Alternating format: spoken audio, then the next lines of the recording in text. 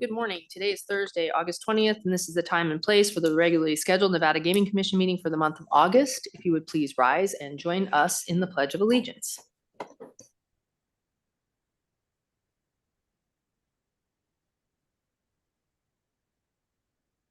Stands one nation under God, indivisible, with liberty and justice for all. Thank you. Madam Secretary, at this time, has our agenda been posted in accordance with the open meeting law? Yes, it has. Okay, I would like to remind anyone that is here to speak today and public comments or for a matter that when you come to the podium to speak, that you speak directly into the microphone, make sure that the green light is on, and speak as clearly as possible, as this meeting is being transmitted electronically and is also being transcribed by a court reporter. So, Madam Secretary, if we could, please proceed to our first agenda item, public comments. This item is placed on the agenda to give the public an opportunity to comment on gaming-related matters. All right, anyone who wishes to address the commission may do so at this time. Matters brought to our attention during public comment cannot be acted upon, but we are happy to hear comments of the public as well as any from my fellow commissioners. Comments by all will be limited to 3 minutes as a reasonable time, place, and manner restriction. If any of my fellow commissioners or myself ask any questions of the public, the time needed to address those questions will not be held against those time constraints. If you have any handouts or copies of your comments to provide, please do not approach the dais with them. An enforcement agent will come and take them from you. I will first go to Carson City. Is there anyone present in Carson City wishing to make public comment? Please step forward to the podium. It appears there is no one present in Carson City wishing to make public comment at this time here in Las Vegas. Good morning.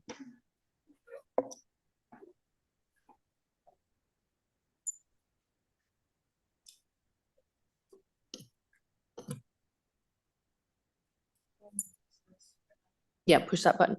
There you go. Oh, okay. There you go. Good morning. My name is Cheyenne Sam, and here to read a public comment.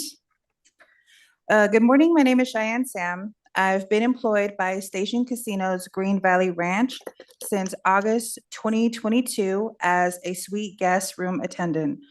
The reconstruction of the towers at Green Valley began last summer and reopened in November 2025. Transitioning has been and remains difficult as management becomes more overbearing by the day. We are overworked with expectations that have taken a toll on every guest room attendant, both physically and mentally. Voicing our concerns has repeatedly been dismissed. We are met with more labor and low pay. I believe that one job should be enough and we should not have to sacrifice our well-being. Thank you. Thank you. Are you going to leave a copy of those? We'll get them from you. Thank you.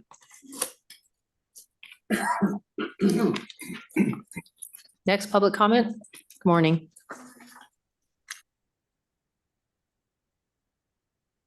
Good morning. Ira Duanen for the Culinary Union, DUYANEN. A U.S. Court of Appeals this June upheld an LRB finding that the chief financial officer of Red Rock Resorts, Inc. was not credible witness based on testimony under oath before an LRB administrative law judge in 2021. I would like to take a moment to walk you through this matter chronologically. In November 2019, the CFO participated in an executive leadership meeting at which a strategic plan for undermining the union through improved healthcare and retirement benefits was presented for approval to the controlling owners of Red Rock Resorts. In April 2021, the CFO was asked about the strategic plan during testimony under oath before the administrative law judge. 1 year later, the LOJ found that the CFO's testimony about the strategic plan was not credible, that certain reports introduced by Red Rock Casino do not corroborate the CFO's testimony, and that the CFO exaggerated parts of his testimony. In June 2024, the NLRB upheld the ALJ's finding that CFO's testimony lacked credibility. And as I said in the beginning, this June, a U.S. Court of Appeals further upheld the government's credibility determination. NRS 463.172A requires a gaming license holder to be a person of good character, honesty, and integrity. Because of a federal court has upheld the decision of a federal agency in the matter of CFO's lack of credibility under oath, we believe that an investigation into the CFO's honesty in legal proceedings is warranted. In September 2022, this commission received testimony from the same CFO about the fact that he had been arrested in 2020. That his blood alcohol content 4 hours after he had been picked up was, in the words of the one commissioner, significant. The commissioner observed that there appeared to be a discrepancy between what the blood alcohol analysis showed and what the CFO had told law enforcement he had been doing prior to being arrested. Coming home from work, the CFO responded that he did not recall his conversation with the law enforcement officer. Examining the CFO's testimony from the 2021 LRB proceeding would therefore not be the first time the commission has had its statements by Red Rock Resort CFO to law enforcement put before it. And we urge you to enforce NRS 463.172A in regards to Red Rock Resort CFO. Thank you. Thank you. Record should reflect she's giving us a copy of the comments read into the record. Does anyone else wish to make public comment?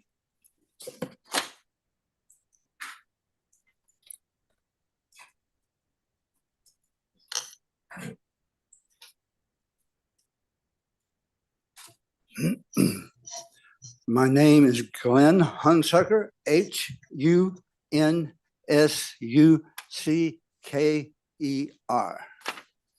This is about application for licensure for Michelle Lynn Ruffenstein. I oppose her licensure unless she answers the following questions under oath. In roulette, of all the times you've been in a casino, have you seen the same number come up 2, 3, 4 times in a row? Employees report that they see this every day, almost every table. This defies the probability expected of a random outcome.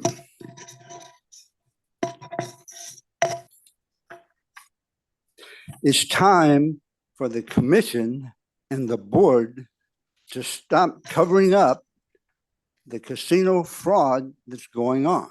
You've been doing this for years. Roulette is one example. Thank you. Is there anyone else that wishes to make public comment? There being no other public comment, that will close our public comment section. Madam Secretary, the next item on our agenda is the approval of the prior month's disposition. Pursuant to NRS 241.035, this item is the consideration of the approval of the Nevada Gaming Commission disposition for July 2026. All right, each of us has had the opportunity to review the disposition. If there are no questions or comments, I believe it's in proper form for a motion. I have a motion. I move to approve the Nevada Gaming Commission disposition for July 2026. Any discussion on the motion? There being none, all in favor, say aye. Aye. And there are none opposed. Thank you. Madam Secretary, if you could please read in the non-restricted consent items. Your items on the non-restricted consent agenda this morning are items 8 and 9. The recommendation of the Gaming Control Board is for approval with conditions as noted on the agenda. All right, unless anybody has any questions or comments, I believe these items are in proper form for a motion. I have a motion. I move to approve the non-restricted consent agenda items with conditions as recommended by the Nevada Gaming Control Board and read into the record by Madam Secretary Rupert. All right, there's a motion to approve items 8 and 9 with the conditions as recommended by the board. Any discussion? All in favor, say aye. Aye. Aye. And there are none opposed. Thank you. Madam Secretary, could you please read in the restricted consent item? Your items on the restricted consent agenda this morning are items 2 through 7 and 9 through 19. Sorry, 14. The recommendation of the Gaming Control Board is for approval with conditions as noted on the agenda. Are there any questions or comments on any of the restricted consent items? If not, then I believe it's in proper form for a motion. Madam Chair, I move for the approval of the restricted consent items for July 2026 as read into the record by Madam Secretary, Ms. Nicole Rupert. Thank you. And with conditions as noted on the agenda? Yes. All right. Any discussion on the motion? There being none, all in favor, say aye. Aye. And there are none opposed. Thank you. That brings us to the non-restricted items held out for discussion. Madam Secretary, if you could please read in non-restricted number 1.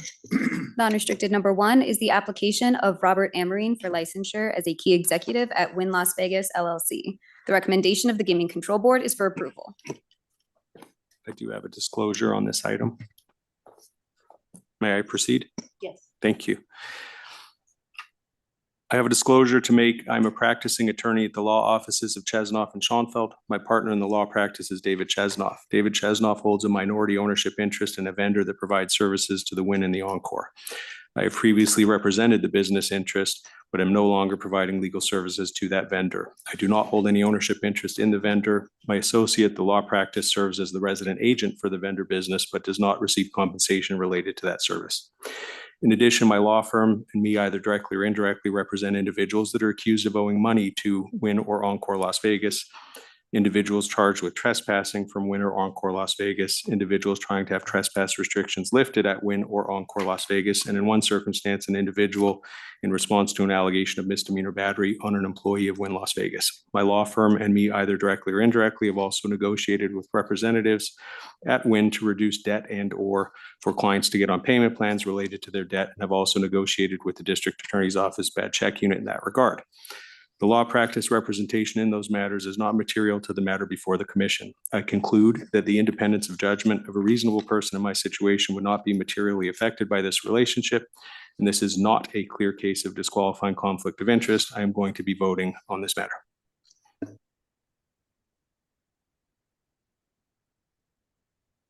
Thank you. Good morning. Good morning, Chair Tagliati, Commissioners, Madam Secretary. For the record, I am Erica Okerberg. I'm Nevada Gaming Counsel to Wynn Resorts. Here with me today is the applicant, Bobby Amarine. He is a first-time applicant in Nevada, so what I'd like to do is ask him to share a little bit about his background for you. Of course, understanding that the commission has had an opportunity to watch the board meeting, if that's acceptable. Yes, thank you. Thank you. Good morning, Chair Tagliati, Commissioners. I am Bobby Amarine. I appreciate the opportunity to appear before you this morning and to give you a bit of background on me. I'm a proud native Nevadan. I was born in Reno and moved to Las Vegas at a young age, graduating from Durango High School. I began my college studies at the University of San Diego and later transferred to UC Berkeley, where I earned my bachelor's degree in economics. I subsequently earned an MBA from Wharton. After completing my MBA, I worked for IGT and later its subsidiary Double Down Interactive from 2007 to 2017. I joined Wynn Resorts in May of 2017 as VP of Corporate Finance and served in a few roles until June of 2025 when I took on my current role as SVP of Finance and CFO of Wynn and Encore Las Vegas. As SVP of Finance and CFO, I'm responsible for overseeing the financial operations of Wynn and Encore Las Vegas. I report to Brian Goldbrands, who I meet with often, multiple times a week. I have 9 direct reports who I meet with frequently, including standing weekly and bi-weekly meetings. With that background, I'm happy to answer any questions you may have. Thank you and welcome. Thank you. We appreciate the opportunity to meet with you. At this time, I will open it up to my colleagues for any questions or comments. Starting on this side. Just a few. Good morning. Thank you for being here. Good morning. When you went, I understand you have a master's in business from Wharton. Yes.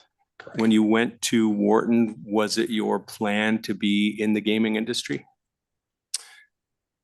I didn't start that way. I generally out of Wharton pursue investment banking or consulting. That's generally where most people end up. As I went through, I spent my summer at an investment bank here locally, and so got some of that exposure. And ultimately decided that I wanted to go into an industry that was near and dear. And so I started looking for corporate finance and mergers and acquisitions opportunity within the gaming industry, and was fortunate there was an opportunity to do that starting at IGT after I completed my MBA. Have you ever looked back? You happy with the decision? Very happy, yes. My only other question is, why did you leave University of San Diego and transfer to Berkeley? That's my question. Yes, yeah, well, University of San Diego is a very special place, beautiful, beautiful campus, lovely place to go to school, and I had a great experience there.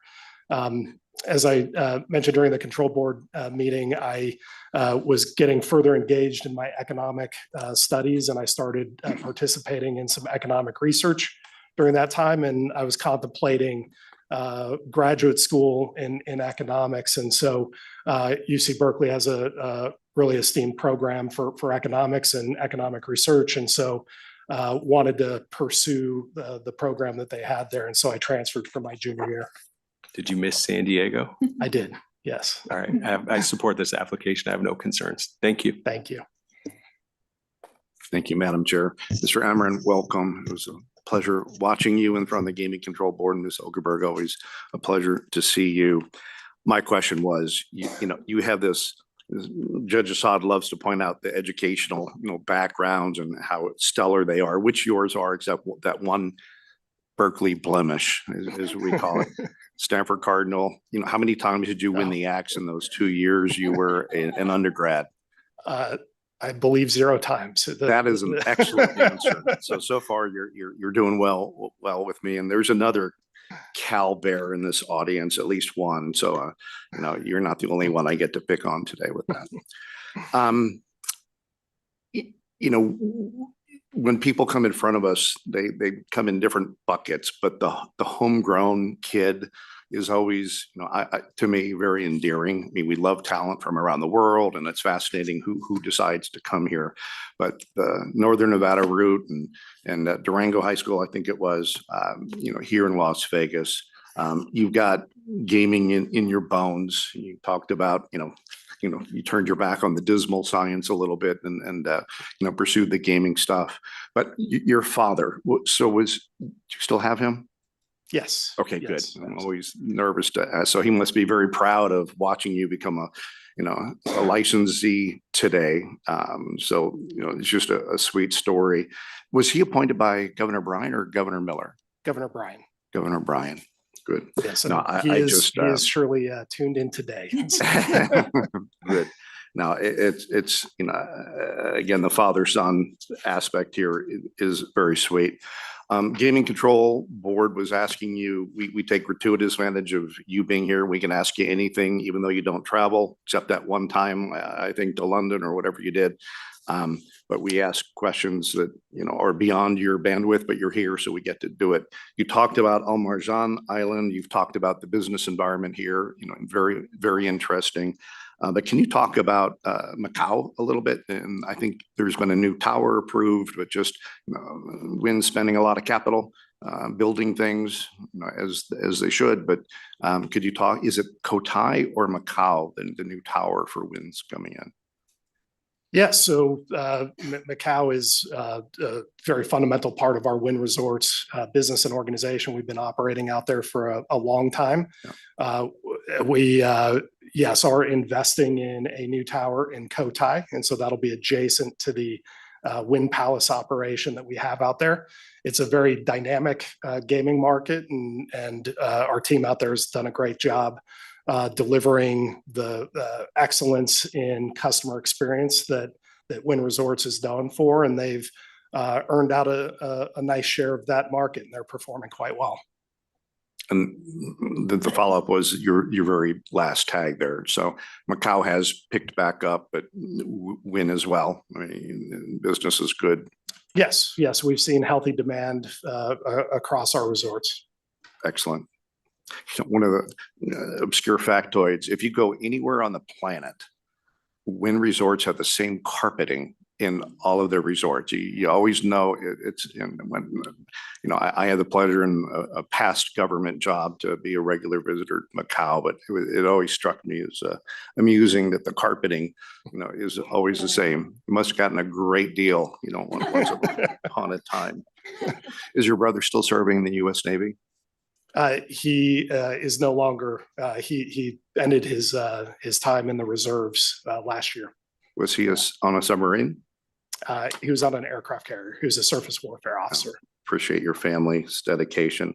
And then my last gentle critique is good on you for being a 529 owner, you know, and you have beneficiaries, but it's Fidelity and not Vanguard, which is the Nevada plan that once upon a time I had something to do with. So, you know, good on you for prudently investing for your future education of the children, but you know, you chose Fidelity, not Vanguard. So it's never too late to transfer. But with that, I'm thrilled to support your application. No, Wynn is fortunate to have you. Love the story, and Godspeed. Just do your job exceedingly well, and I'm excited to watch you and your career at Wynn. Thank you. Good morning, both of you. And I'm smiling because I'm wondering if you're thinking, I wonder what's going on. And because I don't know what's going on either. And we've discussed your bank accounts, your IRAs, your dad, your brother. We've left no stone unturned. Impressive background, Mr. Amaran, and a wonderful company. You have great role models, of course, that work with you who have been in front of us many times, Mr. Khoury, Ms. Crum.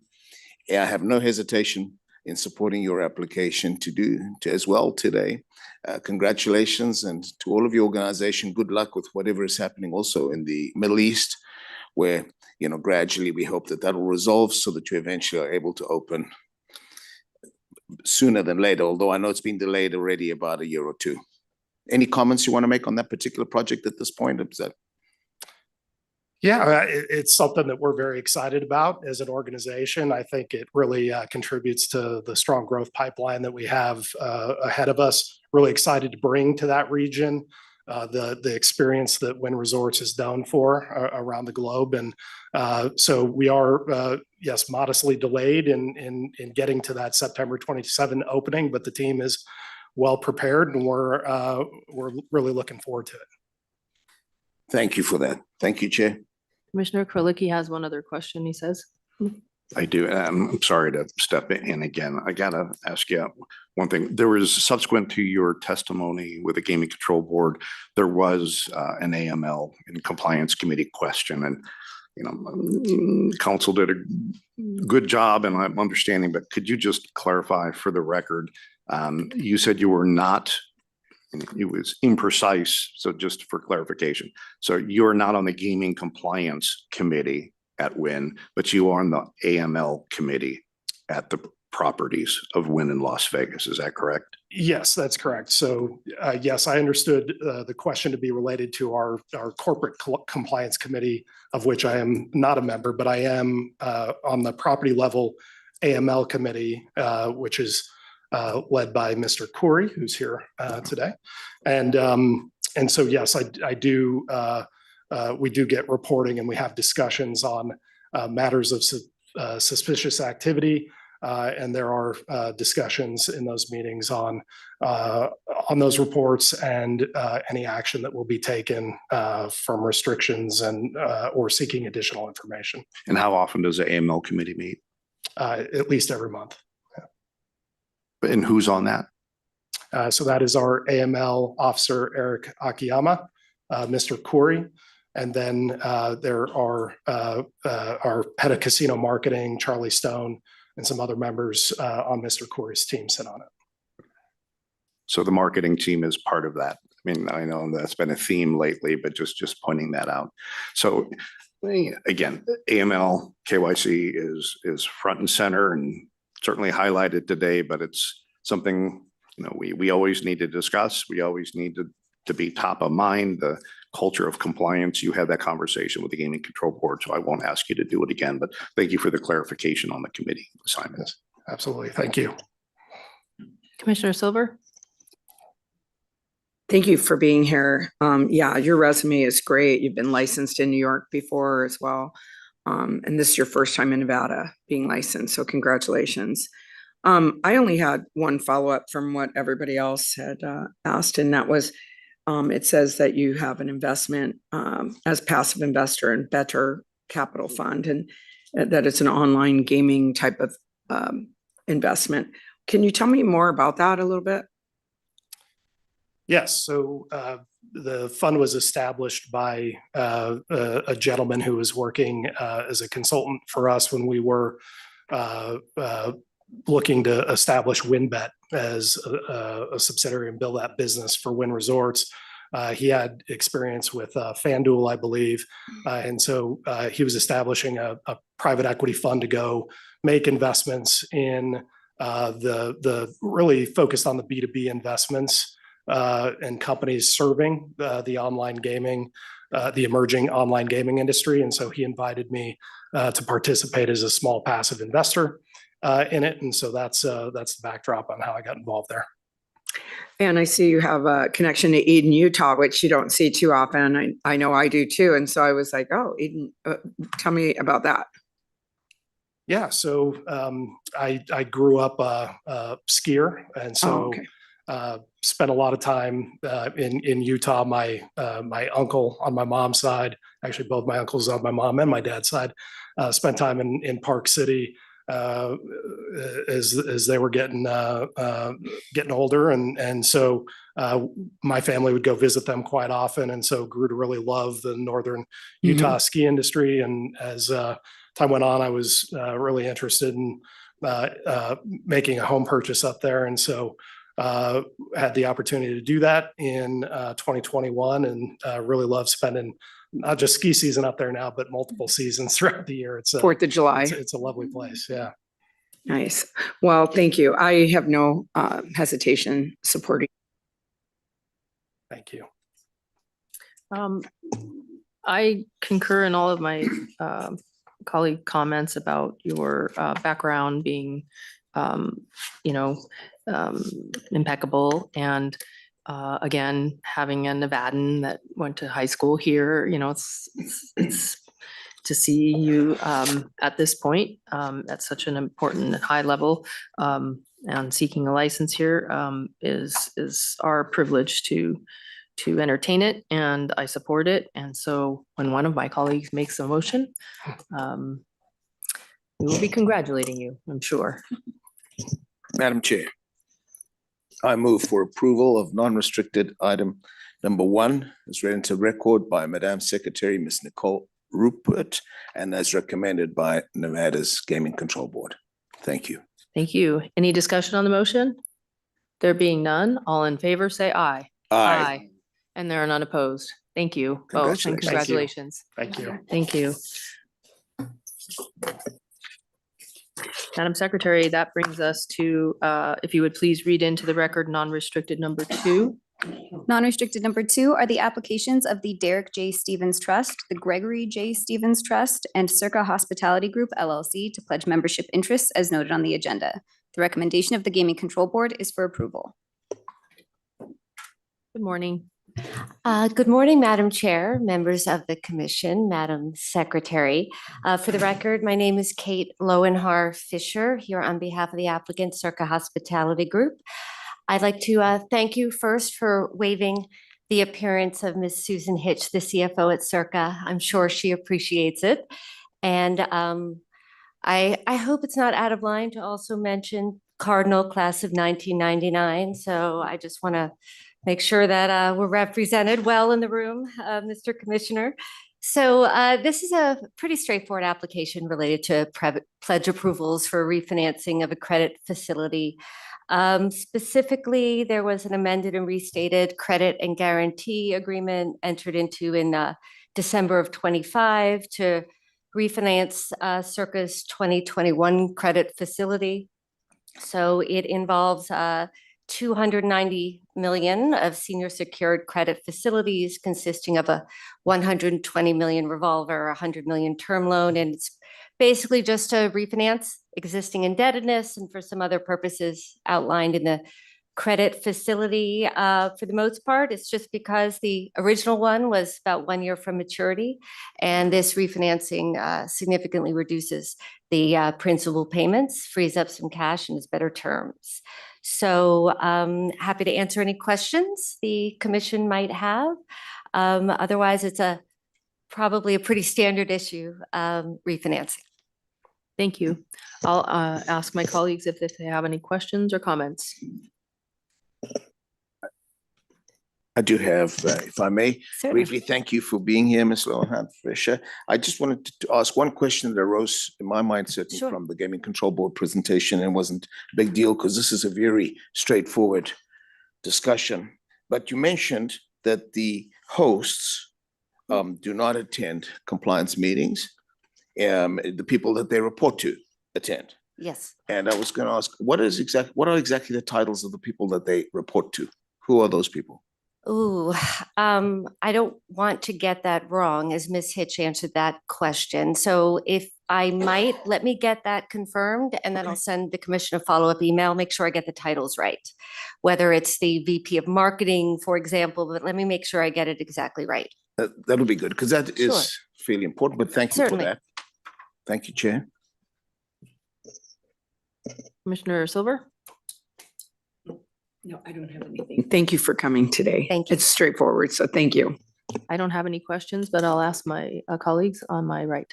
Just one question. In March of 2022, the entity had previously pledged assets to secure financing. Is it the same assets being pledged just for refinancing purposes? Yes, exactly the same. Okay, I don't have concerns with this particular transaction. Thank you. Ms. Fisher, again, go Cardinal. Life is good on the farm. Indeed. Nothing's standard about $420 million. So, Certainly not in my life. but no, I certainly it's compelling and understanding, and you just mentioned it, but the principal payments on quarterly are reduced by, almost 25% of the current principal payment. Exactly, yes. But the cash flow is huge. And I assume you need that to build out the towers. Who would have thought that, when Circa was built, the 49th and 50th floors had nothing in them. I mean, it's amazing to watch the transformation. So, and I think there's a platinum floor and things, but again, these are probably Ms. Hitch conversations, but is the build out complete on the 49th and 50th floor, or just the 49th floor, the luxury suites? Well, you've got the Legacy Club that sits at the top on the 60th, and then the 35-story building, which always threw me off with the 60th floor on a 35-story building because of the way they were numbered. But yes, I don't think the 50th is all fully built out, but the 49th, those suites are built out. Good. And I appreciate the conversation that you and Ms. Hitch had in front of the Gaming Control Board about leverage and the business environment and those things. So no, with those questions perfectly answered, I'm happy to support. Thank you. Thank you. In light of that, who would like to make a motion?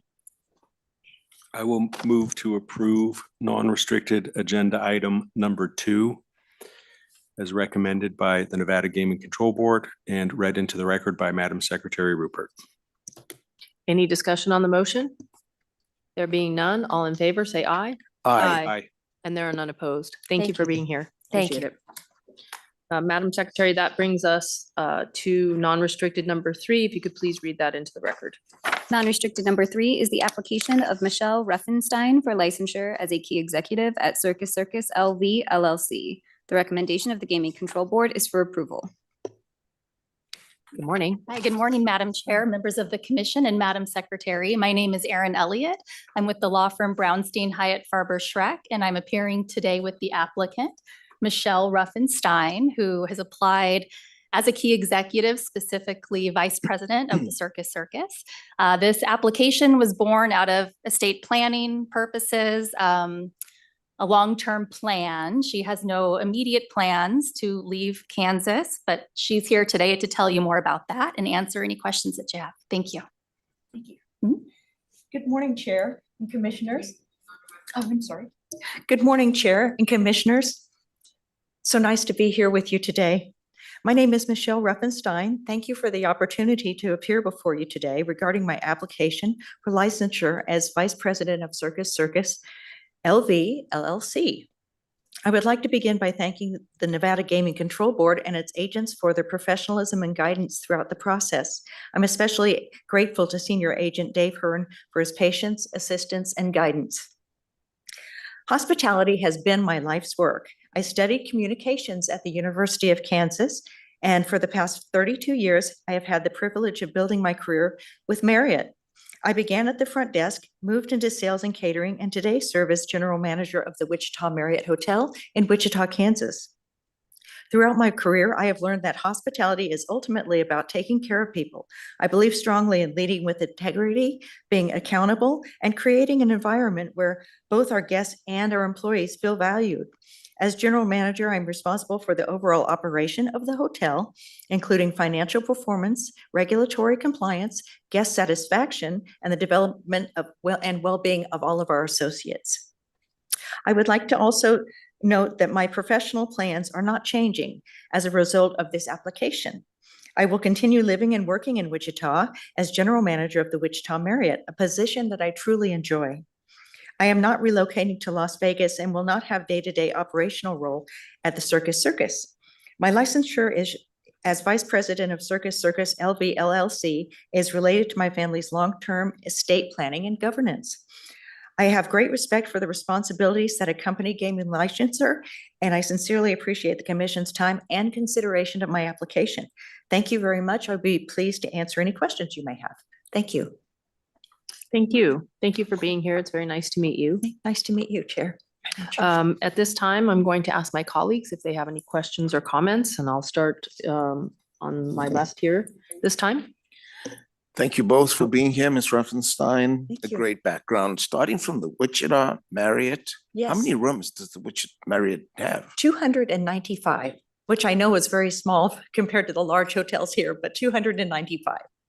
And you have been there for a long time, obviously, as you progress. So by the way, that's not a small hotel. And my first one was 298. So I get the idea. Thank You you. actually work harder the less rooms, Yes, as I'm sure you know. true. You end up having to be the Swiss Army knife of Yes, whatever's going on in the building. yes. Well, you have a very exemplary background, and of course, it's very unusual and interesting to see somebody who is growing through the sales and marketing silo. Quite often, as you'll see, this type of progress comes through the finance silo, sometimes operations, very rarely human resources, but sales and marketing is very strong and a great background. I have no hesitation in supporting you. You're also a big equine supporter, Yes, absolutely, Commissioner. as am I. Oh, So thank you. that checked that box very quickly when I was listening to the Gaming Control Board. Do you want to tell us a little bit more about how your involvement there goes about and how it involves you on your daily basis or monthly? Yes, well, I don't get to see my horses as often as I would like. I do get to go out on the weekends just for a nice fun ride. I do have my two of my quarter horses compete in championships like the American Quarter Horse World Championship. My beautiful Palomino Amarillo actually won, and but I just really ride for fun. And I have also rescued thoroughbreds after their career in racing was over, and now they're just very large, expensive pasture pets for me. God gave us dogs and horses Yes, for our lifelong companions. absolutely. Anyway, congratulations, and I have no hesitation in supporting you today. Thank you. Thank you, Chair. Appreciate you. Thank you, and thank you for being here. Yeah, I mean, I echo the comments of my colleagues that you have a really commendable resume here. I mean, starting at front desk and where you are right now, it's really, really cool to see how you've progressed in your career like that. Thank you. And also what you put back into your community in Wichita Yes. with the Habitat for Humanity and I guess Visit Wichita, which is I assume getting tourists to come there and stay at your Yes. hotel. Yes, So you're perfect for this. thank you. I know you are a passive, this is for Yes. really for estate planning, but I just wanted to know if you had any inside information at all on what would be going on with maybe the 36 acres that's adjacent to Circus Circus. Like, do you have any knowledge of like what's going, like, is there any development, anything going on with that? I apologize. I'm not aware of anything at this moment. Okay, it was mentioned in the investigative reports, and of course, we're nosy and want to know what Circus Circus is going to be doing with all that. Yes. You know, with that land, and especially with such a historic property that even I went to as a child, like Circus Circus was everybody's favorite when you're like 8 years old. Yes. So Absolutely. anyway, well, congratulations again, and thank you for Thank you being very here. much. Thank you so very much. Do either of you have any questions or comments? Just a couple. Do you still hold a real estate license? I sure do, yes. And are you active at all in real estate? I understand you were helping your husband and other people, but not- Yes, when I took a little bit of time off from college, I attained my real estate license and worked for my father in commercial real estate. And leased a few strip center offices and so forth. But then once I got into hospitality, I have not been active in my real estate. However, I've kept my license active and go through the renewal process and the continuing education process every 2 years. That's great. In terms of rescuing the thoroughbreds, based on what you recently just said, you actually keep those horses? I do. They're at my trainer's farm in Udall, Kansas. How many rescues do you have at this point? I had 3 and I just lost one of my off-track thoroughbreds. He was 32 years old. So he lived a long life and he raced 111 times. He was a real war horse. And I was able to give him a wonderful retirement and a really happy rest of his life. That's great. I'm glad to hear that you do that. Thank you. For council, this is a question.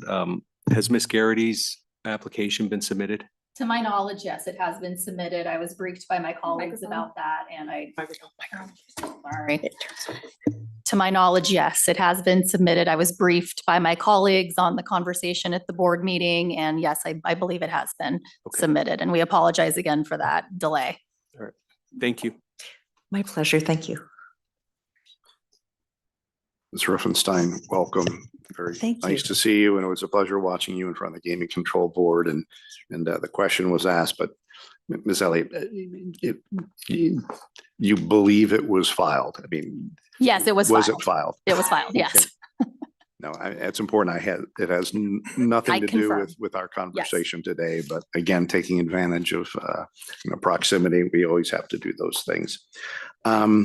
We've talked about education this morning. So you went to Kansas State. Oh, University of Kansas. Yes, It- KU. Oh, K-State. KU. So, okay, so We're the you're a Jayhawks. Jayhawk. There Yes. you go. All right. I was going to say, because I thought I heard Kansas State and that's more of an ag school. And I was wondering, It why is. would you, I mean, I know you love horses and things, but that was a strange thing. But it's the only hill I think in Kansas is Lawrence. Yes. I'm a Missouri kid, so a lot of my high school friends went off. They didn't go to Columbia, Missouri, they went to Lawrence and became Jayhawks. So Yes. good on you. It's a beautiful spot. Thank you.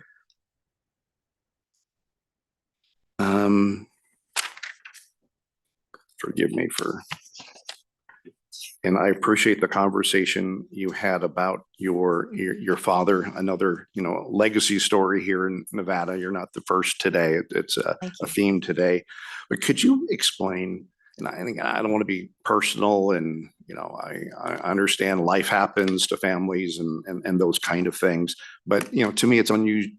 Perhaps it's not, but in my experience, I don't know if I've ever, reviewed and was in a position to approve a license and a licensee without the licensee being ready to come into the business and do things and not have, gaming experience. Yes. So could you just talk a little bit about some of the estate planning and why now this is important and for you to come in and get license? Of course. Well, my father is getting up there in age. He's in his 90s Yep. now. And his health has been pretty good and he still goes to work most every day. But it was at his request that someone in the family gained licensure.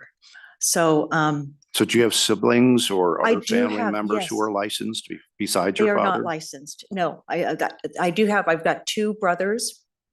And they are not, I don't know, they're not licensed, and I think one of them's trying to go through the process, but I don't think he's completed his application yet.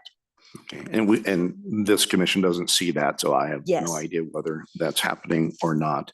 But, and I appreciate that. And again, I know that's a personal family It's okay. question, but Thank you. I just put you in context why I have the Yes. pleasure of meeting And I am the you today. eldest. It's a curse and a blessing. Yes. I'm the middle kid. I get a little bit of both. No, I appreciate why you're here. Your family's been incredibly important to this city. Even while you're living in Kansas, there's still a part of Nevada in you. I understand the purpose and why you're here today. And I am thrilled to support your application. Thank you so very much.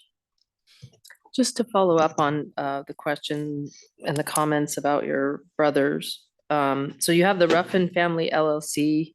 The three Yes. of you are the managers, That is correct. and that is a strip mall in Wichita. That is correct. And do you have a management company, or are you managing the strip mall in addition to being a manager of the LLC? No, and basically, the ones who take care of it is the Ruffin Real Estate Department. And so they'll do the leasing and the, advertising and so forth, and also drawing up leases for the strip center. I'm kind of hands off of that. And so do your brothers live in Wichita or Las Vegas? Yes, they or- do. They live in Wichita. All right. Well, I, first of all, appreciate you being here today and your appearance before the board and answering all of our questions. And it's been a pleasure to meet you and hear about your interests and the things you do. And so there's no reason why I wouldn't support your application. I think you're a very accomplished woman, Thank and you, that's Madam Chair. always a pleasure, right? Thank you, Madam Along Chair. with your lawyer. Thank you. All right. So Madam Chair, I move for approval of non-restricted item number 3 as read into the record by Madam Secretary, Ms. Nicole Rupert, and as recommended by Nevada's Gaming Control Board. Thank you. thank you. Any discussion on the motion? No. There being none, all in favor, say aye. Aye.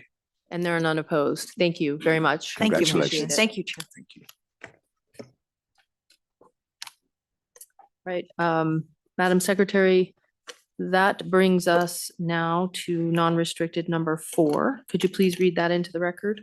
Non-restricted number 4 is the application of Andy Neese for licensure as a key executive and key employee at Park MGM LLC, doing business as Park MGM. The recommendation of the Gaming Control Board is for approval, and I believe we have a disclosure on this item. I have a disclosure to make, if I may. I'm a practicing attorney at the law offices of Chesnoff and Schoenfeld. In that practice, my firm represents individuals with me either directly or indirectly involved that are accused of owing money to the MGM. My law firm and me either directly or indirectly have negotiated with representatives at MGM to reduce debt and/or for clients to get on payment plans related to their debt, and have also negotiated with the district attorney's office bad check unit in that regard. Additionally, my law firm and me either directly or indirectly represent individuals trying to have trespass restrictions lifted at MGM properties. Finally, one of my associates at the law practice represents a person that has filed a lawsuit against MGM, and it relates to entities and its related entities for negligence, premises liability related to a slip and fall. The law practice representation and my direct or indirect involvement in those matters is not material to the matter before the commission. I conclude that the independence of judgment of a reasonable person in my situation would not be materially affected by this relationship, and this is not a clear case of a disqualifying conflict of interest. I am going to be voting on this matter. Thank you. Good morning. Good morning, Chandler Pohl, Vice President, Legal Counsel of MGM Resorts International, for the record. Good morning, Chair. Good morning, Commissioners. With me is Andy Meese, Senior Vice President and General Manager of Park MGM. If you've seen the board presentation, we were planning on having Andy give a brief presentation of his background and bio, which I'm sure will be pleasing to some of the commissioners in particular, those who are like Nevada and Nevada homegrown people. So Andy Meese can give his presentation now. Thank you, Chandler. Good morning, Chairwoman Tagliati and commissioners. I'm Andy Meese. Forgive me, I was under the weather a little bit over the weekend, so my voice is a little off, but I'm feeling great. And I'm grateful to be here this morning with all of you. I'm originally from Southern California. I grew up in LA, family of four, mom, dad. I have actually an identical twin brother as well. I was there for the first 14 years of my life and then moved to Las Vegas in 1995. So I pretty much consider myself a native. My grandparents moved here, aunt and uncle. So I went to high school out here. I'm a graduate of Cimarron Memorial. And when I finished high school, I went to UNLV. I actually thought I was going to go down a different path in my career. I studied accounting and finance. And I was working other jobs. And my first job in the hotel business, I was 19 years old. And I got a job at the front desk at Treasure Island, checking people out, on call, just learning the business, working around your school schedule. I said, sure, what the heck, let's try it. Sure enough, almost a couple months in, I realized, you know what? I really enjoy this business. I love it. I love taking care of people. I love being part of a team. Started to get into leadership and realized I think I have a calling to move people to action in the right way. So I decided I'm going to try this as a career. Finished my studies at UNLV, actually got my degree in accounting, but I progressed throughout MGM Resorts. I'm proud to say I started when I was 19 years old. I'm still here today. Over 26 years, you can do the math. But it's been an amazing journey. I've worked, I think 8 properties in Las Vegas. You name it, I pretty much have worked in some capacity. Most of my experience is in hotel operations, but some food and beverage as well. And obviously now over, all operations of the building. I've also held a couple corporate roles for our company, helping drive strategy for the organization. And then I'm in my current role now at Park MGM as the Senior Vice President and General Manager for about the last 10 months. It's an amazing property. It's sort of been a dream of mine to lead a property one day, and grateful to be able to do that, lead all aspects of the operation. I have about 8 direct reports, and I have the privilege of reporting to Sean Lanny, who's the president and CEO for Park MGM, the Cosmopolitan of Las Vegas, and Aria and Vdara as well. I'm very active as well in our community. I serve on the board for the Nevada Hotel and Lodging Association, and then I definitely engage in other community efforts, whether it's with Junior Achievement or UNLV Hospitality College as well. So grateful again to be here today. Thank you. Thank you. And we appreciate you being here. Thank you very much. At this time, I will open it up to my colleagues. I'm going to start on my left here. Sydney. Thank you. Go ahead. Do you want to start? I'll start. I'll start this time. Thank you for being here. Again, impressive resume. So it's just so great to see somebody homegrown from here too. And Cimarron Memorial, was Mr. Goroff there when you were there? Oh, gosh. He's a coach, football. The name sounds familiar. I'm not even, yes, it really does. I think so. I mean, it was literally that. Yeah, I okay. know because I lived in Desert Short, Okay. Oh, yeah. I used to which was a ride my block bike over away. there all the time. That's my cousin. That was a coach Oh, there. wow. Excellent. So when I saw that, I'm like, not too many people are Cimarron Memorial. Yeah. Sorry, I just got something. One sec, sorry. And then you began at Treasure Island in Correct. 2000. Was Trevor Shear the president then? Not at the time. When I first started, Bill Macbeth was the president. Yeah. He was my neighbor growing up, Oh, really? Bill. So, I mean, I'm looking at this and Richie Malfitano had to be the No, Richie, very GM well. there at the time. Richie was fan. He was over our casino operations. And so you were Long- taught pretty well from all of these people. Absolutely. Yeah. And I worked with his daughter, Dina, too, at the front desk. Yeah. Richie's. And I see your direct report now is Sean Correct. Lanny, and he was just here. We just licensed him for president of Cosmo, but now I see he's moved up the ladder again, it looks He like, has. as president and CEO of MGM, right? Set a And few of the it's properties. his application must be pending for this new position. It'll be coming up on a soon agenda. I'm not sure which one, but it might be October. That was pretty quick. I mean, I feel like we just licensed him for that. So I wanted to ask on your it's just a Park MGM question. Yeah. It's now the Reserve Hotel, Yeah. but was it the Nomad before? There was. Yeah. When we What did I rebranded- miss there? I didn't realize it changed over. Yeah, just a little bit of color. Obviously, we transitioned Monte Carlo to Park MGM, and then our top 3 floors we turned into Nomad. It was a partnership with another company, and that company was actually bought out by the Hilton Nomad brand. So we took the opportunity to take in the brand ourselves. So we renamed it, call it the Reserve at Park MGM. In reality, all the service, the experience is the same. It caters really our top guests and primarily casino customers at Park MGM, just under 300 rooms and suites. So yeah, we did rebrand the name. We have the library and the Reserve bar within it, but it's our luxury. The library is now under the Reserve, not under Nomad. Correct. And can you share anything exciting about your association now with the Nevada Hotel and Lodging Association? You're the chair. Yeah, I am the chairman, and I have been almost 2 years now. I've been actively involved in the association for, probably 13 years or so. Just getting involved from a networking perspective initially to help develop leaders particularly, and then started to become involved in the board, served as a board member, vice chairman, and then the chairman now. And really our mission is really bringing together the community of hospitality leaders in all facets and aspects. And we offer a lot of education, a lot of networking, but opportunities to grow and develop and really just get to know each other within the community. We do a lot of great things. We're really excited. Coming up here early October, we have our annual Stars of the Industry event where we get to recognize the top team members across the entire city and all aspects of whether it's housekeeping, gaming, leaders, you name it. So it's a pretty cool event and something we do every year. We're excited about. Wow, that sounds great. Well, thank you so much for being here. I'm thrilled to be able to support your application. Thank you. Mr. Paul, Mr. Meese, very delighted to have you in front of us today. I was very interested in your presentation, the Gaming Control Board, and in fact, Judge Silva addressed one of the questions. I was fascinated by the Reserve and how that transition went from the Nomad with its, whatever it was, the famous drunken chicken or something they had in that restaurant. Didn't they have that? Yeah, everyone used to tell me you have to go and eat this drunken chicken. It was chicken. very good. We've got a new chicken dish though that equally is good. So come check it out. Drunken chicken is dead and married. That's correct. Okay, and that's good. It's fascinating. We have a lot of similarities in it. You make me smile. I also started as a 19-year-old front desk agent. Wow. Obviously, I know your 100 name. years ago. And 2000, I was the outgoing chairman of the NHLA. So congratulations. That is such a critical body in this town. And you're right, it brings the community of hoteliers together. So keep that tradition and that legacy going forward. That's amazing. No hesitation in supporting you today. And look forward to seeing all the wonderful things you're going to do at your property over there. Thank you. Thank you, Chair.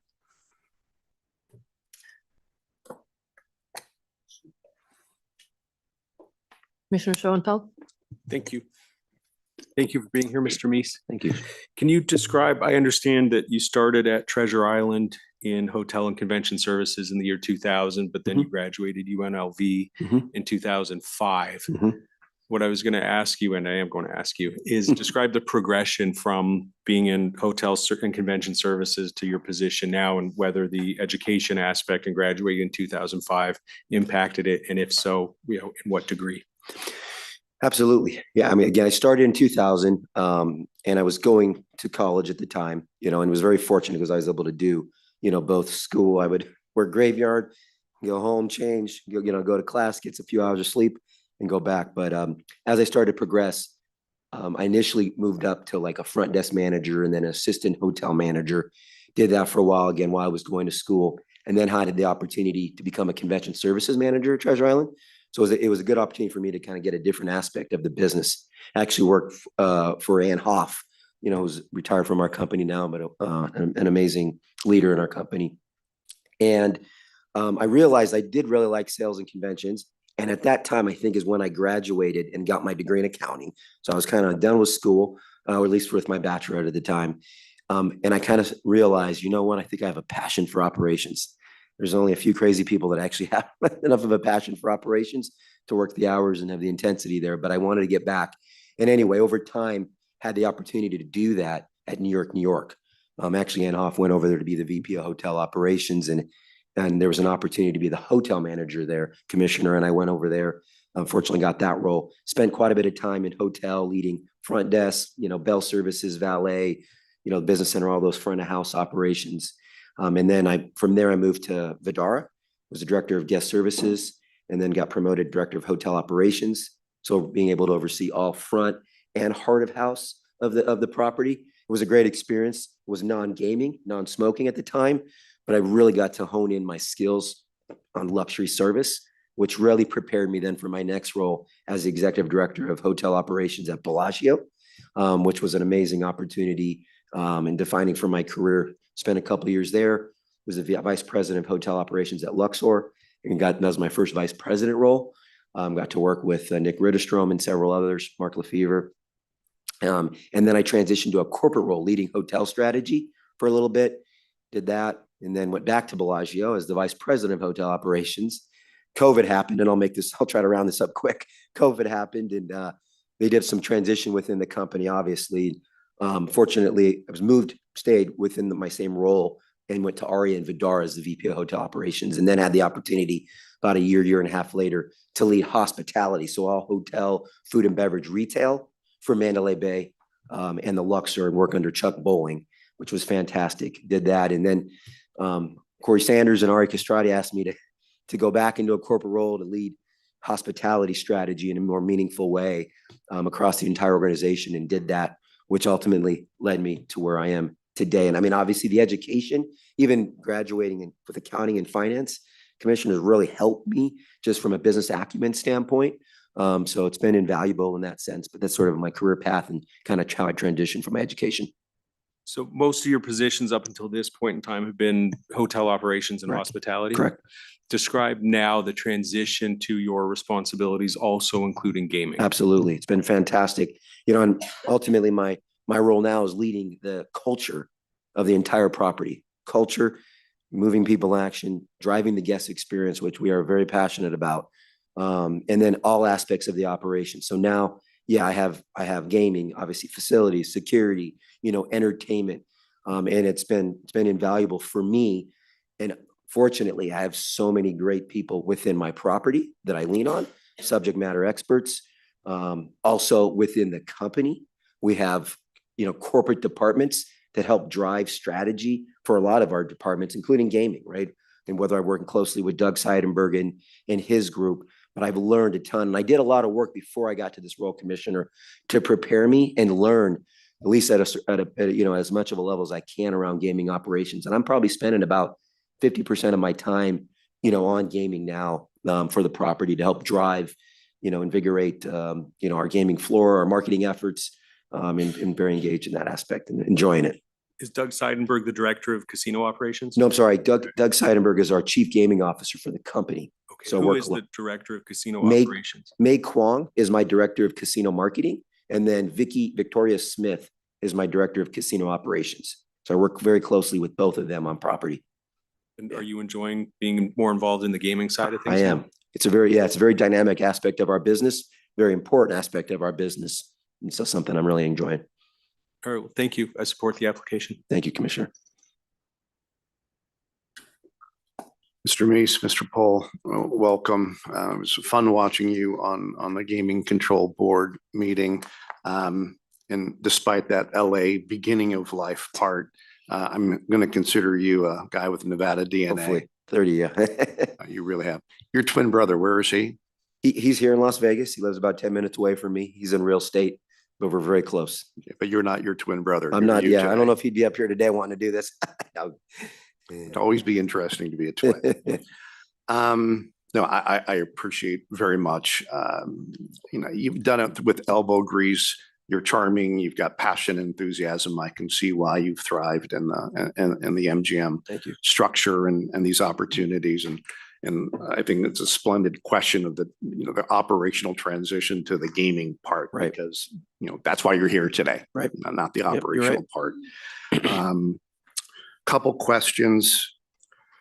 Well, Chuck Bowling, adore him. He was on my commission on tourism for certainly 4 years, if not 8 years. Wow. And always took the tough loads from us if we had to task somebody on the commission. But he was splendid, and to have spent time with him, good on you. There's no question there. It's just my chance to say nice things about Chuck Bowling, who I care. He's in town right now, actually. And I just had a chance to have lunch with him on Tuesday, but he's doing great. Yeah, please, man. please I will. give him I will. my best, and I still appreciate all his heavy lifting. So again, this is a situation where we get to ask tougher questions, and that's the price of getting a license. You have a complicated home life. So you've got two, I'll say minor children. One's in Correct. Oklahoma and Correct. one is here. Correct, yes. But you have an adult Yes, child as well? my son just graduated high school. Absolutely. Yeah, so he's getting ready to go to college, so he's really looking forward to that. He graduated from West Tech. And he was going to go to Southeast Missouri State, but he's actually going to stick around here, go to community and UNLV for about the next year. Good. Yeah, but he's doing great. And you have a daughter, but you have a grown son as well? You have three children? No, three, but my son just turned 8. He's 18. So you have two children? Correct. 3. Wait, I'm sorry. I'm confused. You have 3 children? Correct. And one's in Oklahoma? Correct. One 2 is in Las Vegas. Correct. And 2 in Las Vegas? Correct. Okay. Yep. Thank you. Nobody considers their 18-year-old an adult. No, That's not what at I'm all. understanding. Yeah, is right. happening When right you're now. still paying tuition. Yeah, right. Good luck with all that. That's good. Another, tough one. What you do in your personal portfolio is your business, and your need to get the highest and best returns on your investments. I don't begrudge that, but one of your portfolio holdings is a company, Robinhood, which has a complicated relationship with the regulatory folks here in Nevada. Not the most, but certainly it touches the red bell. Can you talk about, why Robinhood and why that doesn't make you no real uncomfortable holding a position in that when we're kind of wrestling with them? I actually wasn't even aware of that, but no real reason. My brother uses them, and he advised me to use them. And that's the only reason why, to be honest with Okay, you. but you have an investment in them. Correct, I do. Okay, so you're not using them just as a trading platform. You have an investment Correct, that in is right. them. Absolutely. All right. Well, again, I don't begrudge your investments, but just note that there is a complicated and swirling relationship with a company that is wrestling with the Nevada gaming regulatory Okay, folks thank while you. you're in Tell me. front of us getting a gaming license. Thank you for telling me that. All right. Make it lighter. Bruno Mars. How many times did you watch Bruno Mars and his crew in the Dolby Theater? I'm jealous. More than once, I'll just say that. More than once. I've never had a chance to, but that Oh, he's that is, fantastic. Yeah. my wife's, birthday present someday. Is he still performing there regularly? Right or now, is he's he on a finished? world tour, so Yeah. he's not right now. But yeah, he was in the United States. But you expect him to be back at some? We do. Yes, we do expect him to be back. All right. Excited for that. No, I will, I'm happy to support your application today. Again, I appreciate, 8 properties. You're like a MacGyver of, MGM and doing all the things you've done operationally. Appreciate that. Congratulations on the transition to the gaming side. I think you'll do exceedingly well. Again, your enthusiasm and passion, you must be a good manager. You inspire, I suspect, the people around you. Thank and you. I'm pleased to support your application. Thank you, today. Commissioner. I apologize if if it's in the materials and I miss it, or in the meeting and before the board and I missed it, but any AML committee, anything in your future or now? I just don't recall. I'm sorry. I'm on our property AML committee. Correct. Yes. You're on the property AML Yes, committee. we- Okay. I just don't remember seeing it. And you have 10 direct reports. That looks like the MacGyver, like, no, where that's coming from. Right, 10. I believe it's 8, but Josh, maybe. So here's what they told us. Maybe. Directors that report to you: finance, hotel, food and beverage, conferences and events, which is 1, operations, casino marketing, facilities, guest experience, HR, talent management, and brand marketing. Yeah. Two just are, again, indirect report, but ultimately oversee them. Correct. Which 2? Security and conference services, And security is part of operations? like our corporate COE. Got it. Yeah, but ultimately, still run the Okay. operations on property. Well, I'm sorry for you on that. Someone's very familiar with that arena. I'm very sorry for you. Although you said it's indirect, right? For security? Correct. Yeah, reports to Mark Hassel, our VP of Corporate Security, directly. Corporate, Mhm. okay. Indirect corporate report to me. Versus property security. different? He is, Chris Gibson is our Chief of Security for Park MGM. He reports directly to Mark Castle, who oversees all the chiefs of security Got it. across the Las Vegas portfolio, Got it. but then he ultimately indirects to the general manager of the property. Got it. Okay. Thank you for clarifying. Absolutely. I don't have any additional questions. You're obviously qualified and has, significant operational experience on, in many, 1, 2, 3, 4, 5, 6, 7, 8 previous properties, right? Quite a few. And so, you're very qualified. And I believe you have everyone's support, so I will just ask if it's in proper form for a motion. Madam Chair, I'd move for the approval of non-restricted item number 4 is read into the record by Madam Secretary and is recommended by the Nevada Gaming Control Board. All right. Any discussion on the motion? There being none, all in favor, say aye. Aye. And there are none opposed. Thank you. Thank you. Congratulations. Appreciate it. Thank you.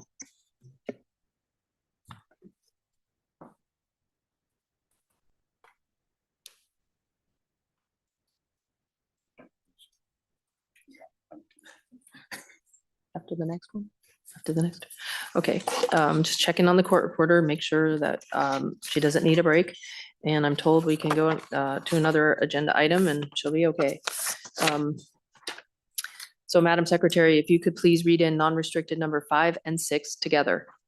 Non-restricted number 5 are the applications of Boomer Sportsbook LLC doing business as Boomer Sportsbook, doing business at 4 Queens Hotel and Casino, Racebook and Sports Pool, doing business at 4 Queens Hotel and Casino for a non-restricted gaming license, Racebook and Sports Pool only, and for licensure to conduct off-track pari-mutuel race and sports wagering. It is also the application of 4 Queens LLC doing business as 4 Queens Hotel and Casino to receive a percentage of gaming revenue from the Racebook and Sports Pool, including off-track pari-mutuel race and sports wagering operated by Boomer Sportsbook, doing business at 4 Queens Hotel and Casino, Racebook and Sports Pool. The recommendation of the Gaming Control Board is for approval with conditions as noted on the agenda. Non-restricted number 6 are the applications of Boomer Sportsbook LLC doing business as Boomer Sportsbook, doing business at Binion's Gambling Hall and Hotel, Racebook and Sports Pool, doing business at Binion's Gambling Hall and Hotel for a non-restricted gaming license, Racebook and Sports Pool only, and for licensure to conduct off-track pari-mutuel race and sports wagering. It is also the application of Vintage Vegas Gaming LLC doing business as Binion's Gambling Hall and Hotel to receive a percentage of gaming revenue from the Racebook and Sports Pool, including off-track pari-mutuel race and sports wagering operated by Boomer Sportsbook, doing business at Binion's Gambling Hall and Hotel, Racebook and Sports Pool. The recommendation of the Gaming Control Board is for approval with conditions as noted on the agenda. For the record, there is a modification being requested by staff on condition number 2, which I assume you are aware. I mean, to my colleagues, not to you, related to which division we're talking about, audit or tax and licensing, right? So whoever makes the motion, please be mindful of that. And good morning. Well, good morning, Madam Chair, Commissioners, Madam Secretary. My name is Joe Asher, and I'm the President and CEO of Boomer Sportsbook, Nevada's only independent sportsbook. Thank you for the privilege of appearing today.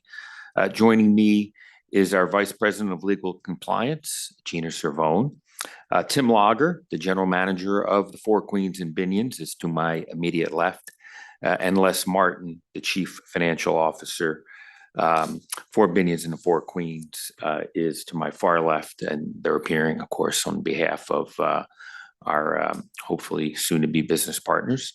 Our applications today are for Boomers to operate a racebook and sports pool at the 4 Queens and the legendary Binions, both located on Fremont Street downtown. I'm grateful to Tim and Les and their boss, Terry Caudle, for their willingness to end their long relationship with William Hill and make the switch to Boomers. We've been working extensively with Tim and the team, and I'm confident it's going to be a great partnership. If you approve our application, we plan to open both locations on September the 1st, just in time for the football season. The book at the 4 Queens has been rebuilt and moved slightly west of its current location. It's going to be a bit bigger, but much nicer with a lot better viewing and seating for customers. The Binions book will remain in its current location. Both properties are fun places to be downtown, and we're looking forward to bringing Boomers to Fremont Street. As I mentioned at last month's commission meeting, we're bringing back the -105 pricing on all NFL games this season. To my knowledge, we're the only one in Nevada doing that, so it provides great value for our customers.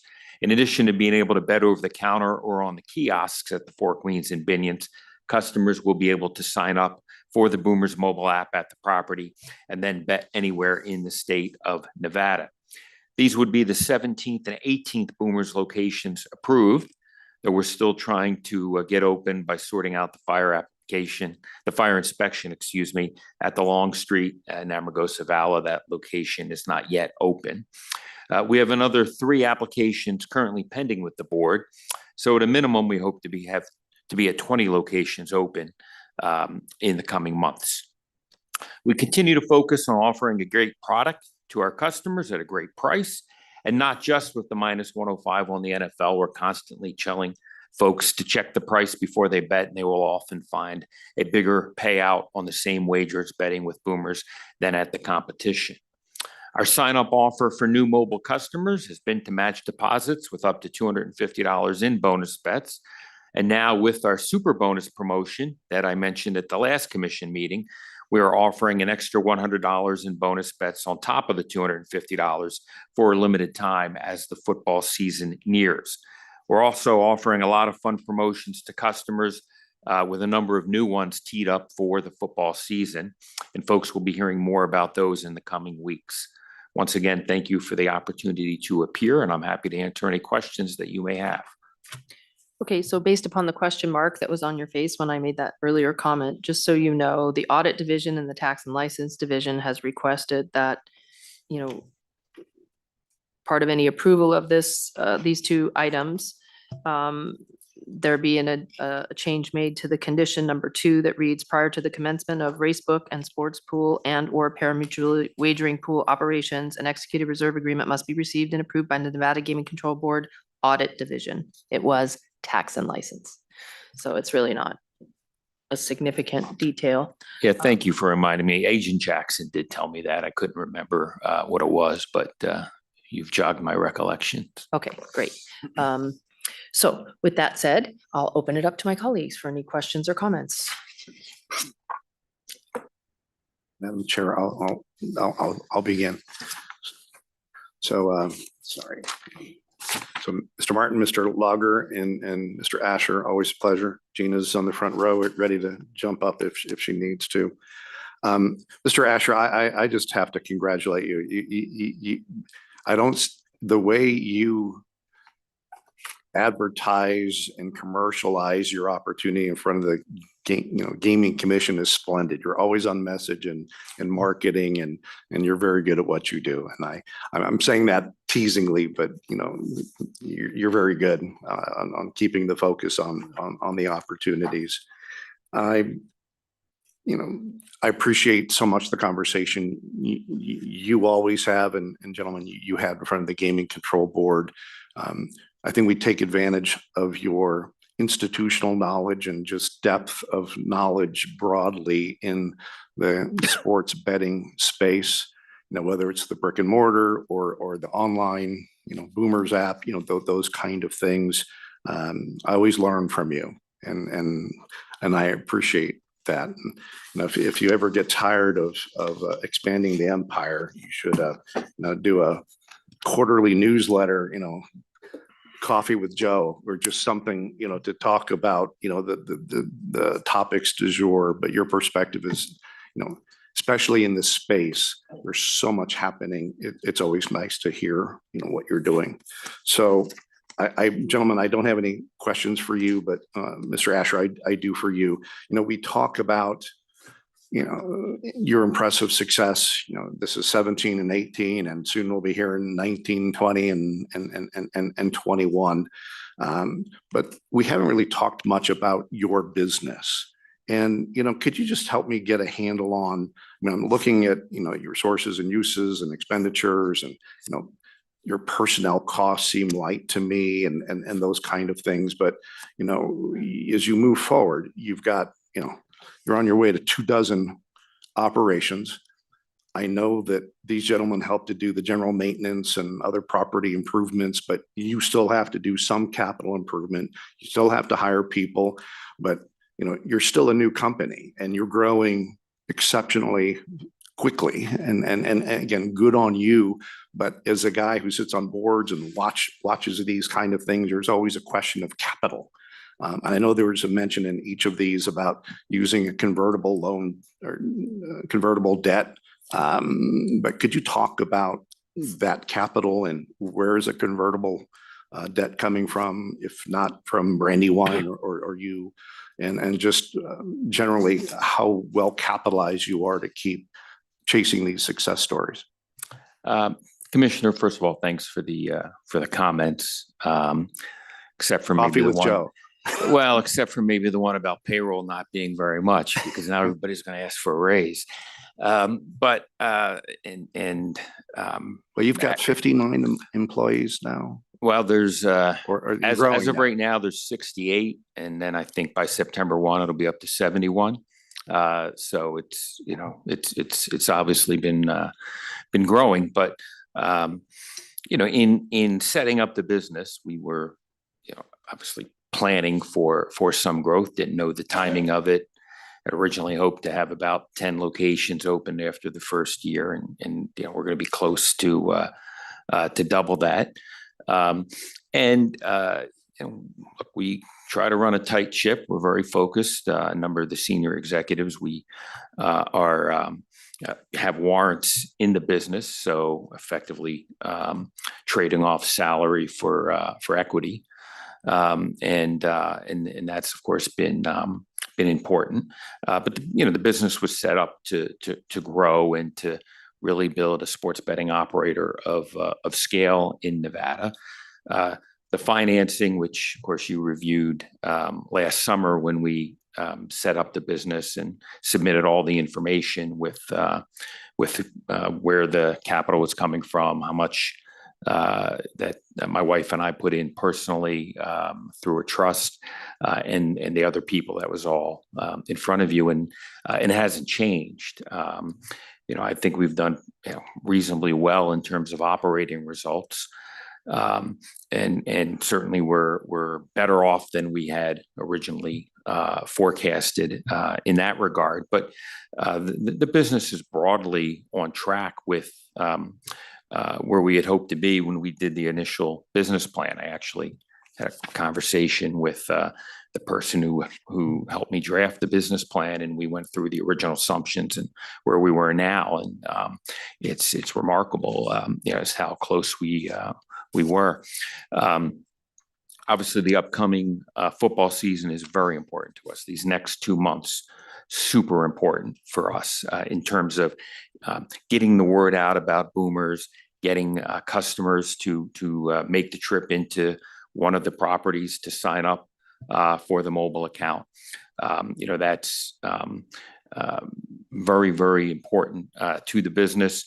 Yeah, that's one reason why, you know, I'm always appreciative of the opportunity to come in front of the board and come here in the commission. I never want to be on the consent agenda because, you know, somebody hears about us and then that, you know, motivates them perhaps to go and sign up for their account because, you know, there's a lot happening in this town and a lot happening in this state, and we got to break through into the public consciousness, and people are, you know, busy living their lives, and fortunately, you know, we know about Boomers and you do as well, but there's a lot of people who don't, and so we're always looking at the opportunities to promote the business. Moving downtown to Binions and the Four Queens is something that's very important to us, very excited about. Sat down for lunch with Tim and Les and Terry last summer, I think it was, before we opened for business. And, you know, we were talking and eventually they said yes, and here we are. And it's a big opportunity for us as we continue to build out the business. Well, and again, you are a master on the message, and it's a big deal, as discussed at the Gaming Control Board, for you to be downtown and have the Binion, attachment, it's significant. But just if I can just bring closure. So again, you and your wife put loans in, there's convertible debt note, and you'll be taking those down, but you are sufficiently capitalized to keep chasing not only these deals, but future, and you're perfectly comfortable with that, correct? Yes. Thank you for that. I'm looking forward to seeing you next month or the month after. But I, again, applaud you, the business model that you've pursued. Again, I know much of it's confidential, but, the additional value added by Boomers, that leap of faith, has been taken by 17, 18 now and future. But I applaud you and wish you continued success. And I'm very pleased to support the applications today. Thank you. Hi, Mr. Asher. I'm relatively new here, but I think you've been at every one of the meetings since I've been a part of this. Yes. I don't know your personal background because all of the applications that have been presented to me relate to the businesses and expanding the businesses in new locations. Can you just, I'm sure everybody else does, so can you just give me a short version of your background? Sure. I was born in Wilmington, Delaware, and grew up around gambling from a very early age. My father was a gambler, and so I was going to the racetrack as early as I can remember, shooting dice in the back of a butcher shop in Wilmington when I was 9.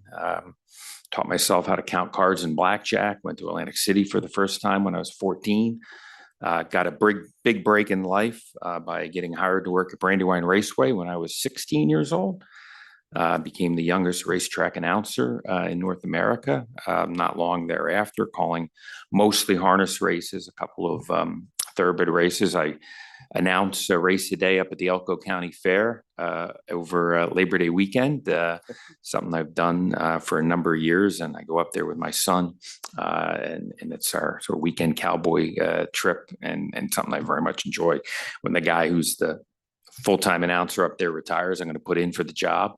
And try to call the races, all the races over.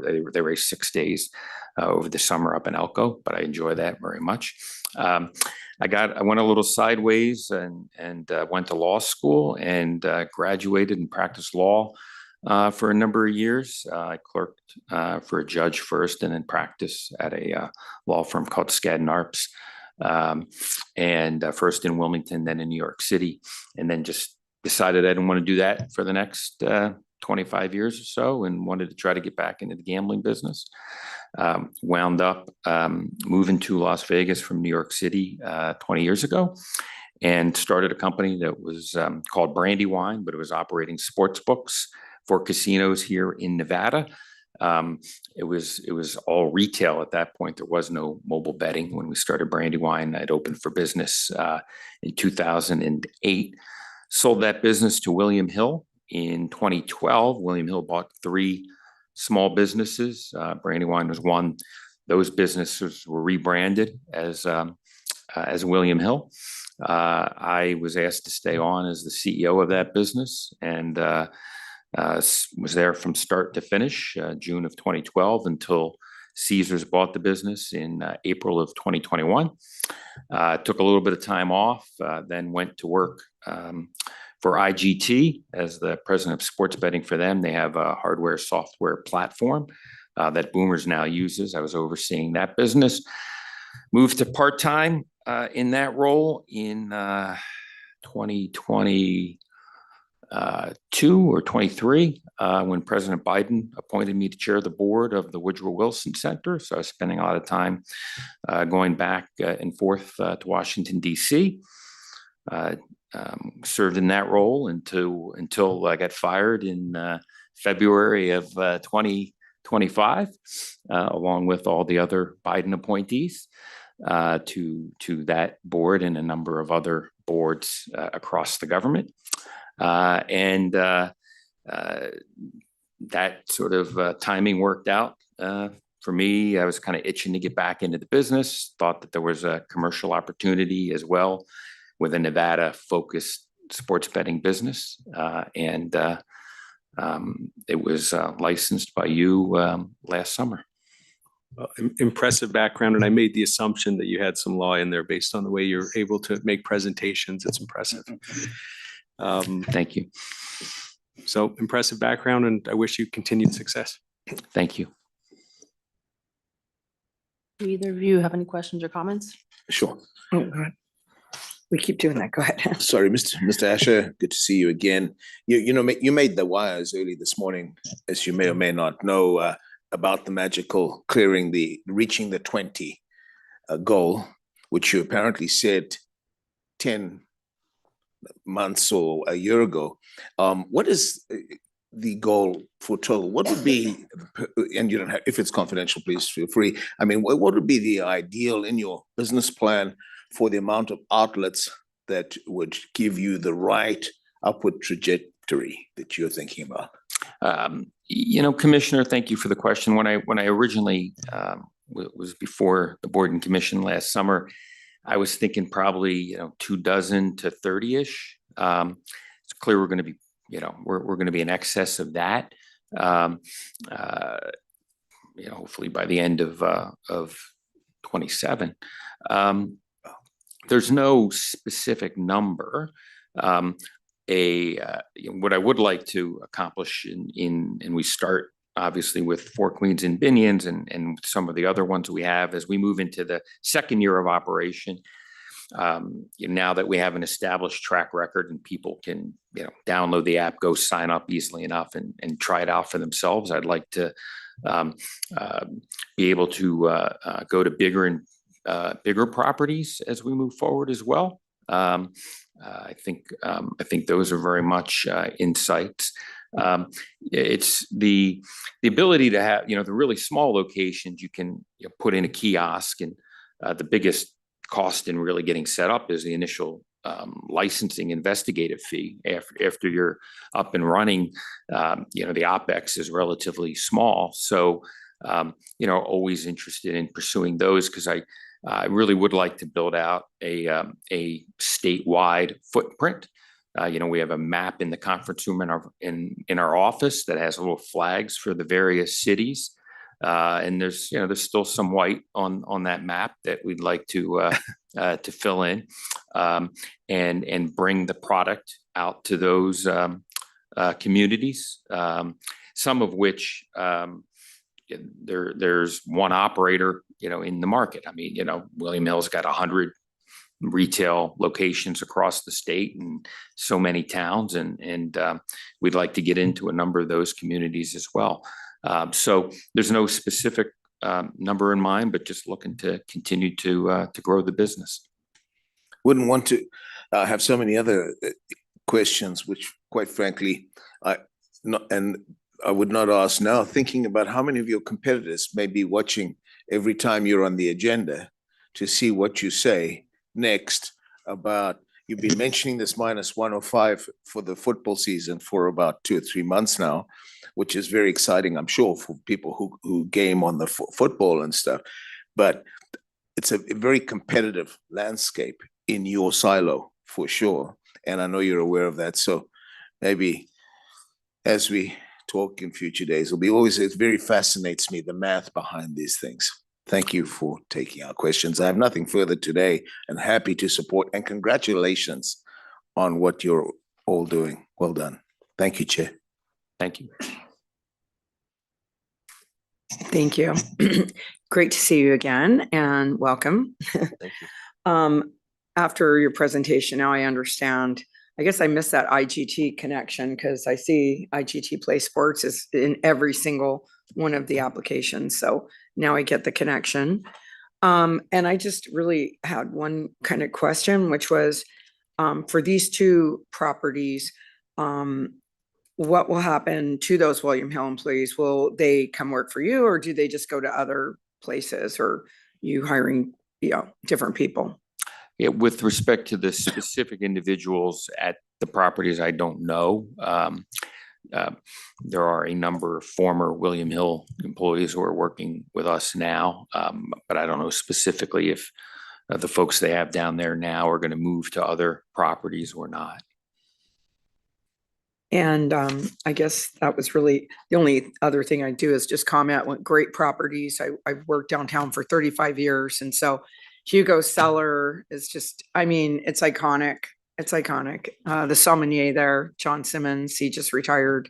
He's a good friend of mine. And of course, Binion's, the statute of limitations is run as far as me running around there on that property back in high school and college. So just so iconic and so much fun to go into them. So I wish you guys all the best of luck. Appreciate that. Thank you. I have to say, it's like a full circle moment for me because my stepfather, may he rest in peace, passed away several years ago, worked for Gene Hood for years, Richard Lavasser. He was an executive at Four Queens forever. And so I was always there in my, college after age 21, but also Hugo's dinners and just feel like it's kind of full circle for me. So, and it's great to see, things are going well and what a great partnership. And also, I'm not going to comment on the statute of limitations at all, but I think, between these two hotels, there's no one that's grown up here. And, particularly if you went to college here and you were a young adult here and you were a professional downtown that hasn't been all over those two properties. And so it's great to see you partnering up because I think you've kind of figured out we're fans. Fair? Well, We're thank you, fans. Madam Chair. And I will also add that as the father of an almost 18-year-old, I certainly share your view about when adulthood begins. Not adults, not adults. Okay, so thank you for being here. I know that you didn't get a lot of questions, but that's probably a good thing if you're in your seat. I think this is in proper form for a motion, and then we're probably going to take a short break. Certainly. Madam Chair, I move for approval. Excuse me? Is it okay? So, Madam Chair, I move for approval of non-restricted items numbers 5 and 6 with the conditions as listed and detailed with the amendment to condition number 2 and item number 5. The items being as read into the record by Madam Secretary, Ms. Nicole Rupert, and as recommended by Nevada's Gaming Control Board. Thank you. So 5 and 6, the conditions relate to 5 and 6. Correct, Madam Secretary? Yes. Yep. So the amendment, I think that's being discussed and before us, cited by Vice Chair Marcantonis, is the Gaming Control Board Tax and License Division be changed to Audit Division. So that's what we're voting on. That would be in both agenda items. 5 and 6. Any discussion on the motion? There being none, all in favor, say aye. Aye. And there are none opposed. Thank you very much for being here. Appreciate your time and your patience. Thank you. We're going to take a 10, does she need longer than a 10-minute break? 10-minute break. It is, when did I watch today? So let's say it's 10:50. I mean, 11:50, excuse me, 11:50 a.m. We'll reconvene. Thank you.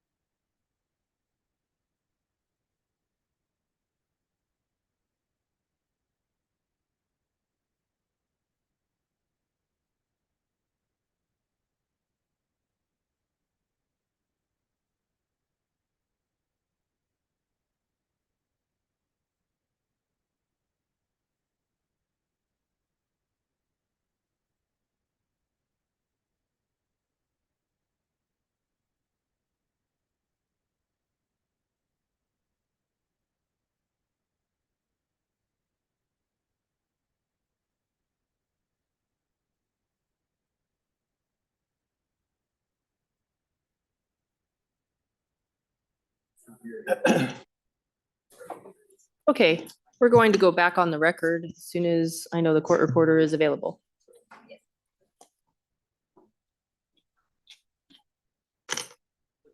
Court reporter's here. Yes, I'm Thank- sorry. I have a thank you, standby sign Commissioner. from our IT. There we go. Now we're on air. Thank you. We're reconvening and for the record, I think this would be a good time for us to recall item number 7, which was included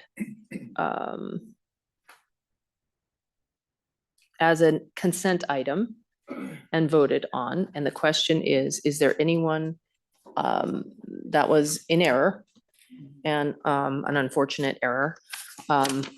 But if you would, please let me know if you have any questions or concerns, you want the item recalled, it's been approved. I'm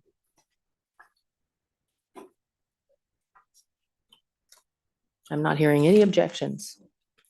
Okay, perfect. No, Madam Chair, I'm sorry, I'm confused. I thought item, It was read in as we're talking 7. about restricted item or non-restricted? It was restricted number Okay, 7, then I'm fine.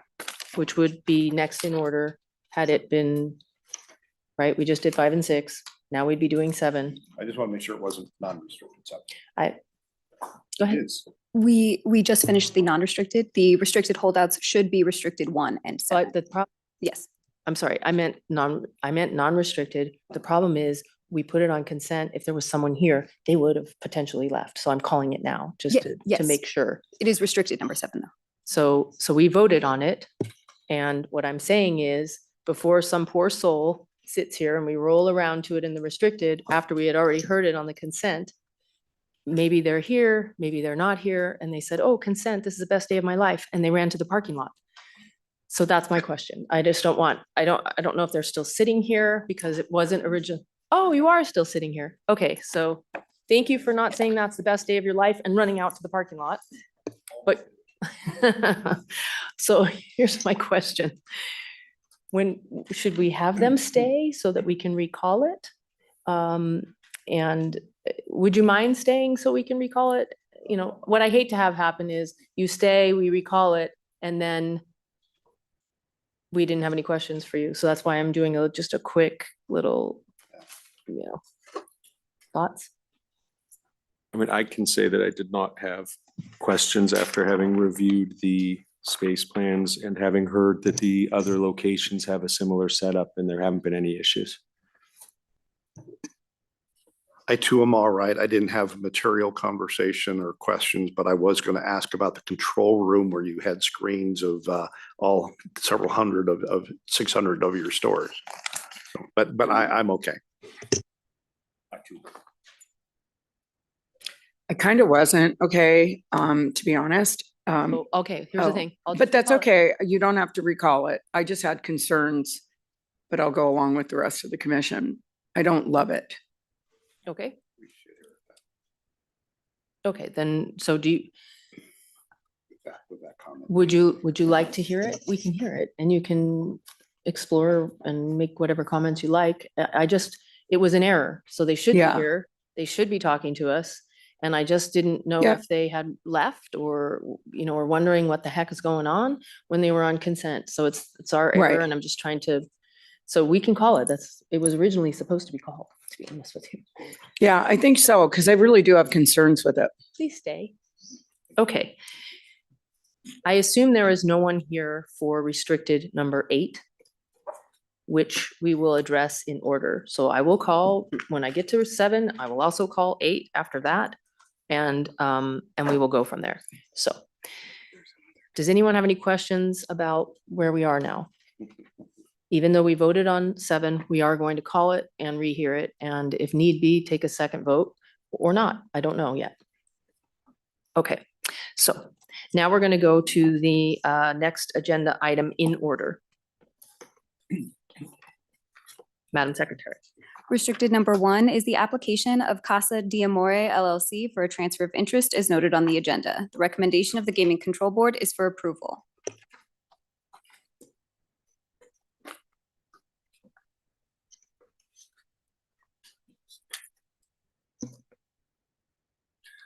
Good morning, commissioners.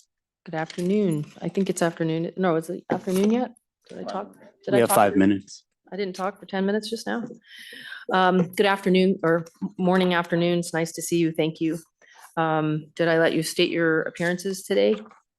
Luke Bradford with the law firm of Hutchison and Steffen on behalf of the applicant Casa de Amore and Michael Campagno.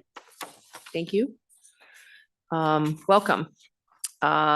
So at this point, did you have a presentation? Do you want to open it up for questions? What's your preference? Yes, if I may start with the presentation. I'm sorry, I couldn't hear you. Oh, yes, if I may start with the presentation, please. Yes, thank you. Chair Tagliotti, Commissioners, and Madam Secretary. I, Luke Bradford, of the law firm Hutchison and Steffen, am appearing before you today on behalf of Casa de Amore LLC to present restricted item 1 for the transfer of interest application of a 75% interest from J-Core LLC to Michael Campagno. By way of background, Casa de Amore is an Italian restaurant which holds a restricted gaming license and operates at 2850 East Tropicana Avenue in Las Vegas, Nevada.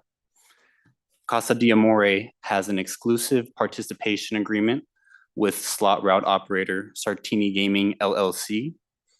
Michael Campagno began working at Casa de Amore as an employee over 20 years ago.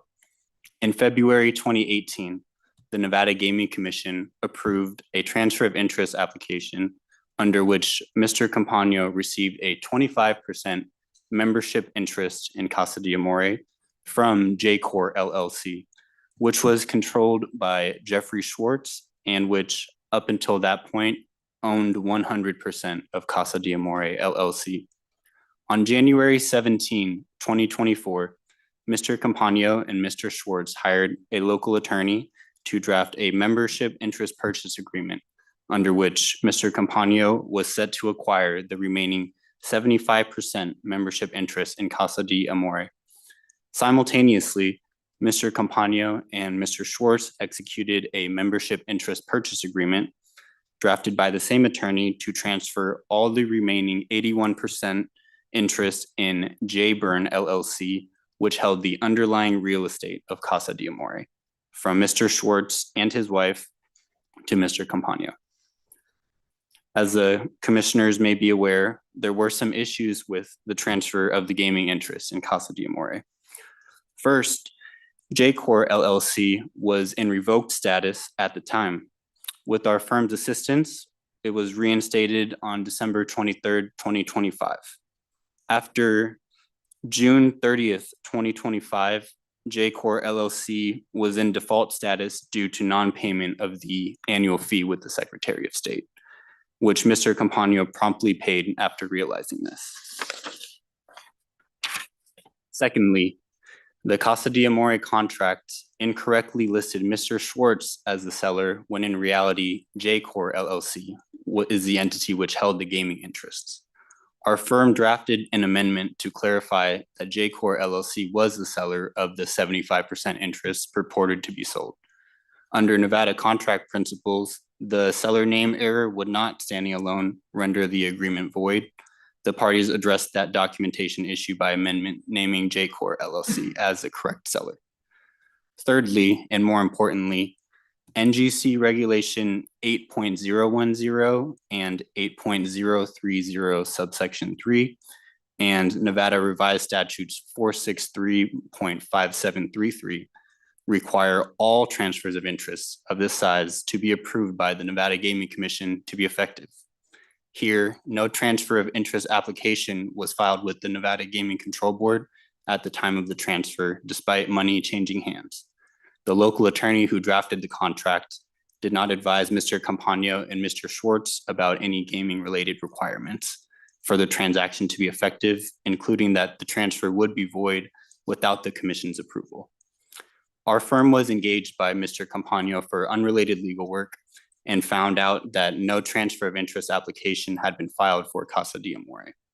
Upon that discovery, Mr. Campagno immediately worked with our office to prepare and submit the application on Casa de Amore's behalf. He understood that at that time, he had made a mistake as a restricted licensee, but he assured our office he would do whatever was required to come into full compliance, including bringing the transfer of interest up to the board unsolicited in an effort to correct the issue. Mr. Schwartz was also responsive in ensuring the transfer application documents were executed timely.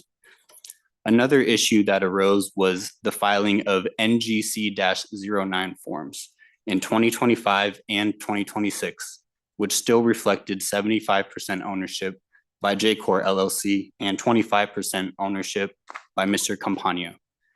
As was the standard course of business for the past 20 years or so at Casa de Amore, even before Mr. Campagno became an owner, one of the employees of Casa de Amore filed the NGC-09 form without making any changes to the auto-populated ownership percentages.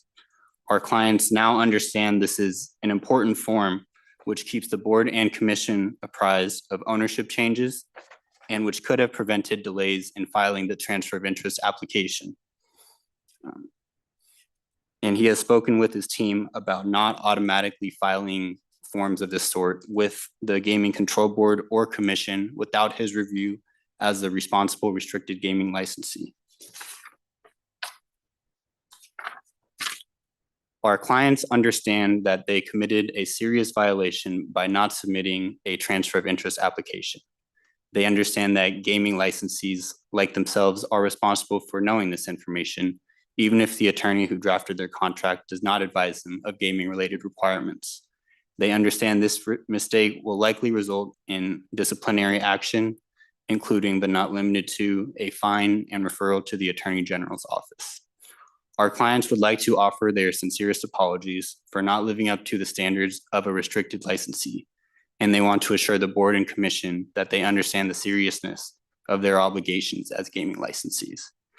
Additionally, Mr. Campagno is scheduled to attend the restricted licensee seminar at the end of this month, or I guess in the next few days, and is prepared to do anything the board would require of him.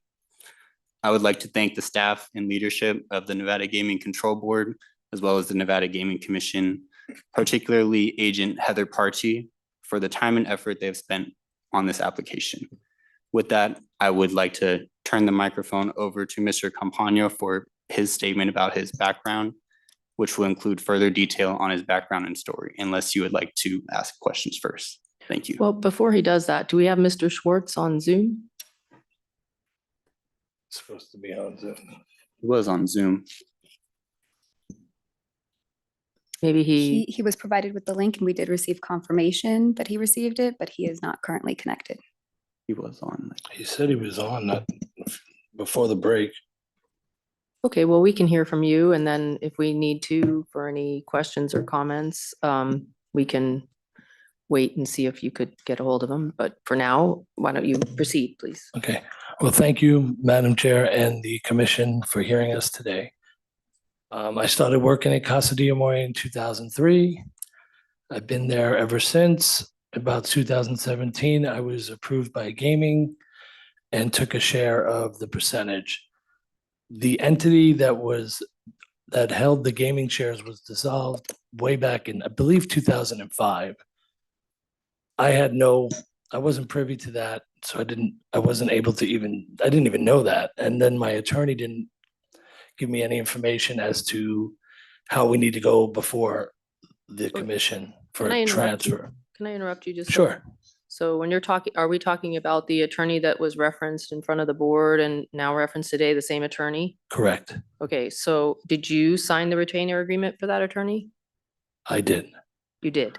I hired her. Is that what you're Okay. asking? Yes. Yes, yes. You signed a retainer agreement. Correct. And was it her understanding and you represented to her, I need I want a contract, or I need gaming advice too?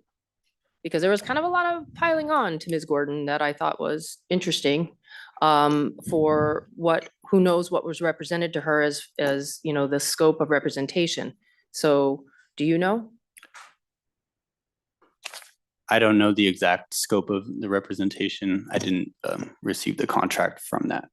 So you don't have the retainer agreement and you have no idea if she was asked to give any gaming related advice? Because she might have said, I'm not a gaming attorney. Who knows, right? Right. but I I'm can not write a sure. contract. Is that I don't possible? believe she said she's not a gaming attorney, because if she did, I probably would have seeked gaming, So you seek told, the gaming attorney. you told her you were looking for gaming advice as well? Well, she Or knew she just- was she knew she was transferring interest in Okay. a gaming bar. And writing a contract for you. Right, and she came referred to me from a friend who owns a couple of casinos, so I figured she had some gaming experience. Okay. So, but you don't know what the retainer agreement said about the scope of representation or anything like that? I don't, I'm sorry. Okay, that's okay. I don't think it's, I just think it's always interesting. And I'm not, this is gonna, I could spend 5 minutes trying to say it in a less critical sounding way, but I'd rather just say it and let you know I'm not trying to be critical. No, But that's it's always like, it's my responsibility. I understand it's my responsibility. And by the way, my attorney didn't tell me and I read it, right? And so she's not here, right? So we don't know exactly what the scope of representation was. And I always find that a little awkward for Yeah. me. But please continue. Well, I respect the process, and I really did not know. And as soon as I found out, I self-reported to make sure that it was taken care of before you. It's actually good that you didn't find out before me. So I was like able say, to I can only speak for self-report. myself, but I find you 150% believable, Thank you. right? I do. Mm. It's not that. It's that when you blame the lawyer, right, that isn't here. Not you did, but just generally there was this kind of tone of whatever. And I just wondered what the scope of the retention was and what her understanding of what she was asked to do. And, hours and budget and what she's being retained for exactly and what that scope was, she wasn't here to say. And I always Right. feel like that's a little awkward when you're on the outside looking in. I get it, you didn't get the advice at the time, but I'm not quite 100% sure you asked for it, right? Other than assuming. Correct. And I'm willing to take full responsibility, like I told the board. It ends with me. Although she did transfer interest from someone that didn't even own the interest. So besides not reporting to the board, Well, the did she know contract that- itself wasn't a legal contract. Right. I guess what I'm saying is when you're, I seriously wonder what she was told, but that's okay. Just knowing that person for a very long time, I'm not friends with her or anything, but she appeared before me for many years. Mhm. So I just would surprise me if she had the full flavor of what was going on. And you walked in and said, sky's the limit on the budget. Do what you need to do, make me legal, make me good. And she knew everything. If that's the case, then so be it. But I have a feeling maybe somewhere in between, absolutely not the case. And that's the case is what the information that she had. But that being I said, don't know. It was pretty clear cut. We were doing a simultaneous contract for the land and the business. Mr. Schwartz did not own the gaming shares. And the contract was written between Mr. Schwartz and myself, not Jaycor. And a little bit of research could have found that out. If I would have known, I would have found it out. But that entity was dissolved 12 years before I was even involved as an owner. so it is her fault. I don't, you know what? I don't It's really okay. want, I don't I- really it's want to okay. place I- blame. I just don't wanna wanna- argue I just with want you. to take responsibility and Sure. get this behind me. Sure, I get it. I've already made my 2 cents known on this whole thing. But I'll let the other practicing lawyer, at the end of the day, you're right. It is your responsibility. And I would speak to Mr. Schwartz, but he's not on. So it is what it is. But if you wanted to conclude because you were commenting on it, I interrupted you so that I wouldn't lose my train of thought, and now we can move on. Okay. Did you want to finish your comments, or would you like to have any questions posed to I'd you? love to field questions. Yeah, thank you. You're welcome. Commissioner Schoenfeld, Commissioner Quirlicki. I'll go ahead. Thank you, Chair Tagliati. In February of 2018, when you initiated the first transfer of 25% from Mr. Schwartz's entity, Jaycor, to you, you had a lawyer that represented one or both of you at that time, correct? Correct. Who was that lawyer? Yeah, I believe it was Jay Brown. I know Jay Brown did the initial purchase back in 2005. And I don't know why we wouldn't have used him to do that. Well, that's okay. I Why don't- didn't you use him thereafter in 2024 for purposes of the second contract where you were transferring the remainder of the interest? I wasn't sure if Mr. Brown was still around, and I had a friend who owned 2 casinos here in Henderson, and he recommended the attorney we're talking about. Because in 2018, when you did the initial transfer, it appears that that one was done correctly and both you and Mr. Schwartz or your respective entities did in fact seek approval from the Nevada Gaming Control Board, correct? Correct. Why didn't a light bulb, so to speak, go off in 2024 when you're transferring the remainder of the interest that, you know, this is a gaming related transaction? Yes, I understand. The reason for me, the entity had 2 licensed people running it. One was leaving a licensed person there. I understand you need to know. I thought there was no issue because we weren't bringing anybody on board. So that, I mean, just the common sense to me, but I understand you have your procedures and it has to be done the way it is. But from a layman looking at it, I was like, okay, we'll just take 1 person off. I'm still licensed. I'm still running the business. I've been running the business the whole time, actually, since 2003. So it didn't seem like a big change to me, but I do understand now that it is, and it has to be acknowledged. Because for other reasons, if Mr. Schwartz went and did something wrong, he would still be on the license. So also to protect myself, it needs to be done that way. Even the contract from January 17th of 2024, I've read it a couple of times. It has no reference to gaming at all. And that didn't, you know, did you read it before you signed it? The contract transferring the remainder of the interest from Mr. Schwartz to you, and then it was later amended by Mr. Hutchison's firm to reflect that it was from J-Corps to you after J-Corps was no longer in default status.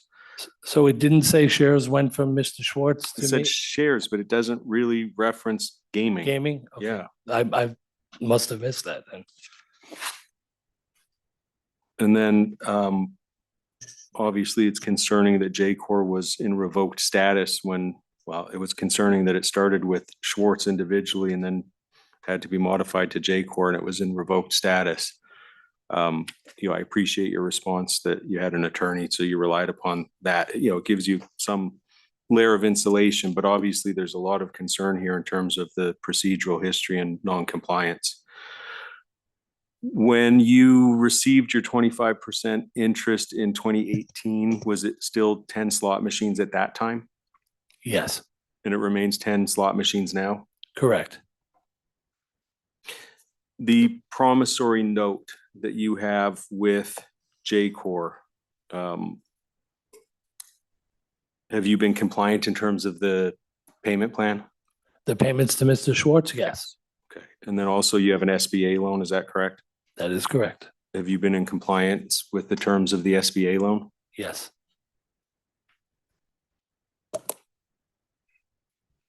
And I assume, but you can confirm for me that this experience has enlightened you on the regulatory process and how important it is to make sure that you're complying? yes, And absolutely. obviously, you now have Mr. Hutchison's firm and, you know, they put everything on track for you, correct? Yes, they did a great job. Okay. Mr. Bradford, how is Mr. Hutchison doing? He's doing great ever since he's come back about a year or so ago. He's really the engine of the firm, in my opinion, and it's been great seeing him work. And, you know, everyone has such high compliments of him, and it's really great to be able to work for somebody like that. Yeah, I'm a fan. I haven't seen him though since he's been back. So let him know that I was asking about him, please. Okay, I will. All right, I have no further questions. Thank you. Mr. Capena, I'll get to you in a second, but I'm gonna follow up to Mr. Bradford. Again, I know this is a new world for you and you did exceptionally well. So, you know, thank you for doing that. I had my bucket list of things I wanted to ask and, you know, you checked them off. Still gonna ask most of them. You know, when you have a chance to pile on, you pile on, right?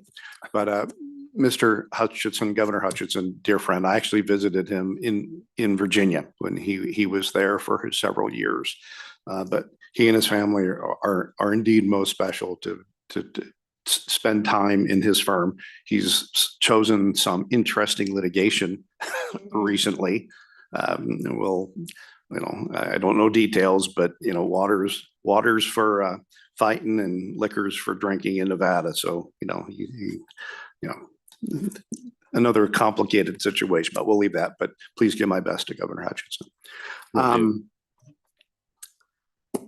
Mr. Campagno, I think it was Chairman Assad who used the words, he doesn't see any intent here or malice here, lovely words, but that just doesn't make it okay. So, everything you've heard times 10, it's difficult for us to say, oh, don't worry about it. Mistakes happen.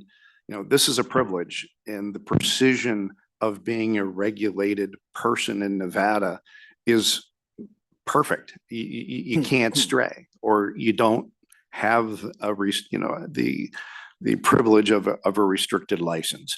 I've heard everything you've said, but this is not only for you, but it's informative to the industry and all those who have restricted licenses or think that they are doing it properly, or those who are going to come after you.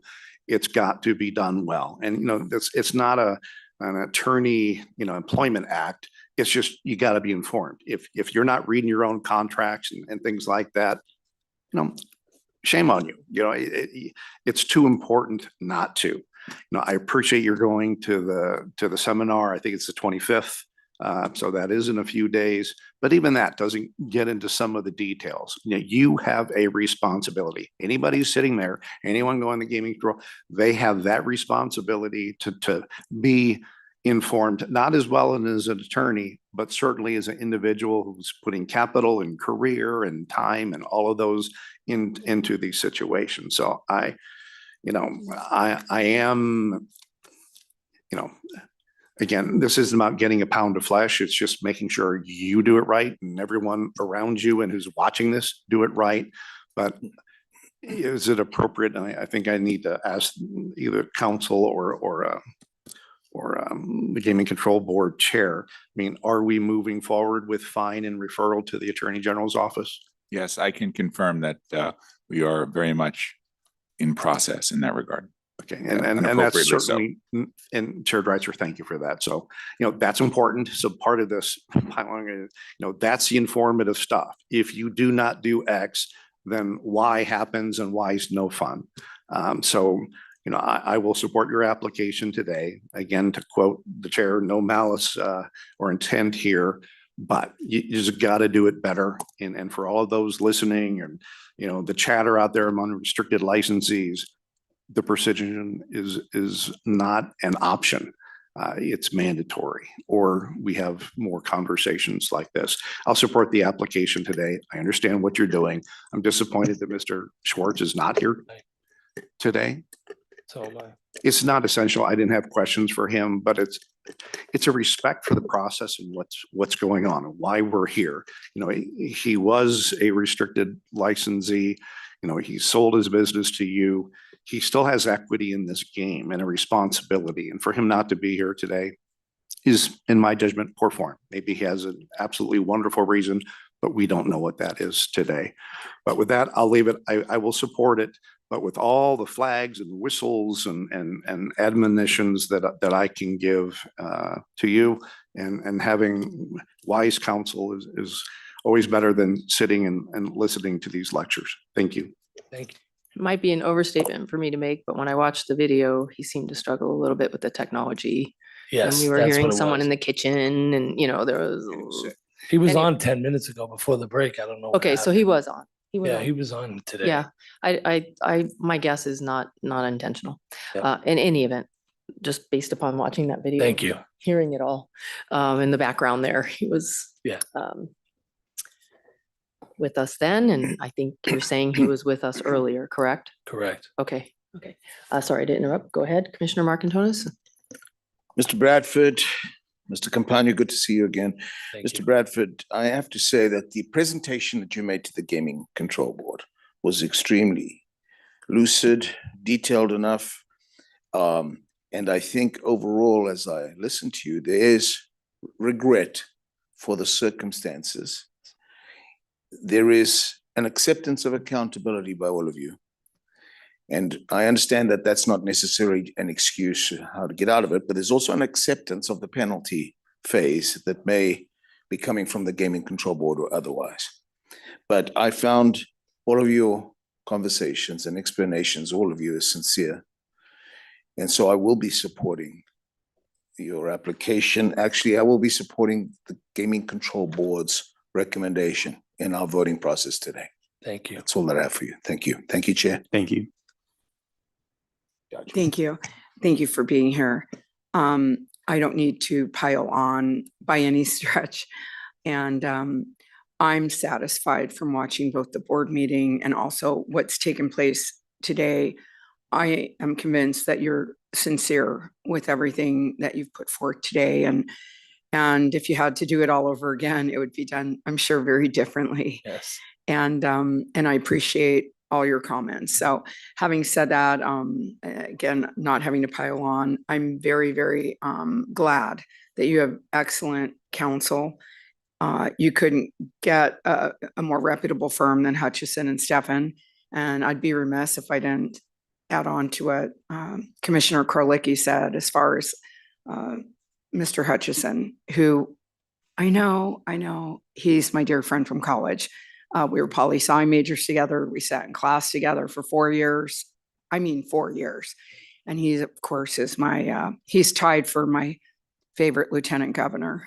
So I don't know who would be he's in a To top put that on four, the record, that, obviously the inference is my favorite specific. lieutenant governor. So I just want to say, I wish you well. Keep using, great gaming counsel. If you have questions, you have reputable counsel now to help you. And hopefully, I feel confident that this won't happen again. So Thank you. Yes, Good you luck will to not you. see us for violations again. yeah, good luck to you. Thank you. Thank you. Thank you. Does anybody else have anything else? All right, there being no additional questions or comments, would one of my colleagues like to make a motion? I'll make a motion. Move to approve restricted agenda item number 1 as read into the record by Madam Secretary Rupert and recommended by the Nevada Gaming Control Board. Any discussion on the motion? There being none, all in favor, say aye. Aye. And there are none opposed. Thank you. Thank you. All right, at this time, if we could recall, Madam Secretary, if you could read in restricted number 7, which was originally considered on the consent agenda and voted. And it'll depend on what we hear today. And I think we could just ask questions. And if someone has a motion to do something different, we can. Otherwise, it stands approved until we say otherwise. Restricted number 7 is the application of Goldenroute Operations LLC doing business as Goldenroute Operations, doing business at Mariana's Supermarkets number 7 for a restricted gaming license. The recommendation of the Gaming Control Board is for approval with conditions as noted on the agenda. Hi. Good afternoon, Chair Tagliotti, Commissioners, Madam Secretary. I'm Jamal Goodrich, in-house counsel for Goldenroute Operations. Also with me is Lucas Gums, our Vice President of Operations. We did provide a brief affirmative presentation during the board's meeting, and we had a pretty robust conversation about the application. So I'm not going to repeat any of that, but I am, however, happy to answer any questions you may have. Okay, thank you. I think you know you have some questions coming. So I'll have Commissioner Silver start. Thank you. Thank you. I did obviously watch the board meeting as well. And am I correct that, really the reason for this, as far as the self-serve checkout cashier also being the person that is able to surveil the employees of the players of the gaming area, am I correct that you stated it's really for economic reasons? Or no, what I don't- exactly am I missing here? I don't believe you made any representation as to representations as why to you're economic doing it reasons, compared to other And supermarkets? the reasons why we're doing this is because we have historically done this with this operator. This condition is specific to Mariana's. We have 3 Right. that already operate like this. And so Right. because this specific operator already has this business model and we're comfortable with this business model with this operator, that's why we're putting it forward for this new location. Okay. I understand. So really, it's just a matter of because because I've only been on this commission like 2.5 years. And so I wasn't here when it was approved, the one on Jones, but that happens to be the Mariana's that I shop at. And I'm there quite a bit. And so to me, it is a very busy supermarket. And just like Commissioner Solis Rainey had mentioned where I have her transcripts here, she was very concerned about it too, being a super busy supermarket. When you deal with, a mom like myself who's always at the market, I'm in self-checkout. I'm there a lot. I see what goes on. And it is that busy that I can't even imagine somebody who's helping everybody on the self-checkout, whether it's, somebody buying liquor, they got to check the license. Half the time it doesn't work, you swipe something twice and they're like fixing, they're always really helping customers. I rarely, if ever, see these self-checkout cashiers, just able to surveil what's going on.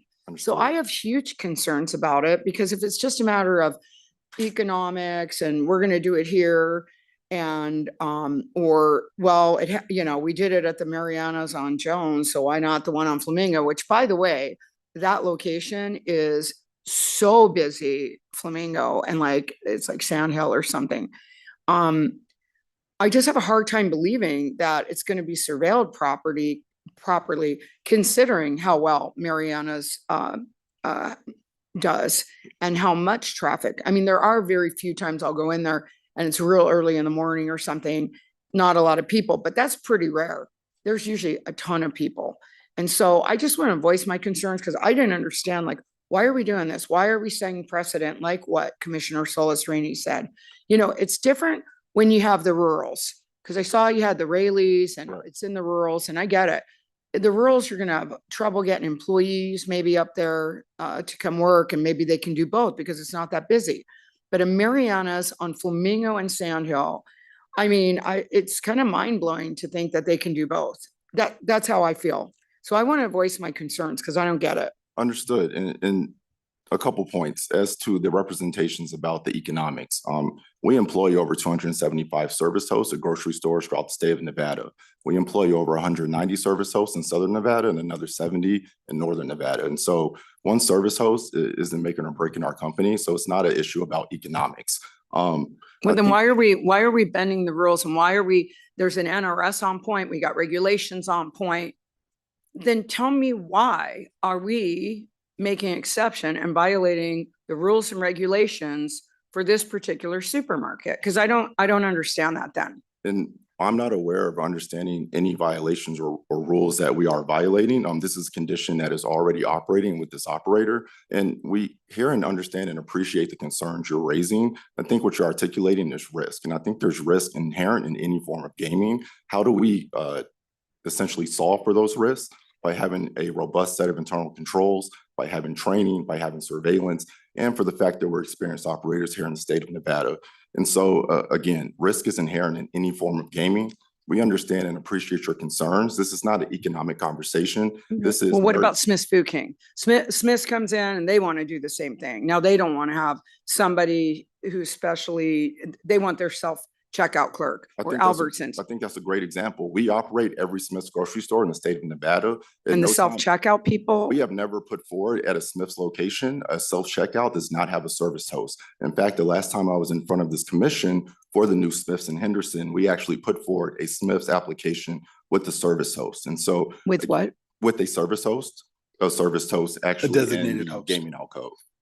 And so again, all of the Smith's locations have service hosts within the gaming alcove. You won't see us put forward an application that does not have that. The reason we put forward this application is because this is the business model that we have with Mariana's, and we feel comfortable moving forward with that.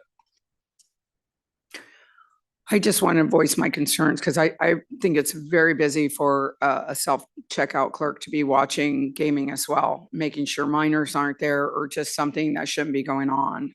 I'm not going to hold this up or anything, but I just want my concerns on the record. We hear your concerns and we'll make sure we articulate that to our team as well, assuming the condition is approved. Okay, thank you. Commissioner Markintonis, anything? You said that the Smiths in the alcoves, you're talking about the gaming alcoves, and there's a host right in there. Correct. All 60 Smiths, All 60. 49 Smiths that we operate in the state of Okay, Nevada. so, well, Commissioner Silva's questions then allay my concerns about this. So I have nothing further than that. Thank you. Good to see you again, of course, Mr. Goodrich. Thank you, Commissioner. Thank you. Thank you. Gentlemen, either one of you? Yeah. This is probably more of a question for the Gaming Control Board or maybe investigations or enforcement. Is there a process for spot checking? In other words, you've heard the concerns that have been expressed by Commissioner Silver. If somebody goes there and sees that the slot machine area is not being monitored and instead the self-checkout people are helping people at the self-checkout, is that something that occurs? Yes, I can say that the Enforcement Division on a regular basis does spot checks across the locations. And in view of the conversation here today, along with actually, I also had some concerns that I put on the record at the board level. You can rest assured that this will be reviewed and be a priority for the Enforcement Division to take a look at.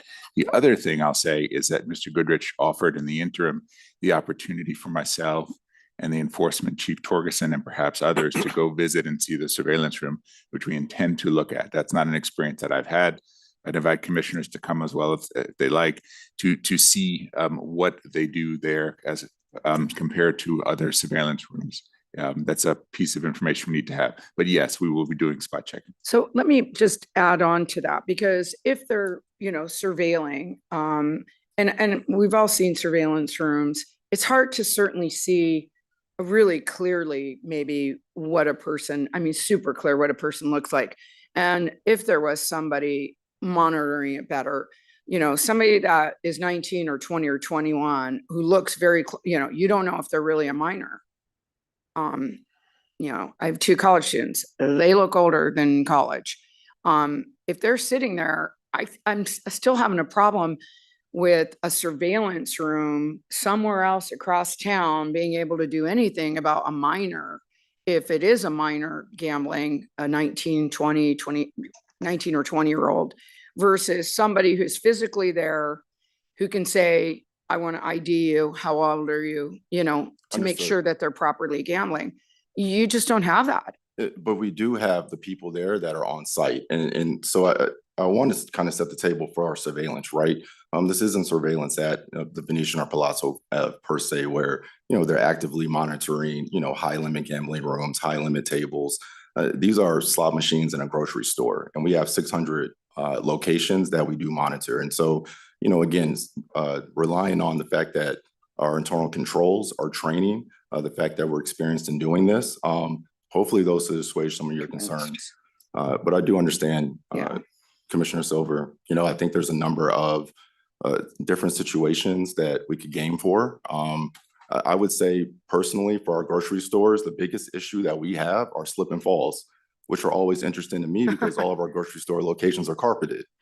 And so, we have not had suspicious or problem gaming concerns. If we did, obviously we would speak to that. And so just based on the data, based on the history and our experience, all of the issues you raised are issues to take seriously. Well, that's another great issue you just brought up. You're more concerned maybe with liability and a slip and fall and getting that on surveillance than maybe really checking gaming. Again, that just pops in my mind like, and these pictures didn't kill me with that pony wall. It didn't kill me. I think it's hard to see what's going on in that little cove in there. Yeah. But the board has recently changed their surveillance regs, something that we're obligated to adhere to. And so hopefully with the board's new surveillance regs as well, that could provide some, could assuage some concerns as well. We are constantly upgrading our surveillance capabilities, the level of cameras that we have, the camera angles. I believe we've expended $500,000 or $500,000 so far in surveillance upgrades for all of our restricted locations. And so, we take this seriously and we definitely hear the commission's concerns. So at the end of the day, what I'm hearing is this has been precedent for you or historical. And I know that the chair had said he was concerned about setting precedent. And here we are without a gaming host, which we generally see in other supermarkets. You generally see. I Correct, mean, but not for Mariana's. For Mariana's. not for Mariana's, Correct. but you're, you supervise all these other stores. They have slot hosts. Correct. And you certainly have the money and the wherewithal, because you said Mariana's has that, to have a slot host. It's really just a matter of, well, Mariana's on Jones did it, so here we are again. That's what I'm hearing. So Yeah, and the that's my Mariana's, concern. sorry. Because it is a precedent. That's exactly it. And that was exactly the concern with the chair, and that's exactly my concern. So what stops next time Smith's from coming in or whatever? There's be no you guys. history of Goldenrod Operations ever submitting an application for Smith's that does not have a service host full-time inside the gaming alcove. And you can have my representation here. That is not something that we intend to do in the future. I believe we have a application that is coming up here in November. If you review that application now, you will see that it's for a Smith's with a host inside the gaming alcove. I get the alcove. I still, though, a self-checkout in a busy supermarket, and those machines are always malfunctioning. They're always working with who's ever in self-checkout. I just have a hard time believing that they can properly supervise gaming as well. Understood. And I think So- you would see the same concerns at a Okay. C-store. If it's a busy 7-Eleven that has 10 machines or 8 machines and they have 8 people on the service line, I think that's the same concern. And how do you assuage those concerns? Again, robust internal controls, training, surveillance, and obviously being an experienced operator. I wouldn't put a 7-Eleven clerk like a self-checkout in a market, respectfully. I wouldn't, I don't consider them the same. All right, thank you. I've got a few more, if I may. I couldn't remember where we left off. You were in the middle? Okay. Thank you. My next question is either for Deputy Attorney General Caruso, or it might be for Chair Dreitzer. If this is approved with the condition that an employee from the self-checkout line is permitted to monitor as opposed to having a standalone person for that purpose, and a spot check reveals that there are problems, how does that get addressed? Can it be modified at that point? That would be part of the disciplinary process that would go through the enforcement division, and the board would decide whether or not to file a complaint or some other form of discipline. And certainly conditions can be addressed during the disciplinary process or the resolution of a complaint. So in some form or another, if that were to occur, this condition could be modified to require a full-time attendant. Yes. My last. Just to add to that, I mean, yes, what we would do in this particular case, I took to heart Mr. Goodrich's representation that his organization has a lot of history of being able to manage busy locations utilizing this condition. Now, that said, it's a trust but verify. So if we do find that, we can, as Ms. Caruso said, go through the process and impose a condition at that time, having seen the negative effects of this condition, if we were to get there, to modify it. Thank you. So the last one, a concern I did have is that the grocery stores open from 6 a.m. to 10 p.m. But that self-checkout is only 7 a.m. to 9 p.m. So you have an hour on each side where you're not going to have a self-check host there, and you're going to rely upon somebody to turn the machines off, which concerns me because that just leaves open the potential for operator error. How do you ensure that the machines are actually being turned off for the 1 hour period at the beginning and 1 hour period at the end where there is no self-checkout person? Well, at the beginning of the day, I believe the store will be opening. And so this machine should be off from the night before. And so whoever the supervisor is at that time at 7 o'clock, they'll be the ones turning the machine on. And at the end of the day at 9 p.m., it should be whoever's the supervisor turning the machines off prior to the store closing. In the other locations, has that process, is it similar that the slot hours are different than, the self-checkout hours are different than the store hours at the other locations? Correct. It does vary, but, and if there's ever no supervision, we're trained and we've had the partnership with Mariana's that we would turn off the machine. So for some reason, there's a call out on that designated supervisor that's supposed to be supervising the machines. And for some reason, there's short staff or anything like that, gaming's turned off. Have there been any reported problems in that regard where the machines weren't turned off when they were supposed to be? Not that I can recall. Okay.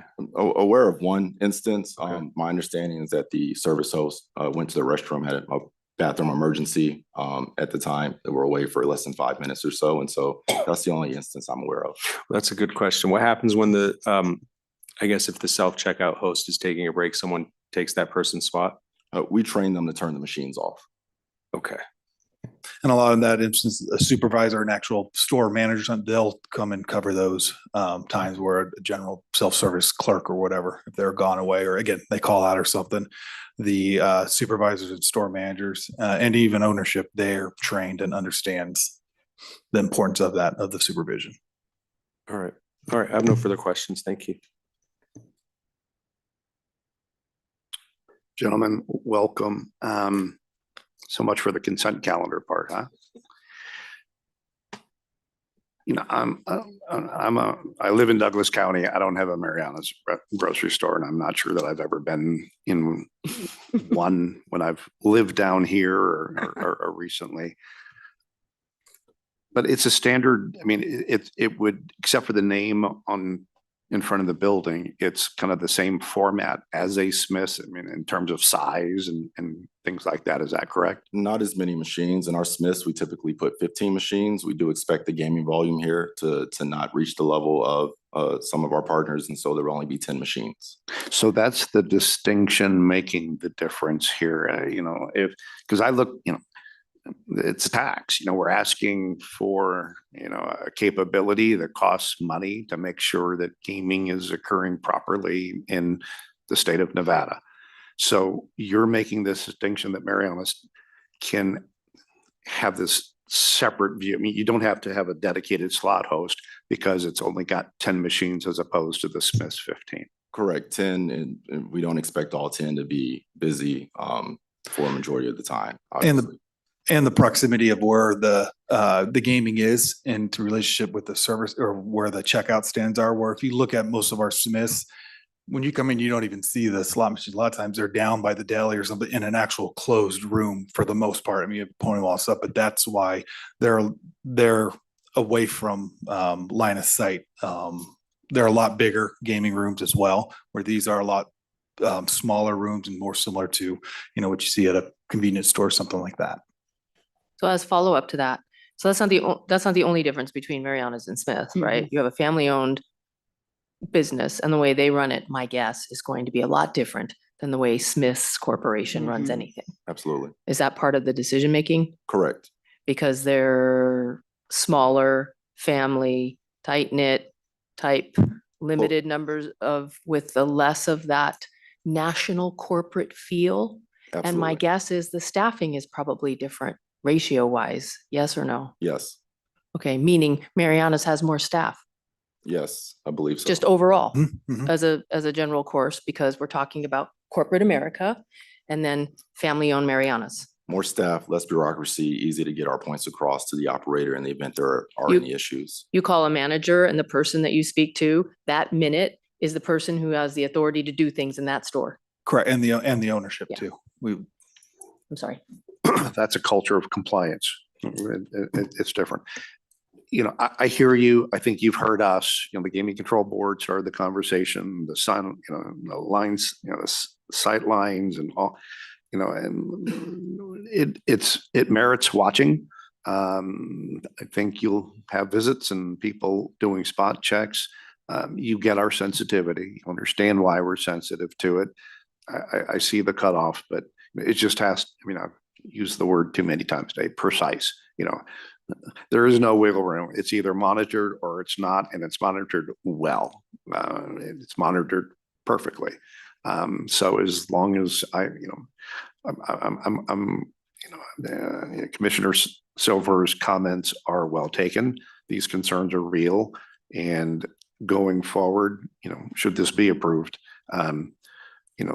we need to trust but verify kind of approach. That's great Ronald Reagan line. Okay. Then my other question was, please do let me know when that surveillance tour happens, because I think that's fascinating. So, Mariana says 13 stores, you got 600. Must be one heck of a room. It's one thing to have a monitor, and I think somebody else said it, but you've got on tape, but real time, how many people are in there? How's it working? Is there an AI application here? I mean, the AI can't card somebody, but there's some kind of AI alerts that situation room might receive to have somebody in that room look at a certain screen? Yeah, certainly don't want to oversell our capabilities. You walk into the room, it's an office, a windowless office. It has 2 desks. You have a director of surveillance and an assistant director. There are 4 screens. And we have as well multiple vaults, count rooms and cages throughout the state that we have to monitor as well. And so typically you'll see those vaults, those count rooms being monitored. And we also have the ability to tap into a lot of our non-restricted locations and our grocery store locations. And so if there's nothing actively occurring in the vault and the count room, then they will on a certain schedule pull in or dial into the Smiths or the Marianas or some of our leisure gaming locations in Northern Nevada. And that's how they monitor and organize that. How many, if you've got literally 600 locations that you're contracted with, how many cameras is that? I mean, 600 locations times at least 2 cameras per location, sometimes 3 or 4. With the new restricted surveillance regs that came through, we now have to outfit 374 locations. I think 300 of those are still outstanding. And so, I mean, again, a significant output in capital expenditure and a number of different manufacturing and items, surveillance items that we have to acquire in order to make this happen. Again, I if I don't make the visit, but this is a situation where technology may not keep up with the demand and the volume, unless I gave you an opportunity to tell me AI or whatever can do it. But there's still a massive human element to this. And, again, it's got to be precise and perfect. And we're watching, and, we're all interested in this, and, we wish you well. I'm going to, support the application today, but, it's not conditional, but there's a inferred condition here that it's going to work well and safely for everybody involved. Okay, thank you. So what do you do when you have a location that has a problem? How do you handle it? Typically, it's usually going to be the people at the location that are going to first be aware of that. We train them, obviously, to handle the situation, whatever it may be. If it's minors, obviously, they're not allowed to game. If an incident occurs, they fill out an incident response form. They also contact our vice president of operations and or their main POC, which is typically a sales agent. And then that sales agent will interact with our compliance team to remediate whatever issue is found. Because I see the flip side of both of these, I see the flip side of the coin.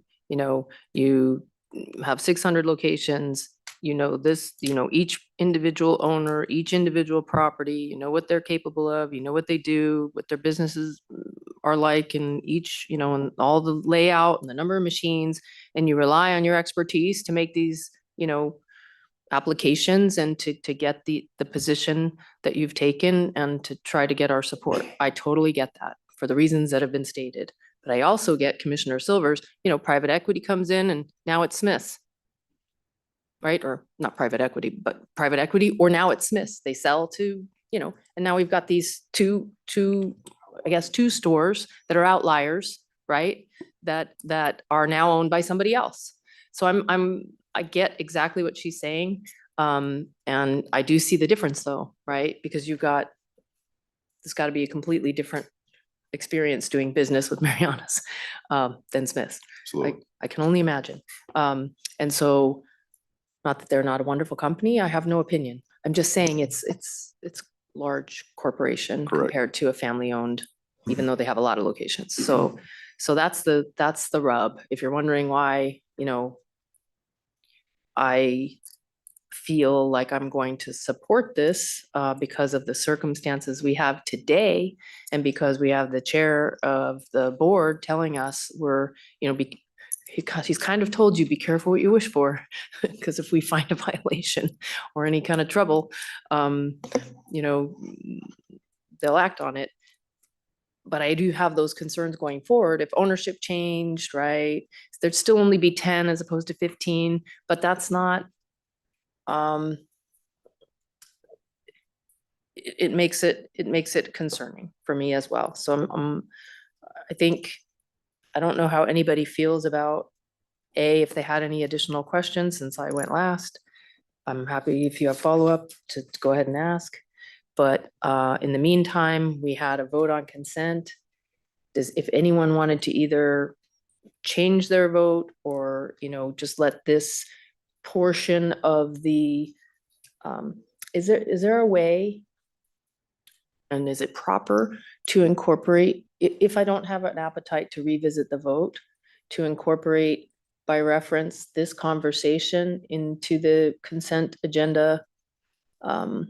Remember when before I call for a vote, I asked for comments and questions, and can I incorporate this discussion that we've had from the start of it until now into the record there? Or Yes, and the record should reflect with a written transcript, the pages that this item was discussed on. So it will show that it was discussed earlier on and then later.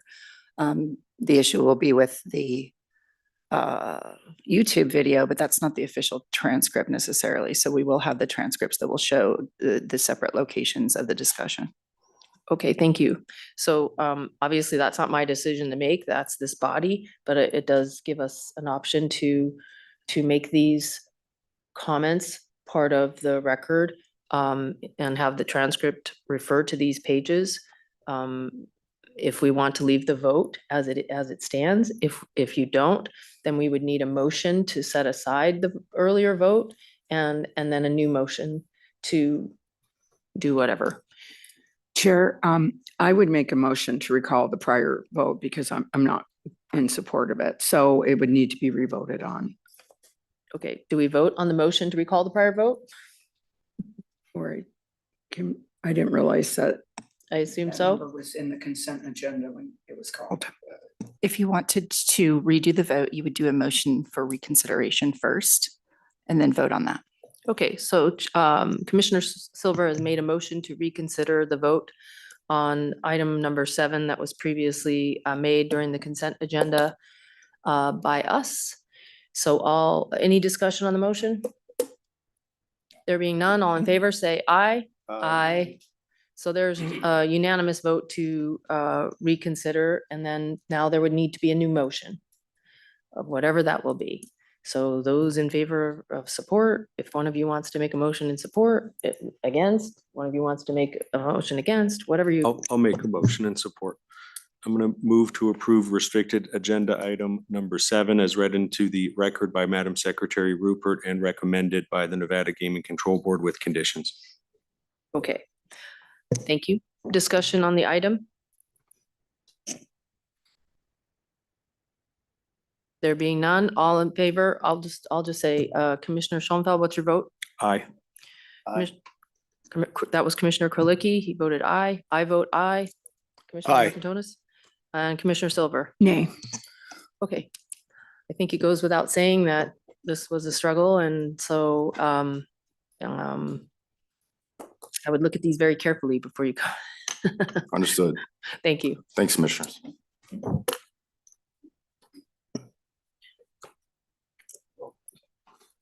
Where is my, sorry.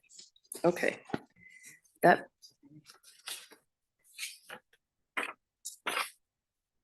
All right. Sorry, I lost my place. All right, that brings us to restricted number 8. Restricted number 8 is the application of United Coin Machine Company doing business as Century Gaming Technologies, doing business at 7-Eleven store number 42843A for a restricted gaming license. Okay, The appearances were waived on this matter, and unless there are any questions or comments, it would be in proper form for a motion. I will move to approve restricted agenda item number 8 as read into the record by Madam Secretary Rupert and recommended by the Nevada Gaming Control Board. Any discussion on the motion?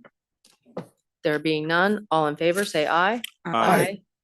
And there are none opposed. Thank you. Madam Secretary, could you please read in our next agenda item? Next, for your consideration, you have a stipulation for settlement in order, settling the complaint filed in the matter of the Nevada Gaming Control Board versus Venetian Las Vegas Gaming LLC, doing business as the Venetian Resort Las Vegas, case number 26-01, and I believe we have recusals on this item. We do. Go ahead. Chair. Commissioner Markantonis? Madam Chair, because of one of my prior positions as the President and Chief Executive Officer of the Venetian and Palazzo Resort, I have longstanding personal and professional relationships with many individuals at those properties. I believe those relationships would materially affect the independence of judgment of any reasonable person in my situation. Therefore, I recuse myself from consideration of this matter today. Thank you.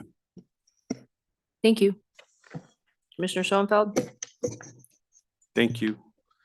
On the matter related to the complaint against the Venetian Resort Las Vegas, I would like to disclose the fact that I represented an individual in a related investigation that has some overlap with the investigation that forms the basis for this discipline item.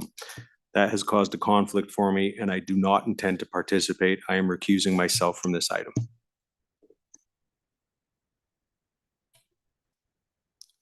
Thank you. And then there were 3. Good afternoon. Good afternoon, Madam Chair, members of the commission. Madam Secretary, I'm Mike Somps. I'm with the Attorney General's office here today on behalf of the Gaming Control Board. I do have a presentation on this matter, but before I do that, I thought I'd let Mr. Brower make some introductions.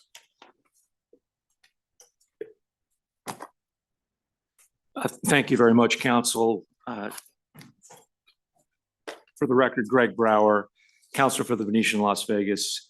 And with me today, sitting behind me is the Venetian Las Vegas's President and CEO, Patrick Nichols, and the Venetian's Chief Legal Officer, Calvin Seymour. Thank you. Before you for your consideration is a settlement between the board and respondent, which in this case is Venetian Las Vegas Gaming LLC, DBA, the Venetian Resort Las Vegas. I'll refer to it as the Venetian. The board is recommending this settlement, which would resolve a 4-count complaint against the Venetian that was filed with the stipulation for settlement. My plan is to review the allegations of the complaint, then I'll go on to summarize the terms of the settlement, and then, of course, there'll be time for questions, or you can hear from Mr. Brower and his client. So moving on to the complaint. The complaint arises out of a board investigation of the Venetian in relation to Matthew Boyer, who was a patron of the Venetians. As this commission is aware, Mr. Boyer pled guilty in September of 2024 to operating an unlawful gambling business, money laundering, and subscribing to a false tax return. Mr. Boyer was a patron of the Venetian going back as far as 1999. However, the board's investigation focused on a time period of 2019 to 2024, with 2019 being the year that Mr. Boyer returned to the Venetian after having been gone for a couple of years. And at that time, his activity in wagering increased. The board's investigation revealed that at least as early as 2019, the Venetian had suspicions regarding Mr. Boyer and about his source of funds. Just before Mr. Boyer was to return to the Venetian in April of 2019, his casino host in communications with the compliance department noted that he recalled some concern with Mr. Boyer's source of wealth. Further, Venetian's review of the information provided by Mr. Boyer in 2019 about his employment and income revealed inconsistencies as compared to the information the Venetian had obtained. Mr. Boyer then went on to patronize the Venetian over the course of the next 4 years, wagering millions of dollars. Over that time, the Venetian regularly noted suspicions about him, including lack of information regarding his source of funds. Further, in 2021, the Venetian used a third party to conduct enhanced due diligence on Mr. Boyer. The enhanced due diligence report that was generated assessed Mr. Boyer's source of wealth as a significant concern, and that there was a lack of concrete public record information about his source of income or current financial standing. The Venetian finally banned Mr. Boyer in March of 2024 after receiving negative information about him, including law enforcement inquiries and learning that he may be an illegal bookmaker. As you can see from the complaint, the board's investigation also revealed that Mr. Boyer's casino host at the Venetian was aware that Mr. Boyer was an illegal bookmaker. He knew that because Mr. Boyer told him. The casino host was aware that this was illegal conduct and that he had an obligation to report that. However, he failed to do so.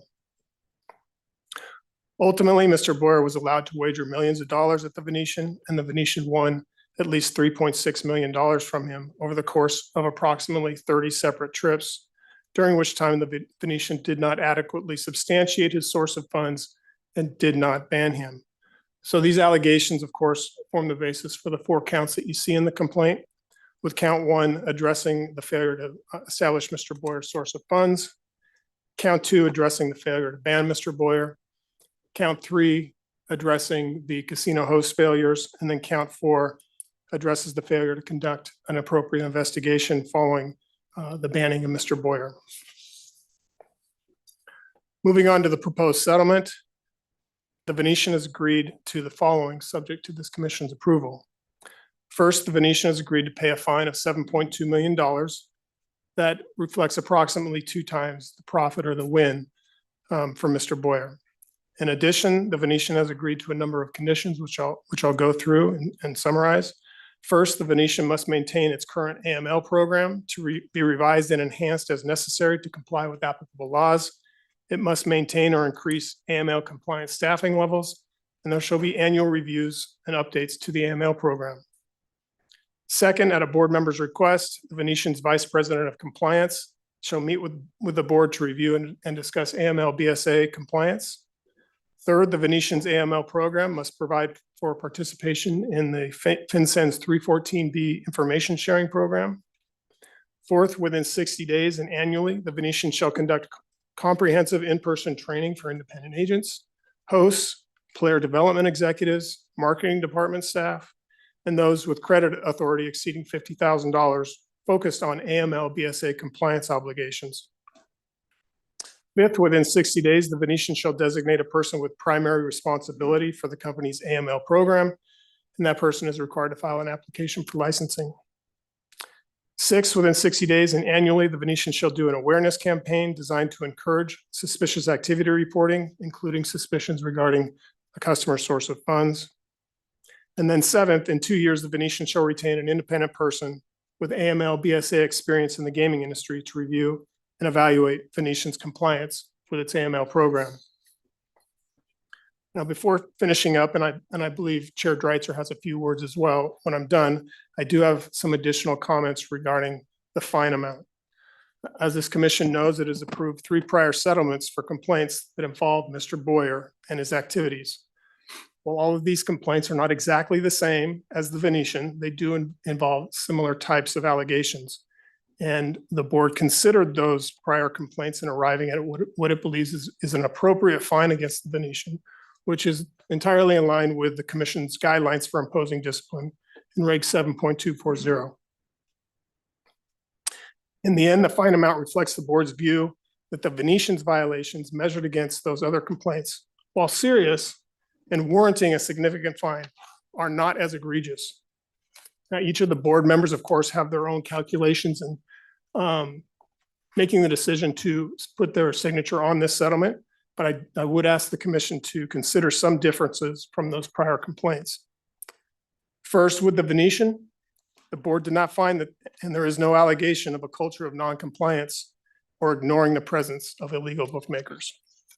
Second, there have been no federal actions with non-prosecution agreements resulting in admitted facts and findings of deficient AML programs. Third, this is limited to Mr. Boyer. The complaint does not make any allegations that there were any other illegal bookmakers that were active at the Venetian. Fourth, the Venetian's compliance department had no information that Mr. Boyer may be an illegal bookmaker. Fifth, the board did not find evidence of any senior executives having knowledge that Mr. Boyer may be an illegal bookmaker. And then finally, I think it's a mitigating factor that the current owners purchased the Venetian in 2022. And at that time, they obtained a new gaming license and they were then in control of the operation. The majority of Mr. Boyer's play was prior to 2022, from 2019 to 2021, under the prior owners. In 2022 and 2023, his play was minimal. So with that, the board is requesting the commission's approval of this settlement, and that concludes my presentation. Again, I believe Chair Dreitzer has a few comments. I thank you. I'd actually prefer to defer my comments until after Mr. Brower has spoken. So please, Mr. Brower. Okay, sure. You guys want to join me up here? Mike, if you don't mind. Thank you very much. I'm going to have Mr. Nichols and Mr. Seymour join me here at the table. And for the benefit of Commissioner Krolicki, I want to disclose that I am indeed an alumnus of the University of California, Berkeley. However, trying to conflict me out too. However, I do have at least one retirement account with Vanguard. So hopefully that makes up for that. Madam Chair, members of the commission, Madam Secretary, on behalf of the Venetian Las Vegas, thank you for the opportunity to jointly present this settlement to the commission today. And for the record, on behalf of myself and my client, I want to thank Chair Dreitzer, board members Assad and Sendal, the Attorney General's office and the board staff for the thorough and professional way in which this investigation was conducted, and for working so hard and so thoughtfully to reach the resolution we jointly bring to you today. At the outset, I want to clearly state that my client, the Venetian, very much regrets the circumstances that led to this settlement agreement. Clearly, more effective and timely diligence and decision-making concerning Mr. Boyer could have and should have been done relative to his source of funds in connection with his status as a customer at the Venetian Casino prior to 2022. The investigative record shows, and as has been noted, nearly all of Boyer's activity at the Venetian occurred prior to the February 2022 transfer of ownership and operational control to my client, the current licensee. I note this fact not as any sort of excuse. My client clearly acknowledges the liabilities that came with that transaction, including this one, which is why we are here today. But I mention it to simply emphasize that since assuming ownership and control, the current licensee has done its very best to meet all of its state and federal legal and regulatory obligations, including its federal anti-money laundering obligations under the Bank Secrecy Act. As we see here today, we are confident that the Venetian's BSA compliance program is not only in compliance with the spirit and the letter of the law, but just as importantly, we are confident that the Venetian's AML efforts are also in compliance with your expectations as its regulator. Now, I know that you have all had an opportunity to review the settlement documents and confer with your counsel and the board, and you've heard from Mr. Soms. So I don't want to spend a lot of time today on those details. However, I do think it is important to highlight a few key facts in a chronological context, because I think you will find them to be relevant to understanding this particular settlement. As you know, the board's investigation covered the time period from 2019 to 2024. Again, it is important to note that the current operator of the Venetian acquired and assumed control of the property in February of 2022. Immediately upon taking over, my client conducted a comprehensive review of the casino's BSA compliance program, and that review resulted in several improvements that were quickly implemented, including the appointment of a new compliance officer who assumed overall responsibility for compliance functions across the enterprise, including, importantly, BSA compliance.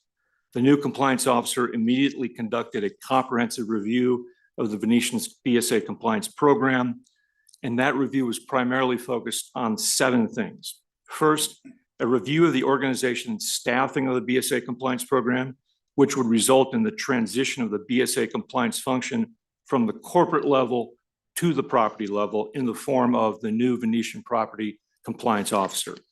Secondly, a review of the way customer due diligence and enhanced due diligence was done, with an emphasis on more quickly escalating issues to the compliance officer for decision-making. Three, a review of the casino's AML committee process with the goal of more effective communications about relevant matters across casino departments. Number four, a review of the suspicious activity reporting process in light of then recent federal guidance. Number five, a review of the casino's BSA compliance training program. Number six, a review of the BSA compliance program's technology resources. And finally, a review of the process for banning customers who present unacceptable money laundering risks.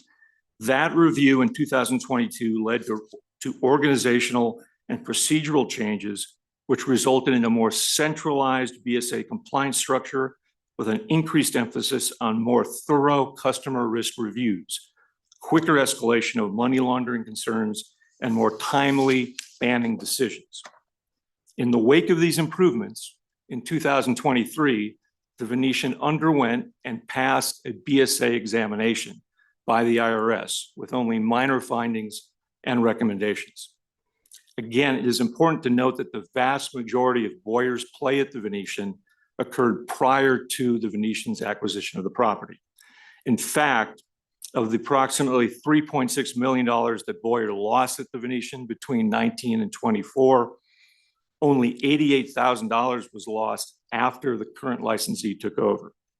Indeed, by the time this change in ownership and control occurred, Boyer had almost completely stopped gambling at the Venetian and was no longer a substantial customer in years 2022, 23, and 24. Then in late 23 and early 24, the Venetian compliance team received outreach from board agents regarding Boyer, which prompted a new review of Boyer's history, this time overseen by the new compliance officer who had been appointed by the current licensee. I point out that the new compliance officer doing this new review on Boyer was not in charge of AML compliance at the Venetian during the vast majority of Boyer's play. That consolidation of compliance responsibilities, including all compliance responsibilities to include AML, I think was a significant improvement that the new Venetian owners brought about. Although Boyer's gaming activity had been minimal since 22, his play history was once again reviewed, including prior CDD and EDD efforts concerning his source of funds. This review also included a search of open source reporting about Boyer and revealed recent social media posts suggesting that Boyer may be involved in illegal bookmaking. Based upon this new information, the Venetian formally banned Boyer, as you heard earlier, on March 11, 2024, because of the obvious money laundering risk. This occurred weeks prior to the first public reporting of his involvement in the now well-known federal investigation involving illegal bookmaking. Following the decision to ban Boyer, the new compliance officer initiated an internal investigation with the goal of better understanding four things, including the following. One, how Boyer became a customer. Two, whether past diligence efforts regarding his source of funds were sufficiently thorough and timely. Three, how the casino's diligence efforts might be enhanced going forward. And four, how the process for banning customers could be improved. In summary, this investigation found that although CDD and even EDD had repeatedly been done during the time that Boyer was an active customer, the results of this diligence were not entirely satisfactory and were not acted on with sufficient speed and decisiveness. These findings caused the compliance officer to implement several additional enhancements to the Venetian's BSA compliance program, including the following, all of which are now fundamental parts of the compliance team's standard operating procedures. First, more evidence of source of funds is now required during both the CDD and the EDD processes, including requesting customer tax returns where appropriate. Number two, a more timely escalation process was put into place whereby compliance team members who are performing the actual CDD and EDD analysis on customers are required to more quickly escalate concerns all the way to the compliance officer as appropriate. Number three, a more streamlined process for consideration of customers for banning was implemented so as to escalate such situations to the compliance officer more quickly, and clarifying that the compliance officer has primary responsibility for banning decisions. Number four, a new policy was implemented whereby a customer with an outstanding CDD or EDD request is generally now required to satisfy that request prior to their next visit, and is not allowed to play without having satisfied any outstanding such request.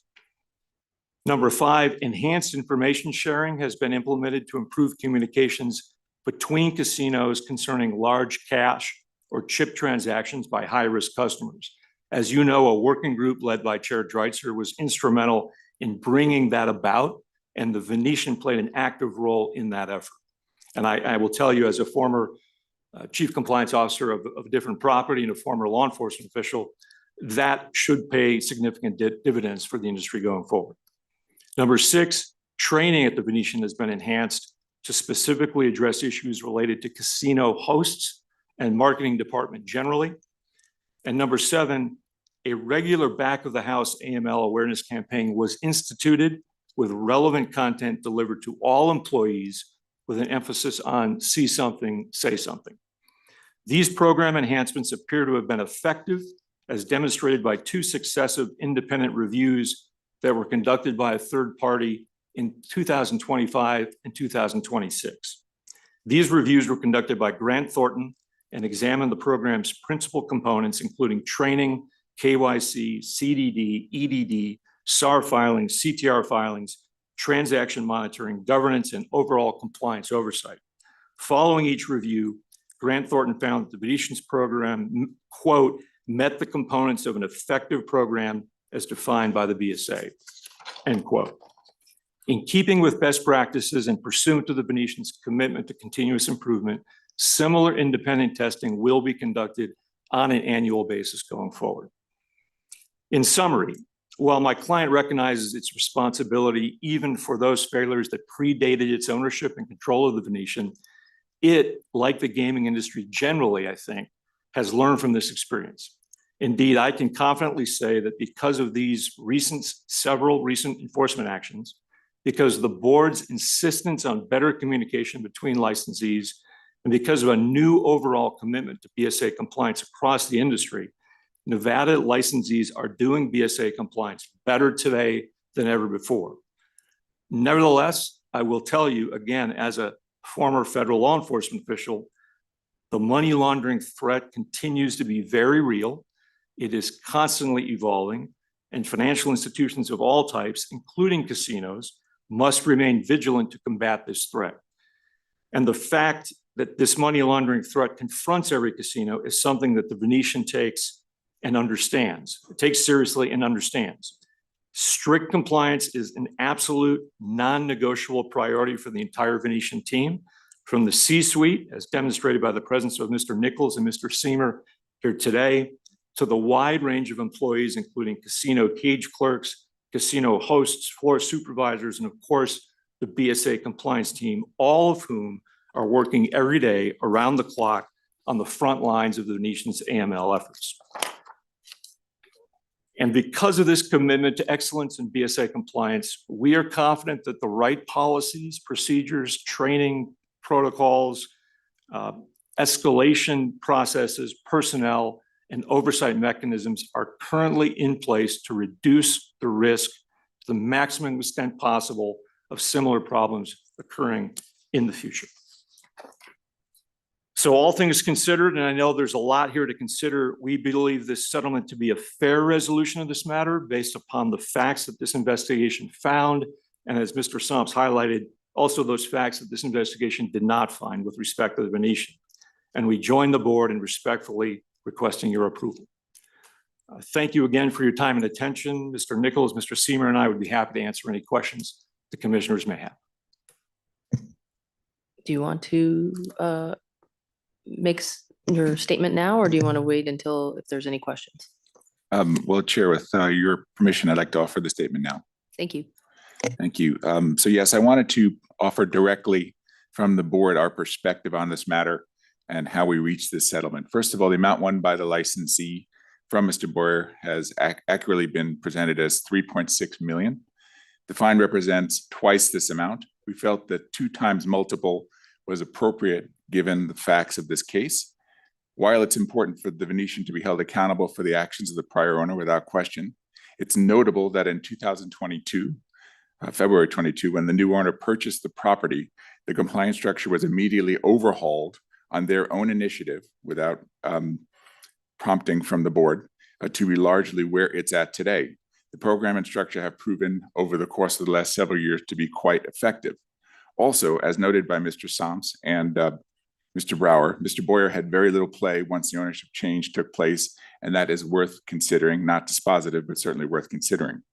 Finally, from the perspective of regulatory consistency, given prior precedent in matters that have similar fact patterns that this commission is well aware of, this amount of $7.2 million fell in line with the appropriate reflection of severity for this case compared to others that had gone before it. In addition to the fines, I think it's also quite notable that the conditions imposed in the settlement are impactful and robust. And these are changes that have been agreed to, certainly in addition to the changes, the robust changes that occurred in 2022 when the new owners took charge of the company. So I know the fines are always getting the headlines, but it's important to really consider this as an entire package of the amount, which again, in line with precedent, I think it's important that we do have regulatory consistency in all of these matters. And 7.2 fits right in line with that.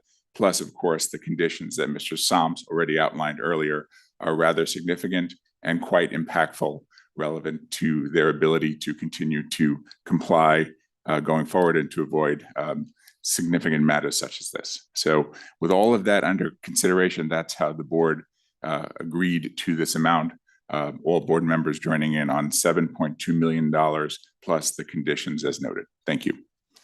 Thank you. Okay, thank you all for being here today and for making yourselves available for any questions. I will open it up to my colleagues as to who has any questions and or comments. I get to go first. Thank you, Madam Chair. Yeah. It's hard to get your head wrapped around these activities. And, we've been attending to these matters for a couple of years now, and I'm as grumpy today as I was 2 years ago. This just infuriates me. It embarrasses me. It's bad for Nevada. It's certainly not a good thing for our gaming industry, but we try to make something good out of what we know is extremely bad. Appreciate the Gaming Control Board's comments and the efforts and, the end product before we've even seen it and, formally considered the stipulation. I appreciate all the new conditions, the new independent review, the annual review. I mean, I appreciate where we are today, but again, the smoke's coming down my ears for what's transpired. I mean, Mr. Boyer played at the Venetian Properties for 25 years, and Lord knows what happened before, we poked back in for beginning in 2019.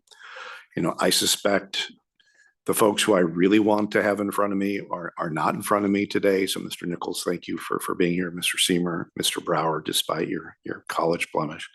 But you own it. Apollo bought this in 22 and warts and wonders all, you own it. And so, it's hard to bring people to a woodshed when, they weren't there when these things happened.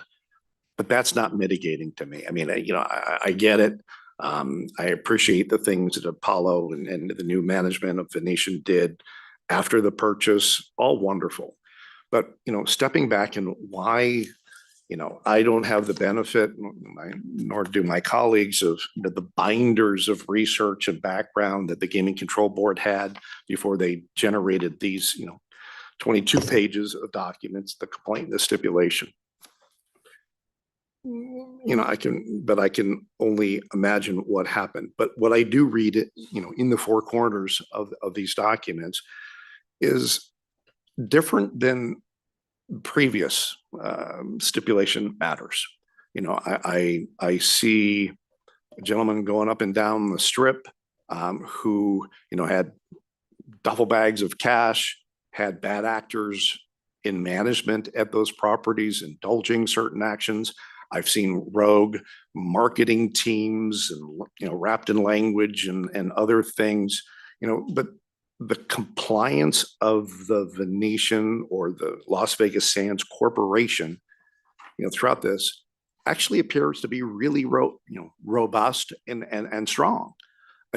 For an enhanced due diligence, which I'm not expert, but I believe, that doesn't happen very often and almost always with international folks. This kind of process was conducted on Mr. Boyer, years ago. The casino host was aware of Mr. Boyer's activities, but upon submitting it properly to the chief of compliance for the corporate Las Vegas Sands, was allowed to play. So it's like compliance is actually working. There was a process, and we've heard all these new processes in place. And I do want to note that I think it was in April of this year that we have some new AML regulations, and so I appreciate all the effort that's been done, but we just can't wish away or stipulate away what happened before. So this one's different to me because it was systemic.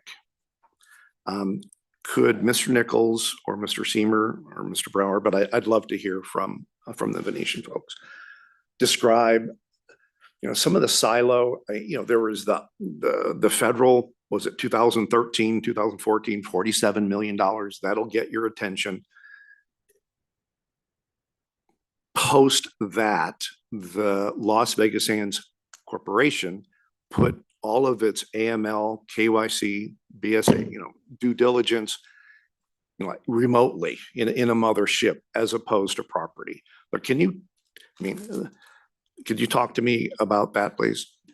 Thank you, Commissioner Krolik. Let me try. Of course, wasn't there at the time, so I'm looking back at the record with my Chief Compliance Officer hat on, albeit, and here's the best I can tell you about, I think, what went wrong here.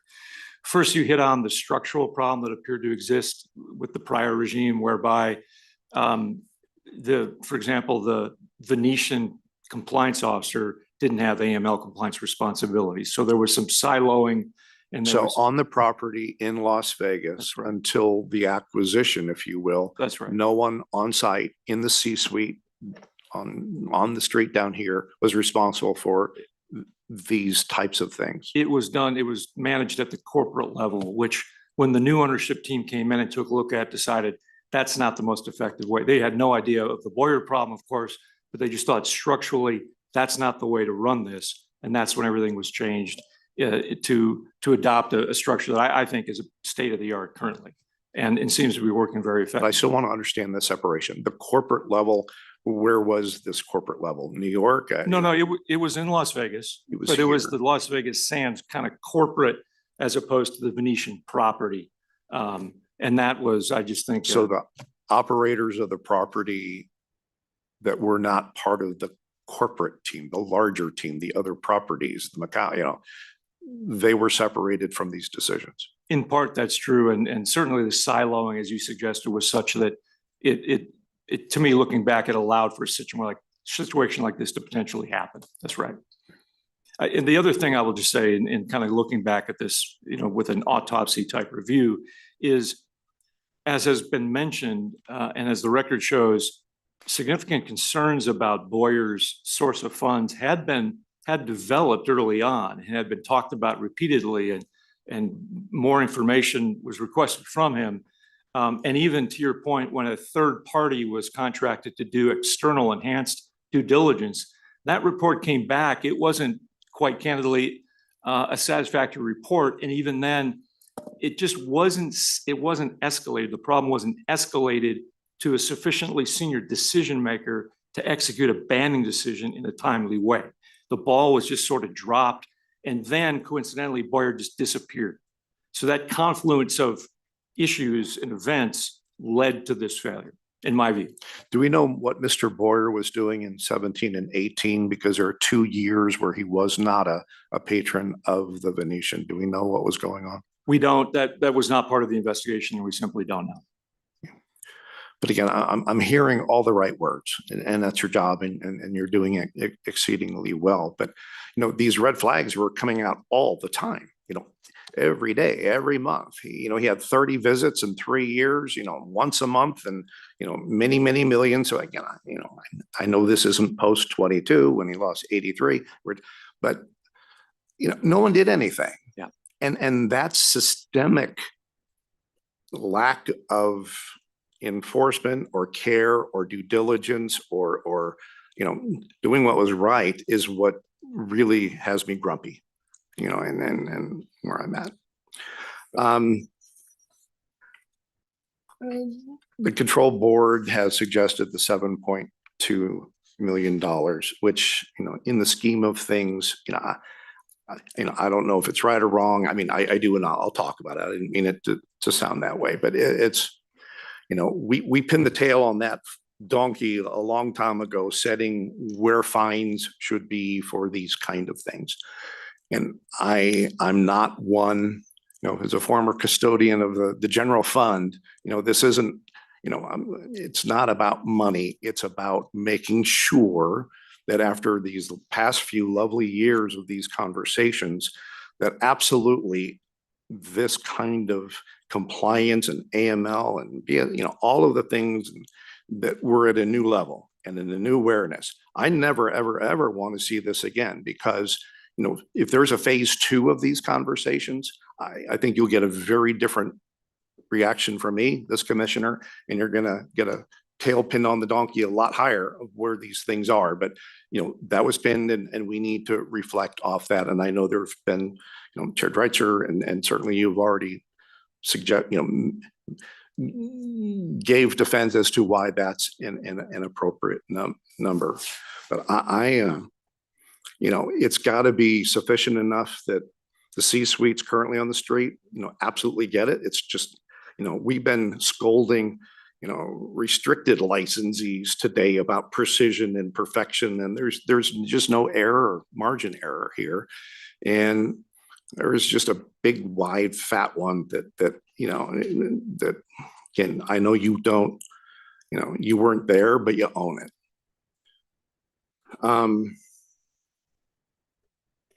Commissioner Curley, if I could just maybe make one observation that might make you feel better, and it should, is because of the efforts of the board and the commission over the last several years on this topic. I can tell you that the way in which the industry views BSA compliance has experienced a sea change. It's just very, very different today. And by that, I mean, the way BSA compliance is done today, as you would expect, is in line with your expectations and certainly in line with what the law requires. As best the industry tried to meet the letter of the BSA in the past, going back 5, 10, 15 years ago, I'm telling you, just wasn't the same as it is now. So whatever message has been intended by the regulators on this issue, I think it's been received loud and clear. And while perfection is hard in this game, it really is. I'll tell you from experience, I think that I will be as surprised as you all are to see repeat situations like this in Nevada. I just think that much change has happened in terms of the typical licensee's approach to how to do BSA compliance. Mr. Nichols or Mr. Seymour, Ms. Brower's counsel, it would be nice to hear from the licensee that lessons past, present, and future learned. Thank you, Commissioner. I think, the big lessons to me, and I agree with what Greg just commented on, I think the state of affairs when it came to BSA were certainly different historically than they are today. What I read going through this, and I wasn't at the Venetian when the majority of this happened, when the EDD was conducted, was the tie went to the player. If there was doubts about source of funds, let's keep the player. I know today, certainly at the Venetian, that is the exact opposite. If we have doubts on where money is coming from, if we can't validate source of funds, that individual is not playing with us. And I think that is the big difference that I see. And it's not just me. The tone starts with me, certainly. But our team knows that there's no one player, no one deal worth, my reputation, our team's reputation, Venetian's reputation, the state of Nevada's reputation. And we take it incredibly serious. And we did learn a lot from this. One of my philosophies is make new mistakes, and we will not be making this mistake again. I think our compliance function, our BSA function, from the audits we've done, from reviewing this with third parties, external consultants, we feel confident about how we're positioned today. But there's always new risks, and we're always on our toes on this front. It's a mantra, compliance over commerce, tone at the top, culture of compliance, but just got to mean something, not just pretty words that appease people like me. And I get it, I get it. And I started talking about, how do we make sure, I think there's enough self-initiation, it's no fun to pay a fine of any level, whether 7.2 is right or wrong. I mean, it's no fun. It's certainly not a meaningful financial event in your company's story, but it's the walk of shame. Being here today is no fun. And it'll be referenced for years to come. Remember when we had this lovely exercise for a couple of years, mostly responsible for the one gentleman, another gentleman, but still, and we are here to work with the industry. We want you to thrive. We want you to be, the economic engine of the state that it's been forever, but we just got to do it right. So we got to levy the shame and the amounts in a way that, continue that, but again, never again. I know it's imperfect, I'm being Pollyanna, but there's always going to be bad guys trying to cheat the good guys, but, we just need to close those gaps. And I do believe that there are new processes in place, but, the vigilance just cannot be, any lower. To allow those things, it has to just be, we are the gold standard of many things. We need AML and BSA and all of these things. We need to be at the top of that as well. Just so I have some confidence here.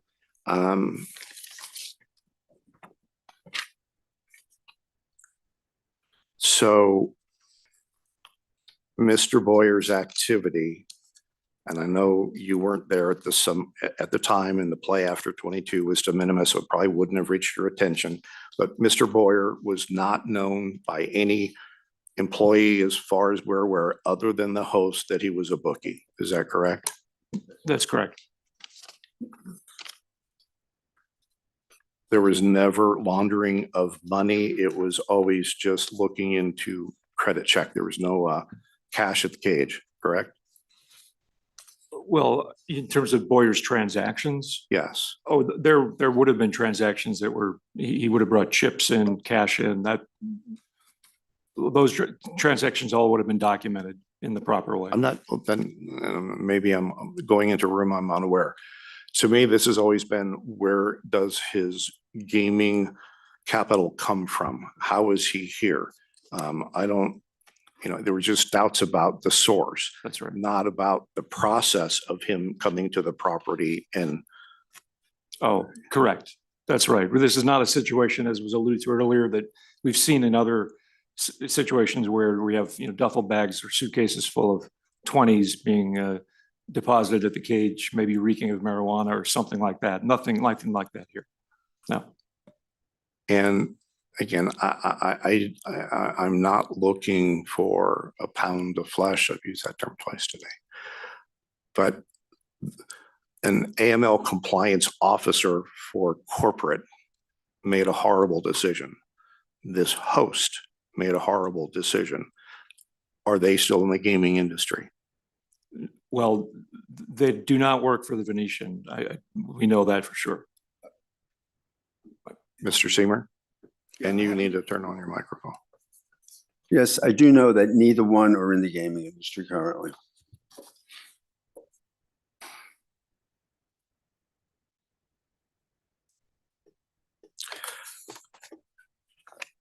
And again, for the last few years, the folks who were operationally in charge of the facility before you assumed your duties, they were not aware of these activities, correct? That's correct. I'm going to go through some more notes here, but I'm going to thank you. I'm going to yield, but before I forget, I've already thanked the Gaming Control Board, but Dag Somps and the Attorney General's office, and certainly the folks, but all the agents who've been part of this. This is not easy. I already referenced, the binders that are available and the data and the email trail, all of those things that have gone into this. I appreciate that.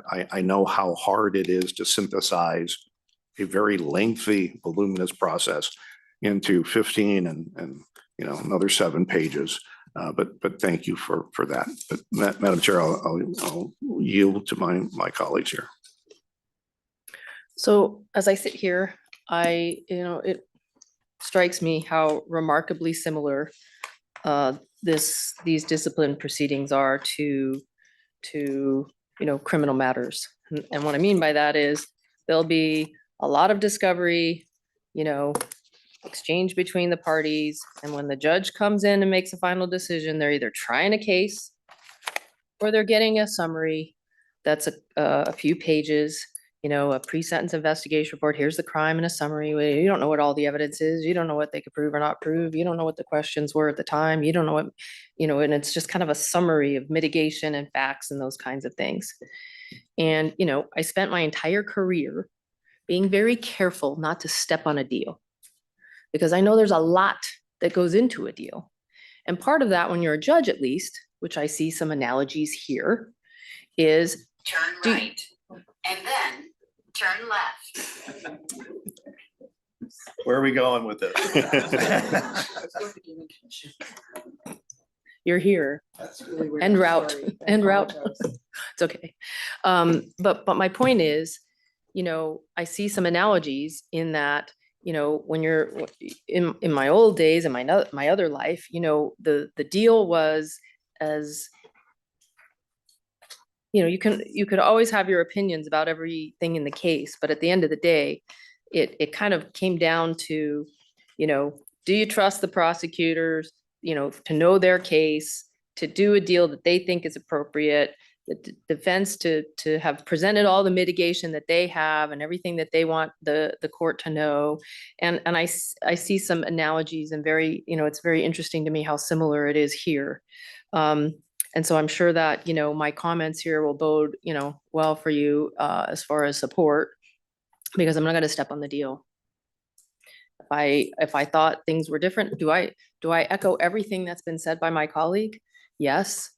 But the problem is that I'm not going to say it again.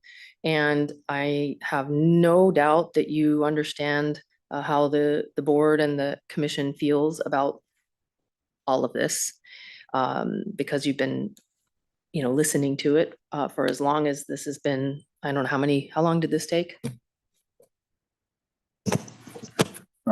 You mean this case? Yes. I would say 6 months at a minimum. Yeah, it's clear the board, I think this is what you're getting at in part, Madam Chair, the board staff, the agents did a lot of work on this. It was, I came in relatively late, but I could tell as a former prosecutor that this was a significant investigation, a lot of hard work, a lot of detail. And that, frankly, as a defense lawyer, that makes for a better discussion about how to best resolve it, right? I know they did their homework. we thought we had a lot to offer in terms of what we thought was the right resolution, and here we are. That was, I apologize. It was 6 months of the negotiations back and forth. I'm talking about the negotiations, Oh, just right. to get to, Right. here you are. That's after the investigation. The investigation was more than a year and this has been at least 6 months. Okay, so again, so just to kind of sum up, everything I've heard today, you know, I could pile on seems to be the word of the day today, or words of the day, because it's important and I understand that. And by my comments, I don't mean to take away from it in any regard, but I also understand what goes into a settlement like this. And, you know, I'm not quite sure what a trial, you know, a proceeding with evidence and everything else presented, if it's rejected, does for the community, does for gaming, does for the industry, does for regulation, or does for you, right? And so I just don't want, when the time is done and Commissioner Silver has asked all her questions and then there's any more follow-up, I don't want my not asking any additional questions to suggest by any means that I find that this isn't serious, because it certainly is. But for those reasons, I don't have anything else. Commissioner Silver? Thank you, Chair. Well, I echo both my colleagues' sentiments. I was gonna ask, you know, whether the host or the director of AML compliance was still with not only Venetian, you know, were they still involved in gaming? And that question's been answered, because I'll just state it is, you know, we do get a very, very small summary of all of the work that the Attorney General, that the board's put into this, and that you've put into this. When I look at, you know, page 18 of the complaint, and I see that, you know, in May of 2019, the director of AML communicates to the casino host that, quote, "We have completed our review of Mr. Boyer, and at this time, we find no information which prevents us from continuing a business relationship with him." But yet recognizes that there was more information needed to establish a source of funds. It, as Member Krolicki would say, it's kind of breathtaking when you look at the fact that he's been playing there since it looks like, I mean, what I read, May of 99 until March of 24, he's playing there. And it's the director of AML compliance, despite he's got a 2011 bankruptcy. He's got, I think it was a 2020, if 2012, I believe, judgment against him from another casino. And when they find inconsistencies about his, you know, synthetic turf grass business, that it only makes like 94,000 or something a year, just kind of shocking that a director of AML compliance, I mean, that is your job. I just, it's shocking, really. So I guess I'm just giving my thoughts as I went through this complaint. Of course, considering what we've seen from other hosts, I guess I'm not shocked that this host knew he was an illegal bookmaker, being that we're seeing that in other casinos too, and they could care less. And, you know, one host from another casino actually turned him on to another customer. So it's, that part's not shocking. I guess the director of your AML compliance is much more shocking to me. And the year's 2019. I mean, it's not that long ago. So I'm glad to hear, I guess, that they're no longer in the industry. But no, we just had, I think it was last month, I believe he was a Resort World's host wanting his gaming license back, you know. So we're still seeing these people. I don't know what we're going to do to make sure. I guess they have to, you know, obviously apply here again, but, you know, we certainly don't want to see these bad actors, so to speak, you know, back into gaming. And we certainly want to send out a message to all the hotels, which I believe we have, and clearly from all that you've done to, you know, taking over as the new operator to all of the things to remedy this situation, not only in compliance with your agreement with the board and the Attorney General, but just on your own. So that part is good. But yeah, it's just shocking, in 2019, and it continues on 2021 with the due diligence, and still he's allowed to play. Even with the new operator, it's like everybody's asleep. What is happening here? So those are just my comments. However, Chair Dreitzer, I appreciate his comments on how they came to their number. That's always good because we never know. I appreciate that. He did that at the last meeting too, because we're like, where did you get that number? What does it mean? 7.2. I do appreciate too the regulatory consistency, that this fine and the conditions are in line with what has been doled out to other violators as well. And I recognize that here the Venetians, has 4 counts in the complaint versus say 10 counts in other casinos complaints. And so I have no problem with this stipulation. I'm in support of it.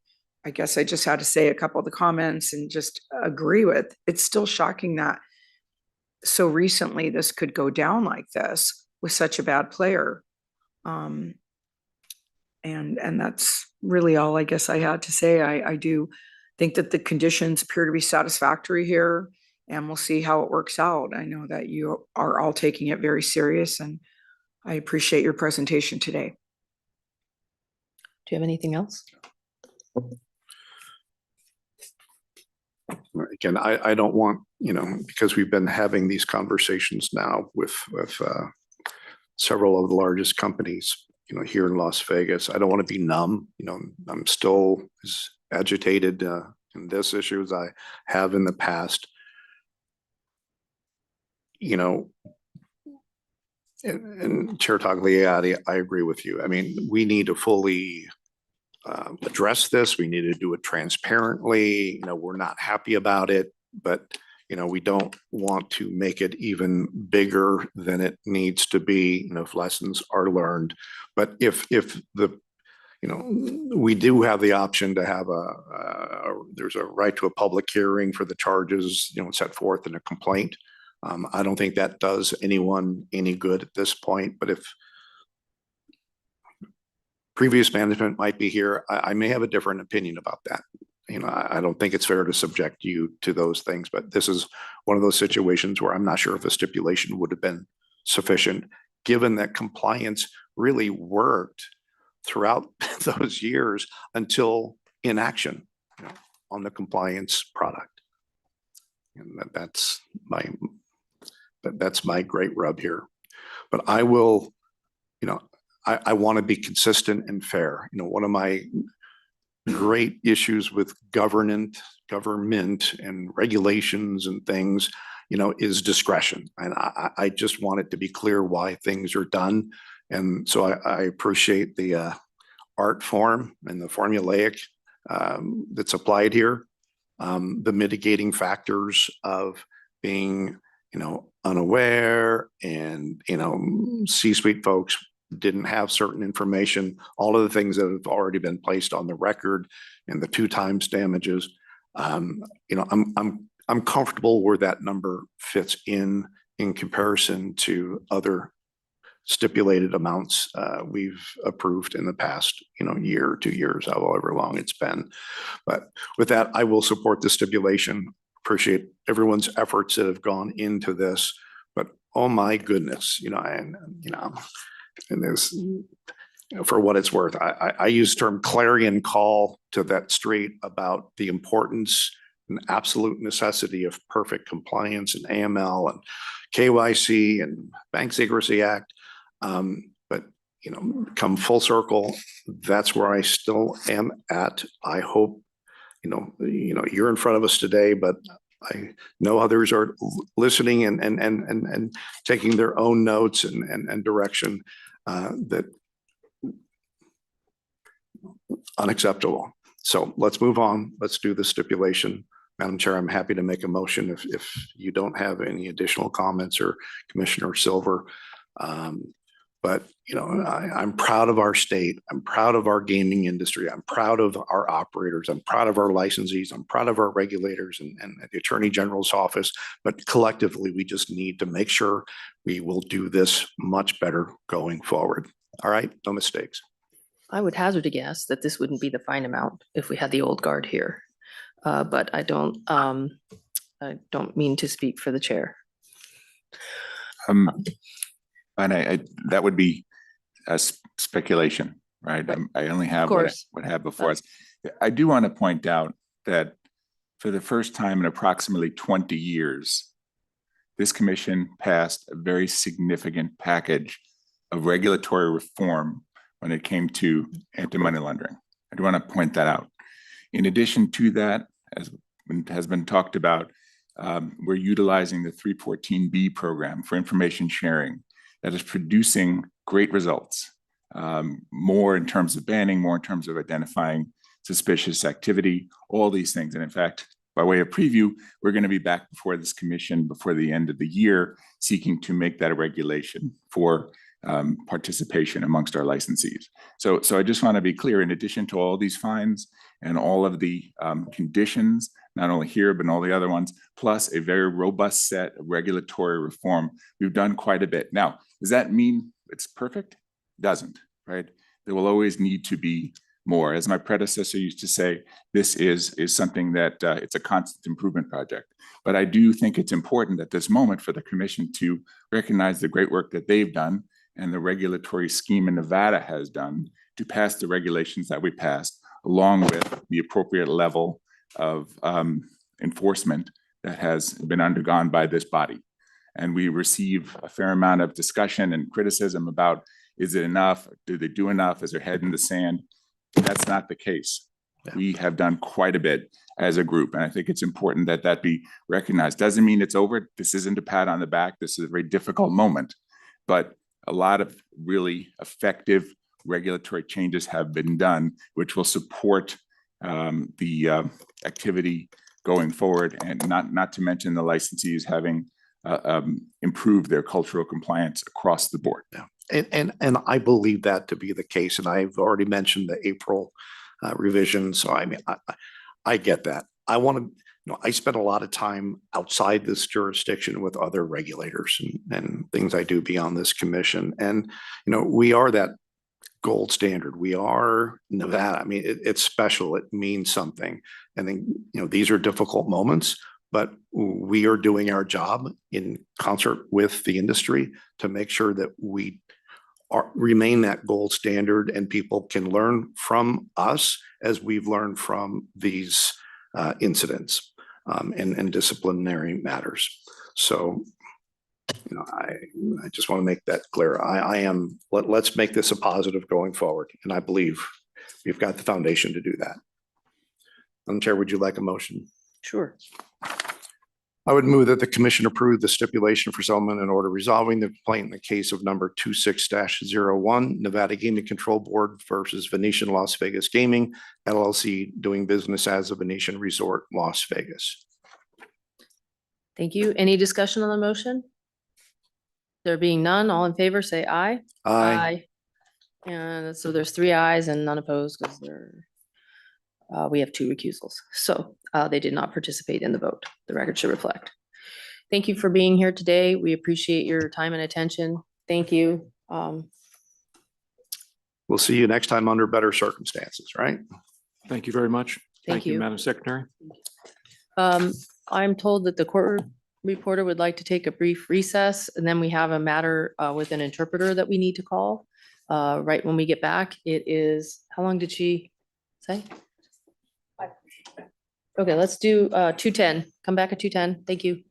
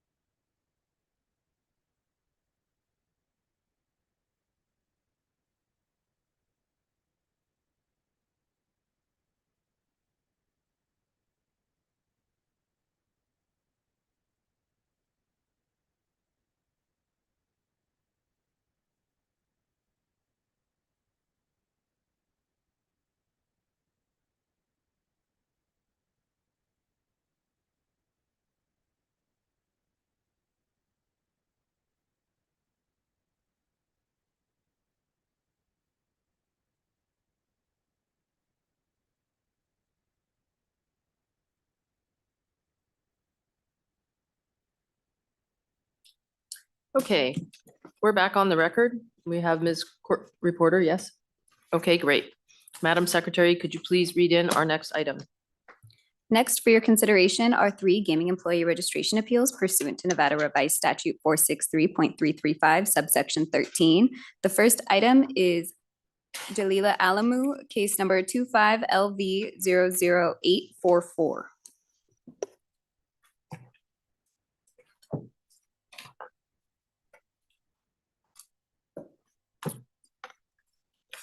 Good afternoon. So you are Galila Alamu? Okay, and is the plan to use the interpreter for every word, or do you understand English but might need supplement, additional help?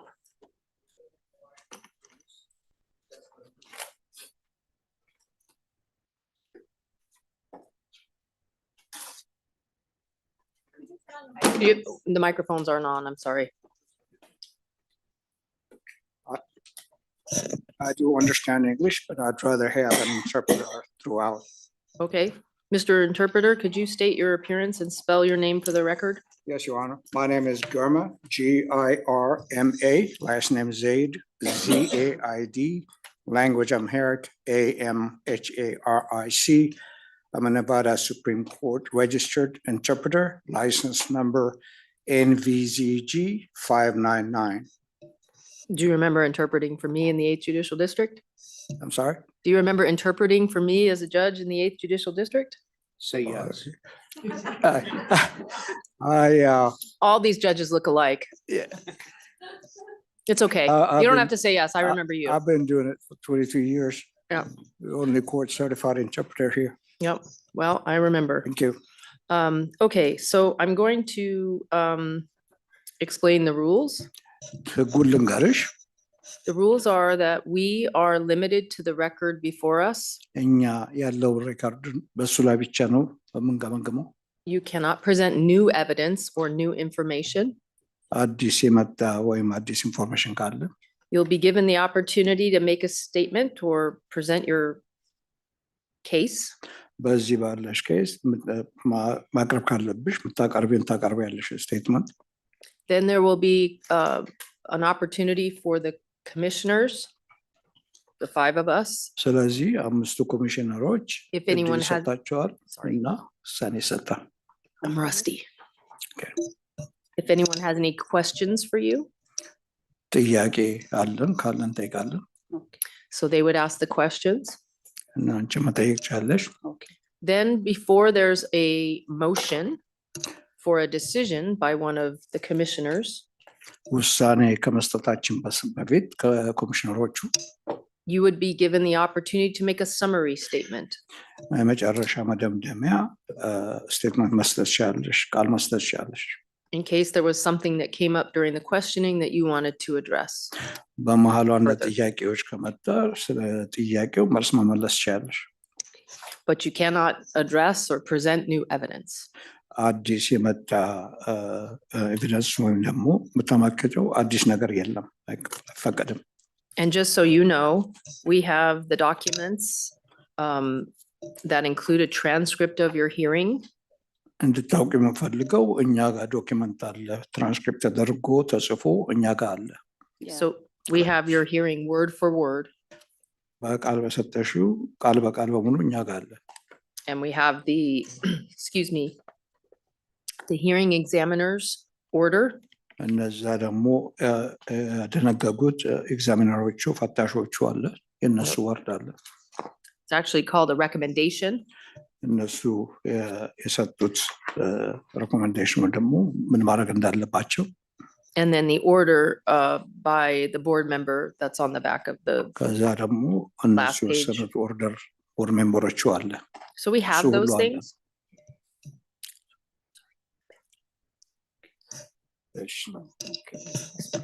And then we also have Go ahead. information about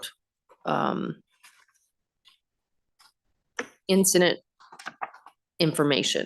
በላዩ ላይ ደግሞ ኢንፎርሜሽን እኛ ጋር አለን። ይሄ የተከሰተው ምን አንቺ ላይ ምን እንዳለ That the investigators had.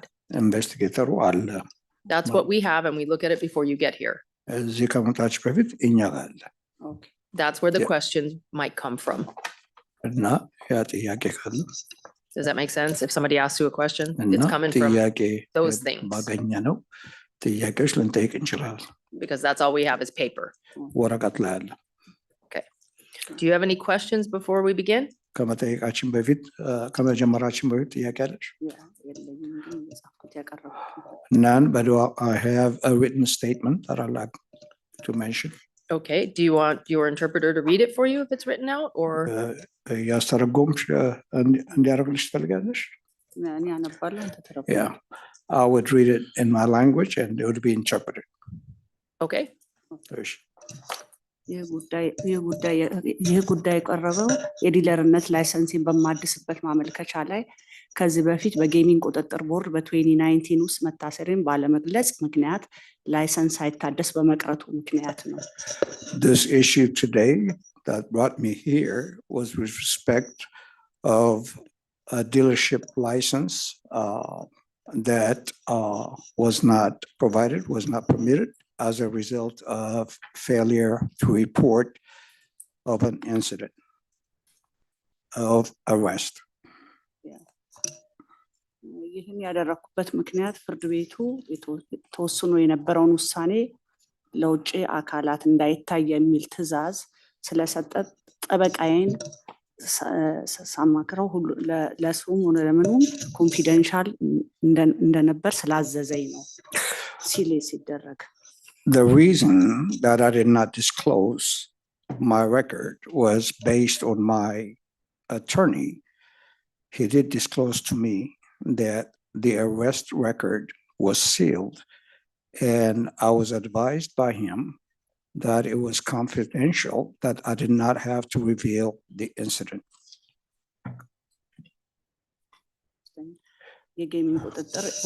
የጌሚንግ ቁጥጥር ቦርድ ዳኛ ይህንን ምክንያት እንዲሰማኝ አድርጎ ተቀብሎት ነበር። ነገር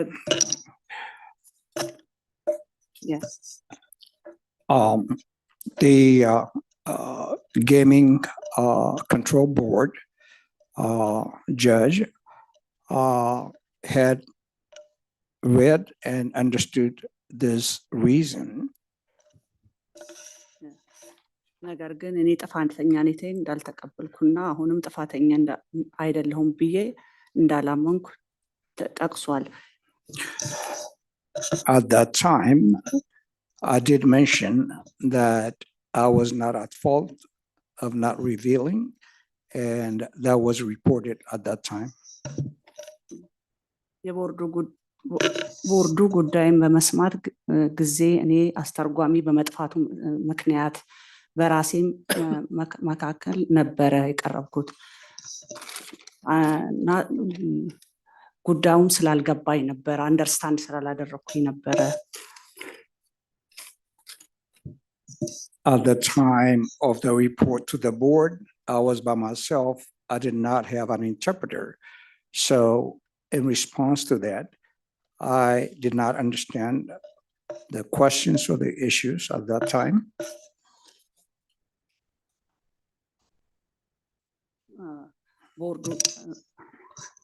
ቦርዱ ላይ የነበሩ ክርክሮች በግልጽ አልገባኝም ነበር።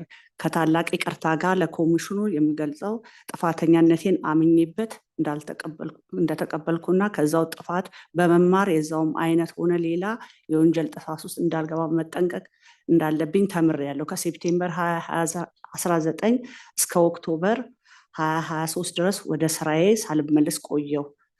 ከኦክቶበር 2023 ጀምሮ እስከ ኦክቶበር 2025 ድረስ ወደ ስራዬ ተመልሼ ምንም አይነት ሳይገባኝ ስራ ቆይቻለሁ።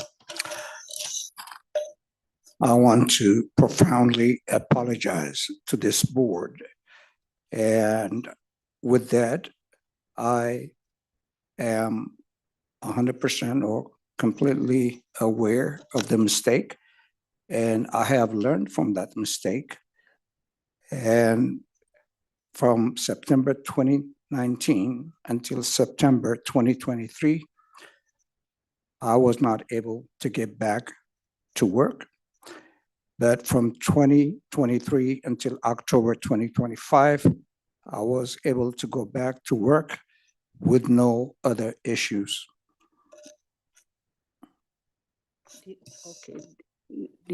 ዲለርነት ብቸኛ መተዳደርነት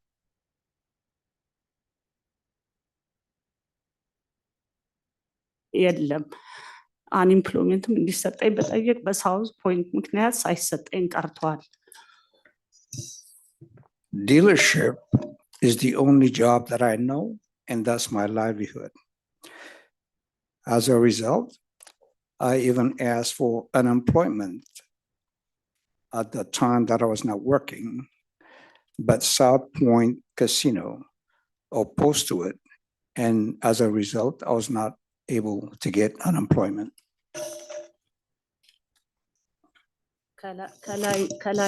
ከላይ እንደገለጽኩት ጥፋተኛነቴን አምኛለሁ። በጣም ተጸጽቼበታለሁ።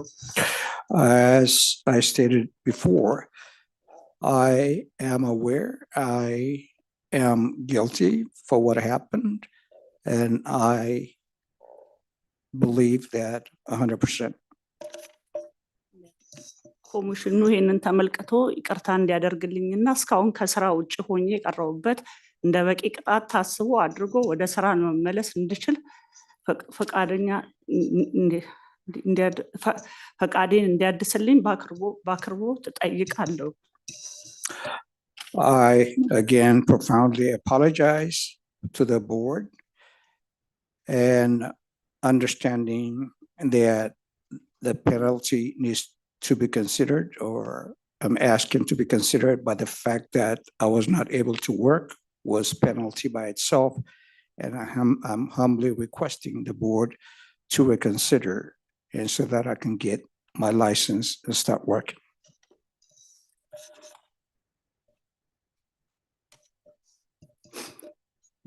ባቀረብኩት ይግባኝ ማመልከቻ ላይ እንደገለጽኩት የቦርድ ውሳኔ በፍርድ ቤት ተፈርዶበት የተዘጋውን ጉዳይ ሲል የተደረገውን እንደገና ከፍቶ ማየት ሁኔታውን ችግሩን ስለፈጠረ የህግ ተቃውሞና ክርክር አቅርቤበታለሁ። አሁን ግን ማጠቃለያ ላይ አቅርቤበታለሁ።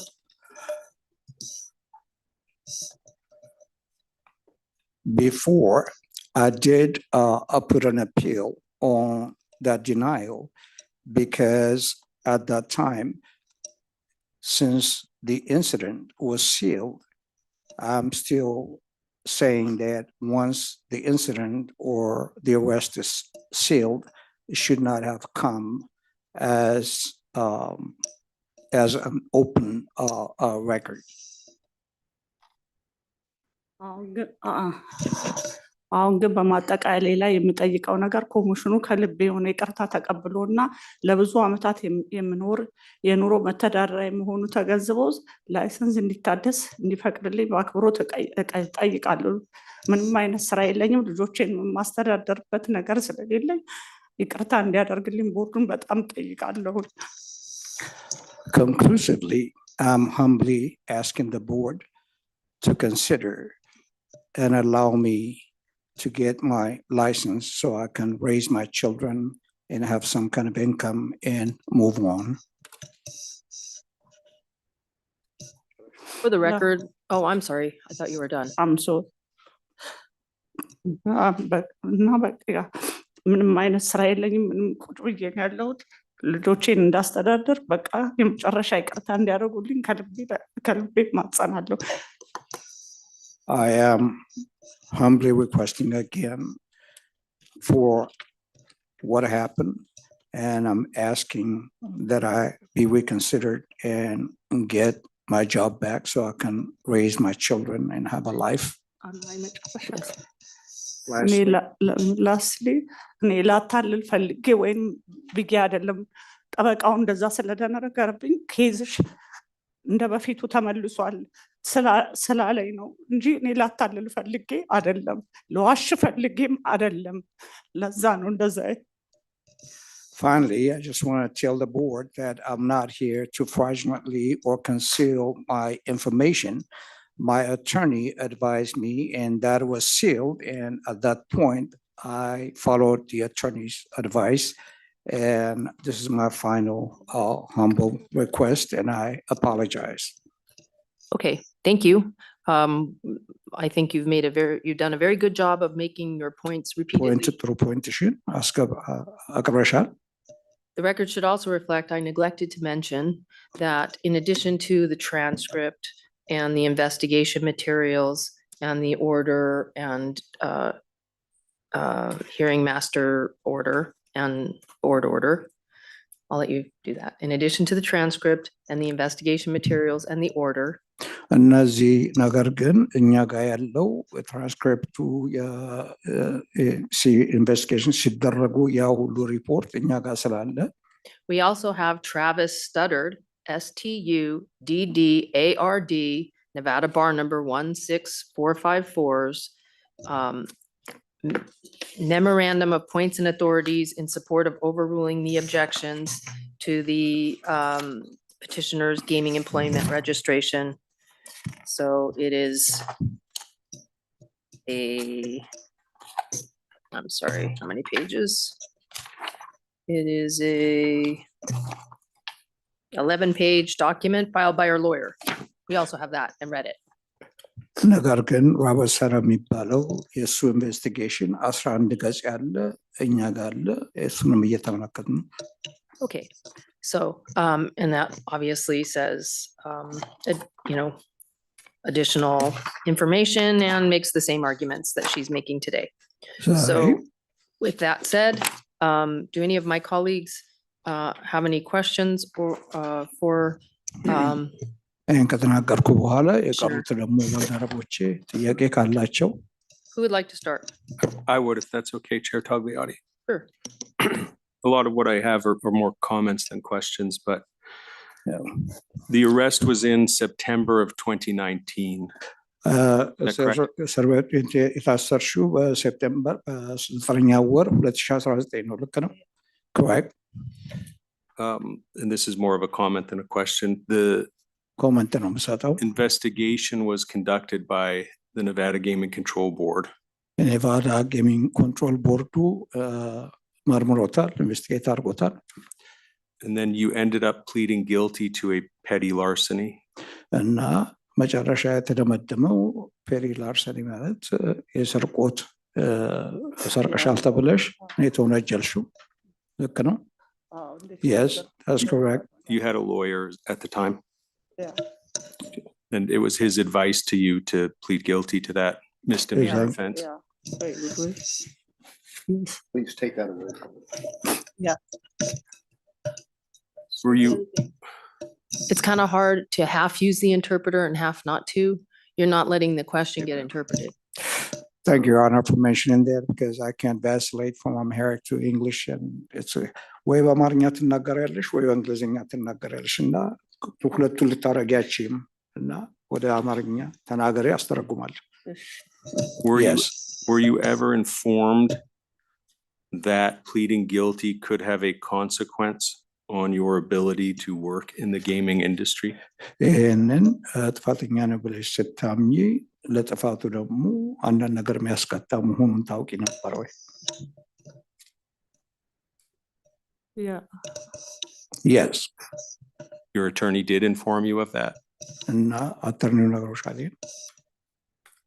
ቅጣት እንደምቀጣ that there are consequences for saying guilty? Yeah, but my specific question is, when you pled guilty, did you know or believe that it would cause you to lose your employee registration card? ስለዚህ የኔ ጥያቄ ምንድን ነው? ጥፋተኛ ነኝ ብለሽ ስታምኚ እሱ የሚያስቀጣ ስራሽንም የሚያሳጣ መሆኑን ታውቂ ነበር ወይ?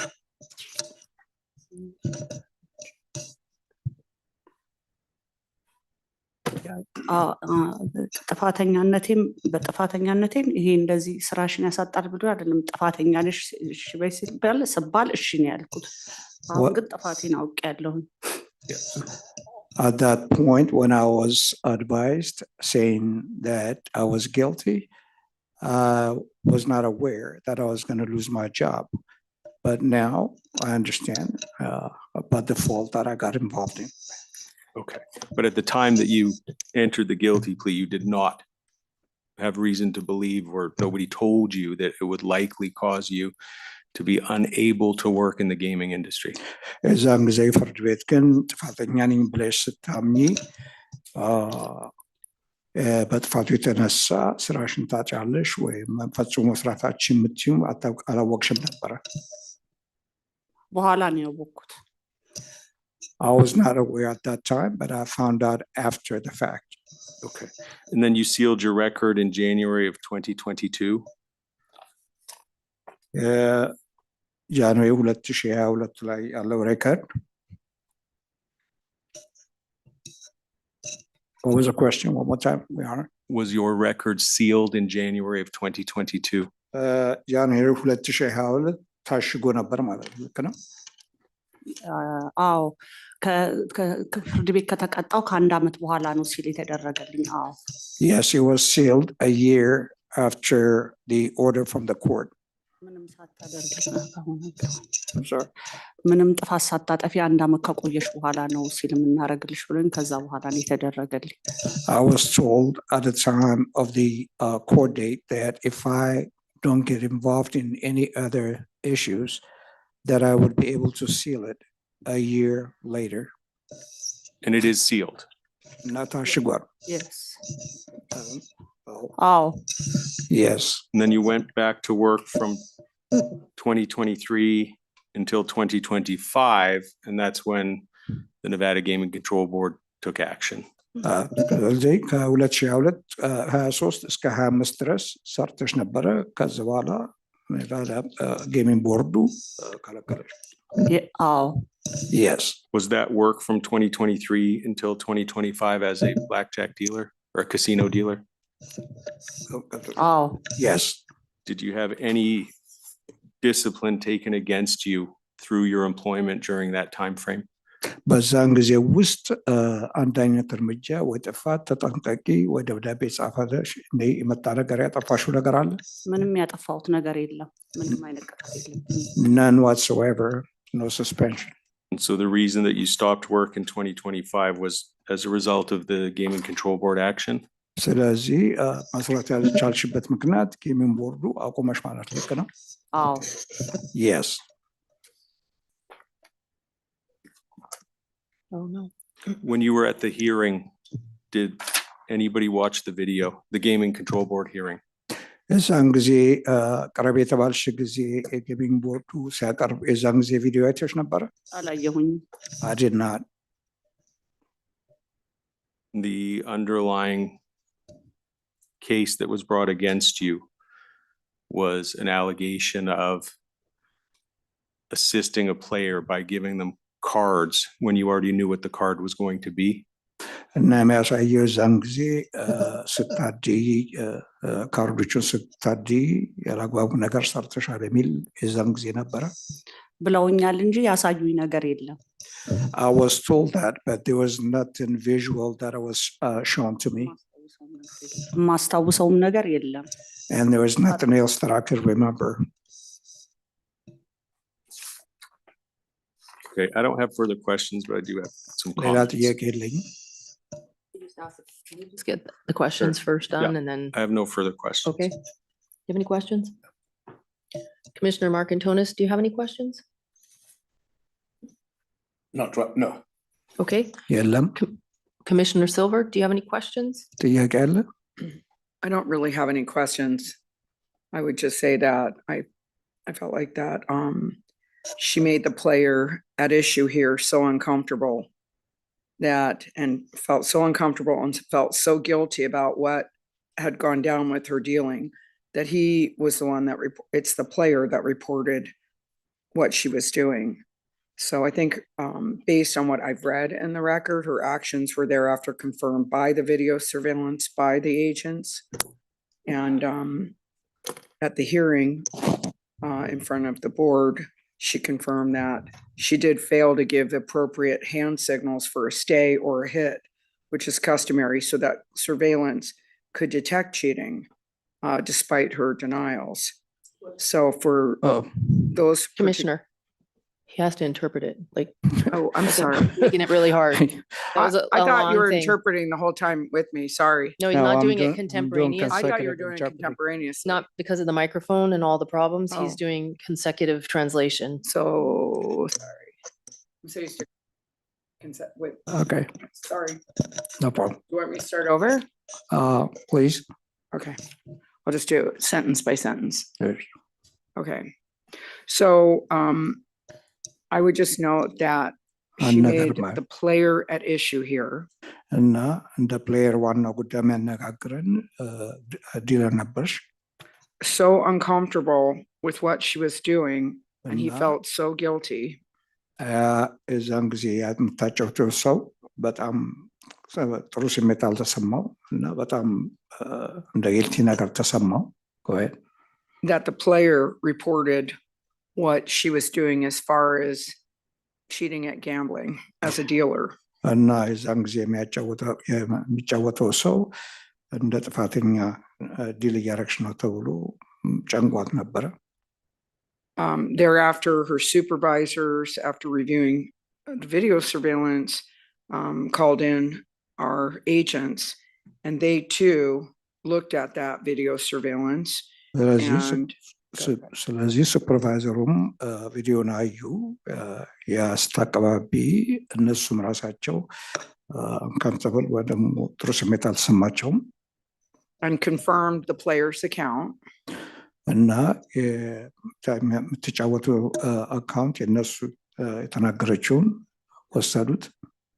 Then at her hearing in front of the board, እና እዚህ ቦርዱ ቃል ሲሰጥ she admitted that she failed to give appropriate hand signals. እና እዛም ጊዜ እጅሽን ምልክት ትክክለኛ ያልሆነ ነገር ነበረ ምልክት የሰጠሽው for a stay or a hit as is customary. ስለዚህ እንደ ደንቡ ወይ ትጫወቻለሽ ወይ ታቆሚያለሽ የሚል ነገር በደንብ አልተሰጠም ነበር። So that surveillance could detect cheating because surveillance doesn't have audio. ስለዚህ ሰርቬይለንሱ ያይና ትክክለኛ ነው አይደለም ብሎ ለመወሰን So for all of those reasons and pursuant to NRS for I'll say the number. እና ይህን ሁሉ ተገምግሞ በዚህ በህጉ መሰረት በኤንአርኤስ under NRS 463.335 subsection 12 እና ኤንአርኤስ ህጉ ነው የሚለው ኤንአርኤስ 463.335 I would sustain the board's objections. እና Sorry, I would sustain the board's እቃወማለሁ decision. የሚለውን እኔም እቃወማለሁ።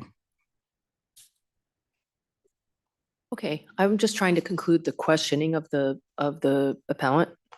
So እና ጥያቄ እንድጠይቅ anyone else have any questions for her before we proceed to ሌላ comments and ጥያቄ possibly a አለ ወይ? motion? እና But ጥያቄ first you would need እንዲጠየቅ to ነው የምፈልገው። summarize. So, Oh, I'm sorry, I have one more. Can I add Okay. to it? Sorry.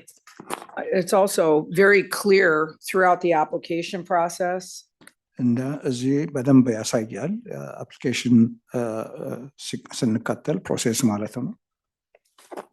it actually asks whether you've had any records of a criminal history involving an event or a conviction. እና እዚህ ላይ ኮሚሽኑ የዚህ የወንጀሉን ነገር በሙሉ ተብተትሮ ገብቷል። Sealed pursuant to Nevada law, I'm sorry. and you answered it no. I'm sorry. You want me to repeat that? Yes, please. Oh, I'm sorry.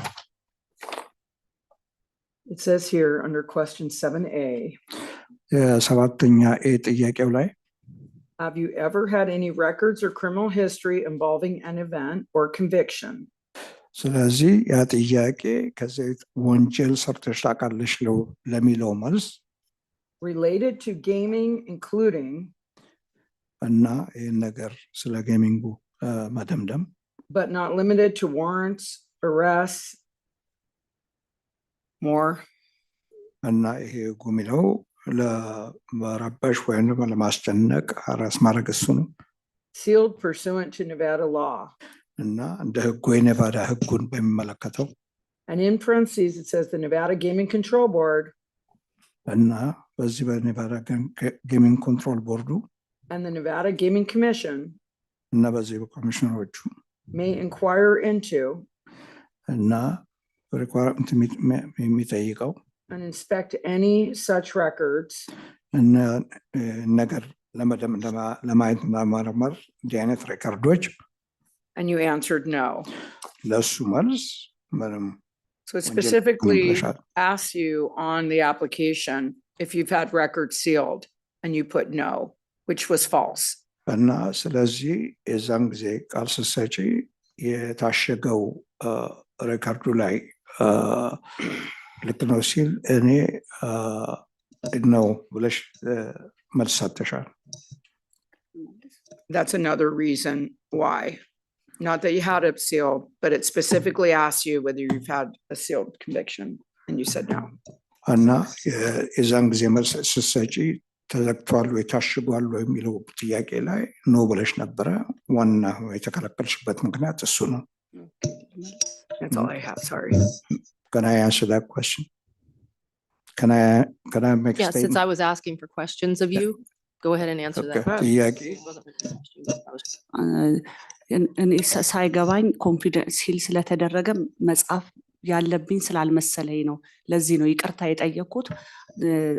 ኢኖሰንት ሚስቴክ ነው እንትን በሀቅ ተሳስቼ ነው እንጂ ላታልል ወይም ልናገር ስራዬን ለማጣት ፈልጌ አይደለም፣ ስላልገባኝ ነው። ለዚህ ነው ይቅርታ የጠየኩት። So earlier, I profoundly apologize with respect to the reason that I said no was I misunderstood it. Was a lack of comprehension with respect to the sealing. I don't have anything further. Does any commissioner have any other questions for her? ጥያቄ አለ ወይ ለሷ? All right. Did you want to have her make her statement and then we could have a motion and have comments throughout the motion? Or do you want to do all the commenting first before the motion so that she can comment on our comments? ጥያቄ ጠብቁና ጥያቄ ጠይቃ የምትጠይቀው መልስ ተሰጥቶ ከና ቃል ሰጣላችሁ ወይስ ቃል ሰጡና ጥያቄ ይጠየቅ አንድ አይነት ውሳኔ ውሰዱ ነው የምትላቸው? Thank you. I have a different view on this, and I'm going to express all of the reasons why and then the countervailing points that I've considered. I'm sorry, one more time. I have a different view of this, and I'm going to explain all of my reasons why, as well as the countervailing points that I have considered. ይሄ ዋናው የእነሱ እንትን የሚያሳዩ ለምንድን ነው እዛ ጋር እንትን የወሰድሽው ቃል የሰጠሽው? So the arrest was in September of 2019. One more time, sir. The arrest was in September of 2019. እስራቱ በሴፕቴምበር 2019 ነበረ? Yes. Not questions at this point. I'm just commenting. ኮመንት ነው። It was investigated by the Nevada Gaming Control Board, which means that the Nevada Gaming Control Board, at least in part, was aware. ስለዚህ ያ የተከሰተውን ኔቫዳ ኮንትሮል ቦርዱ ጌሚንግ ኮንትሮል ቦርዱ መርምሮታል እና ሬከርዱን እናውቀዋለን። No action was taken other than arresting the appellant in terms of በዚህ her. ስርዓቱ ምክንያት ምንም አይነት ውጤታማ አልነበረም። አክሽን የተወሰደበት ነገር የለም። In terms of her gaming registration. እና ጌሚንግ ሬጅስትሬሽኑ ብቻ ነው።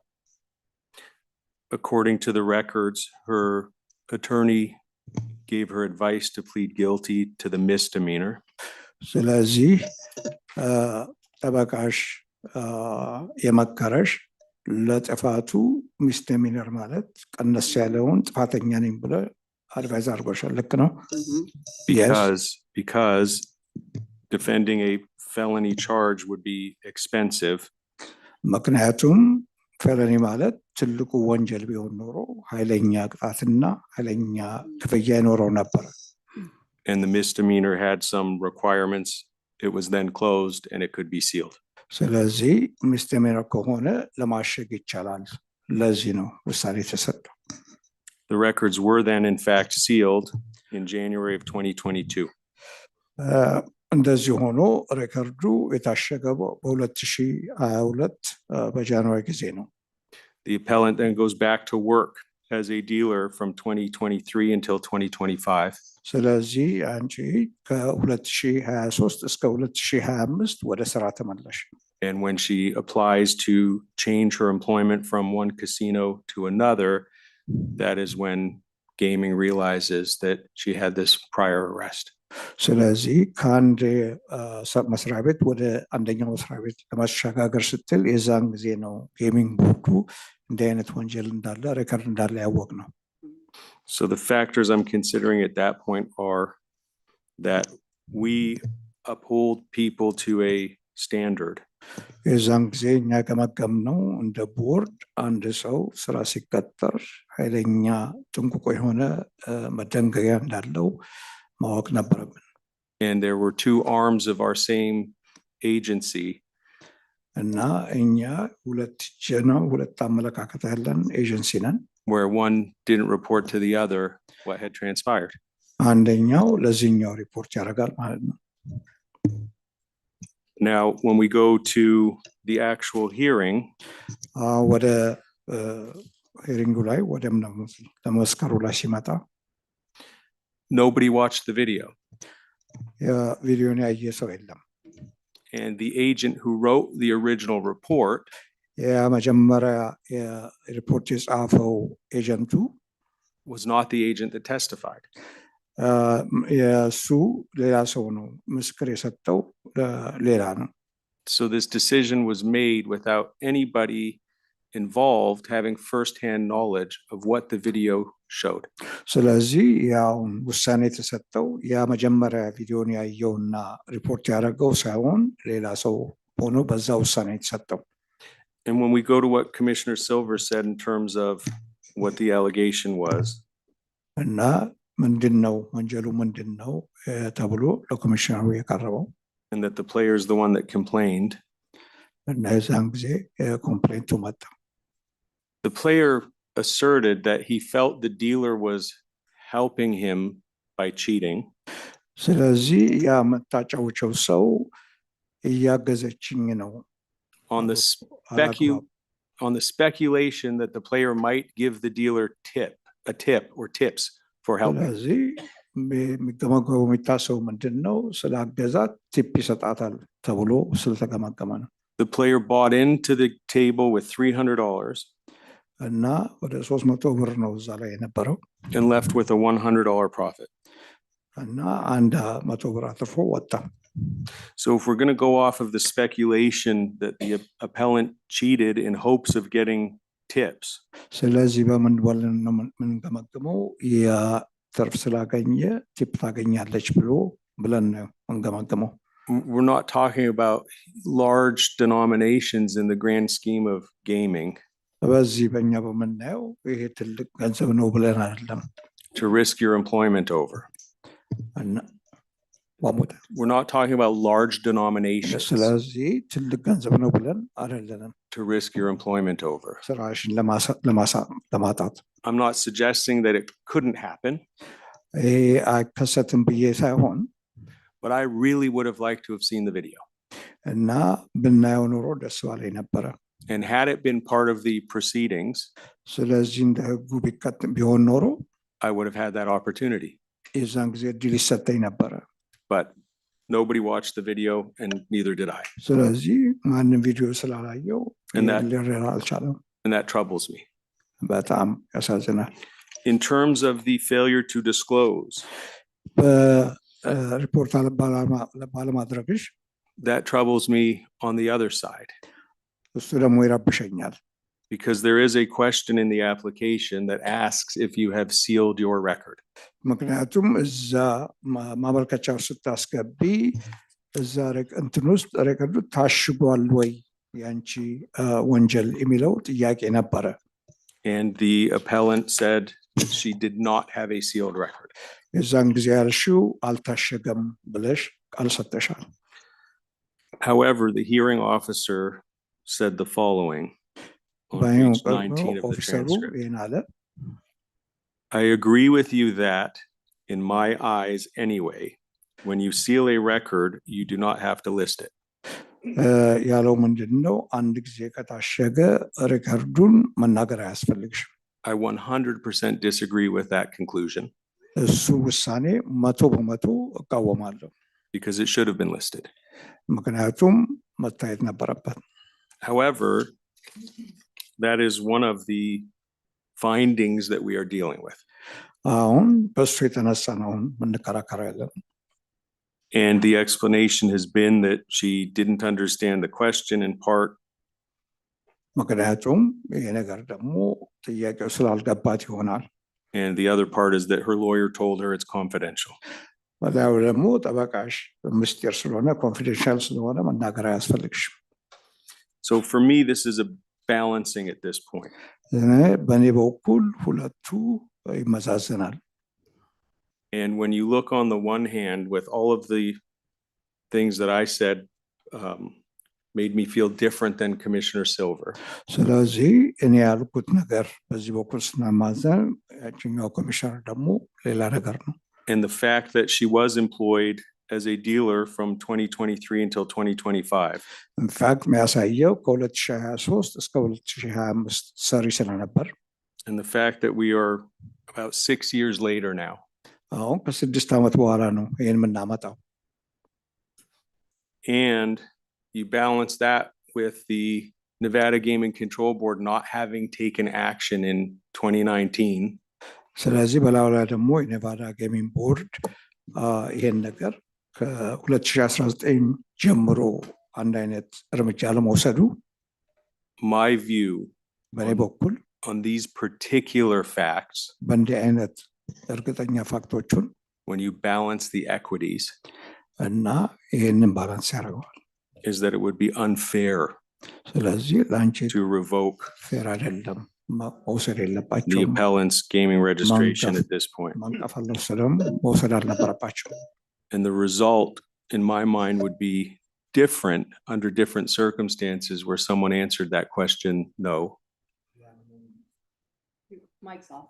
I'm sorry ያንን ባትኖሮ ያንን ውሳኔ ዛሬ ሌላ መልስና ሌላ ውጤታማ ይሆን ነበር። In other words, if that were the only issue before us, that somebody had a sealed record and denied that they had a sealed record, አሁን ዋናው በዛን ጊዜ ቢኖር ኖሮ ያ የታመታሸገ አልታሸገ የሚለው አዎ አይደለም የሚለው ያነ ነበር ዋና የሚወሰነው። my view would be different. እና አስተሳሰቤ አስተያየቴ ሌላ ይሆን ነበር።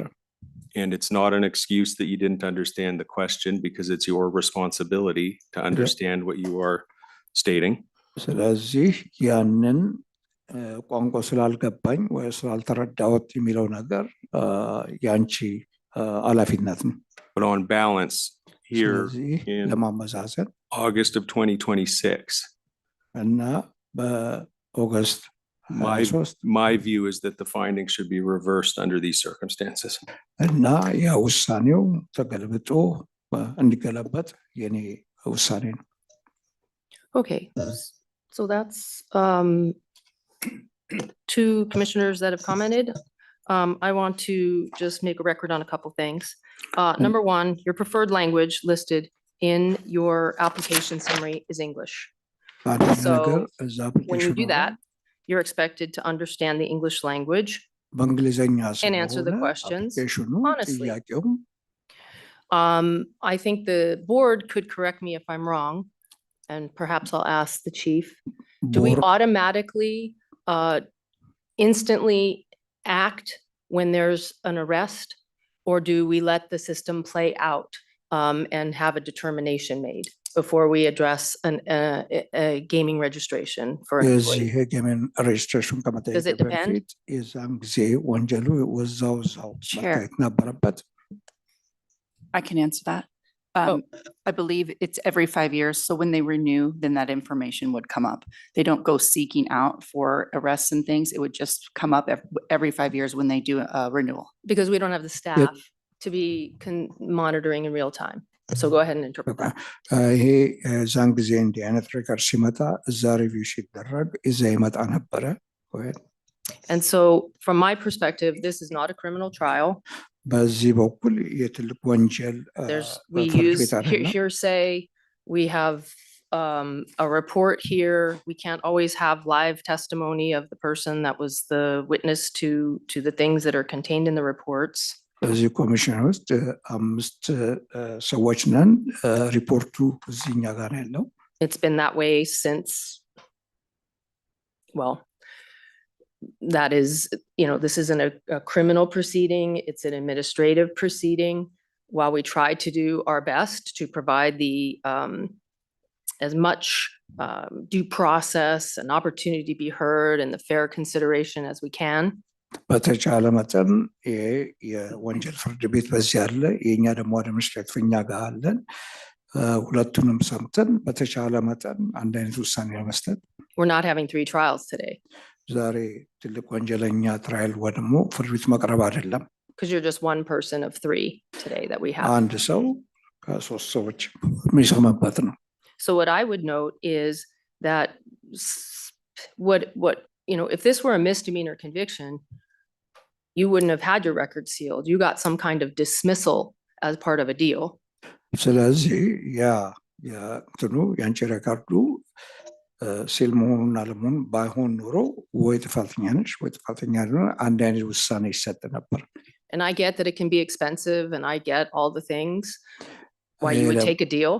እና እንዲህ አይነት ዲል ስትወስጂ አለመውሰዱ በጣም ኃይለኛ የገንዘብ ወጪ ስለሚያስወጣሽ። And I get that it can be, unfortunate when you don't know all the ramifications of taking the deal. ስለዚህ ያንን ዲል ስትወስጂ ምን አይነት ጉዳት እንዳለ አለማወቁ።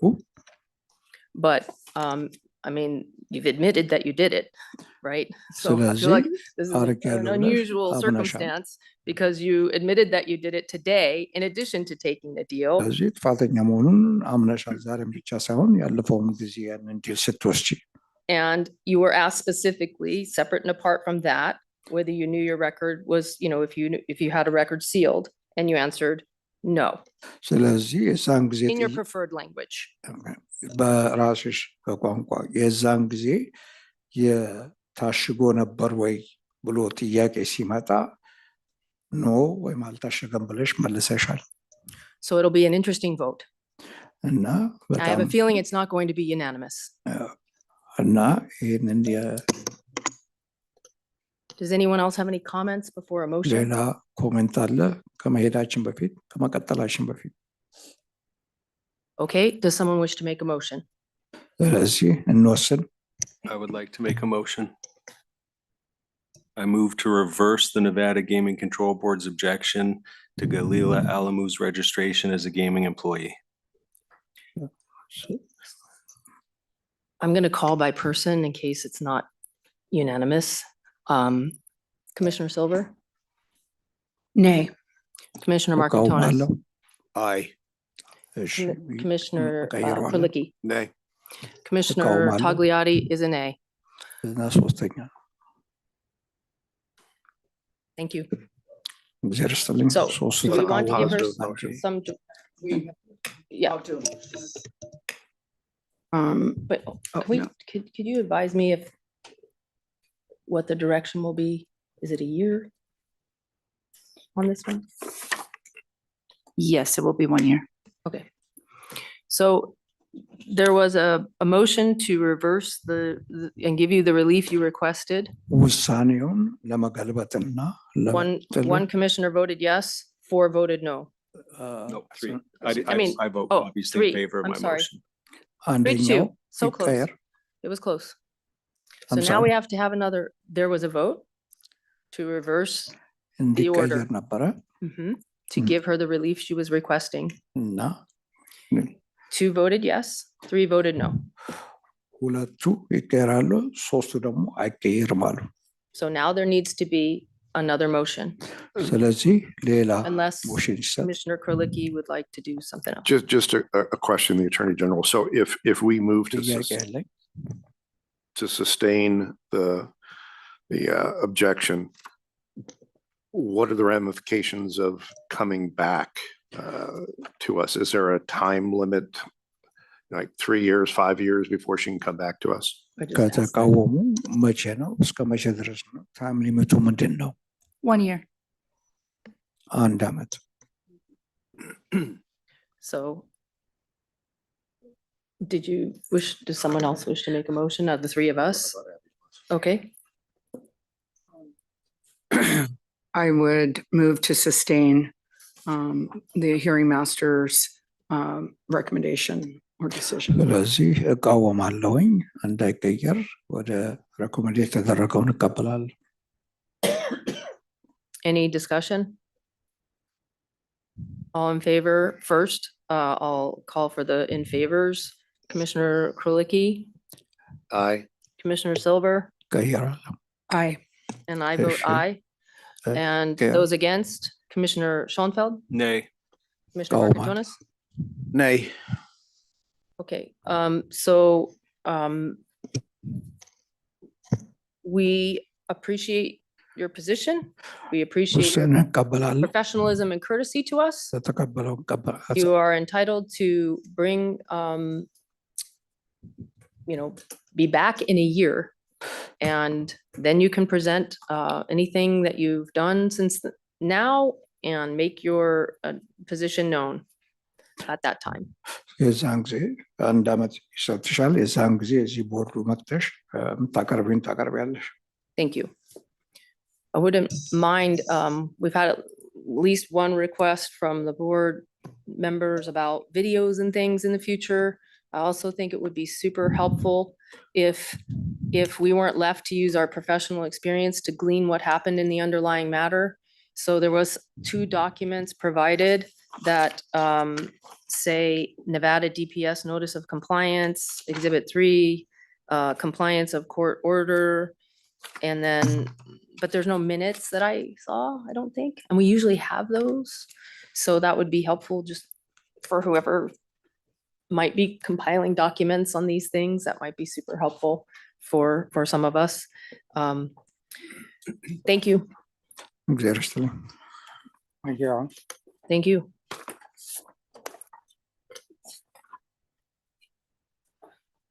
Madam Secretary, if you could please read in our next agenda item. The next gaming employee registration appeal is Jennifer Wright, case number 25LV01158.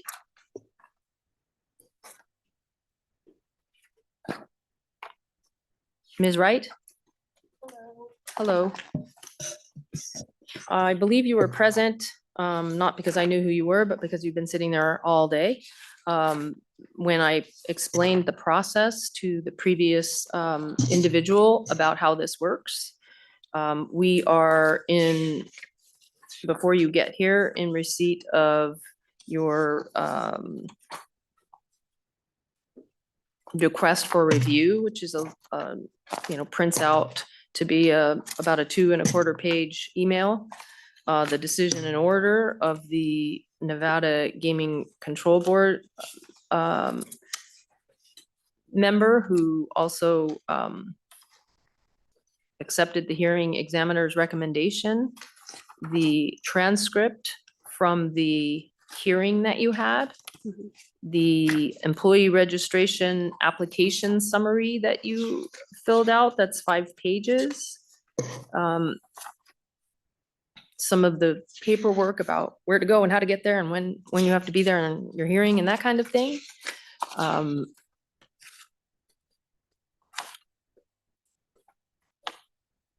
A letter from Nevada Muscle and Nerve, Juan Martinez Moreno, MD.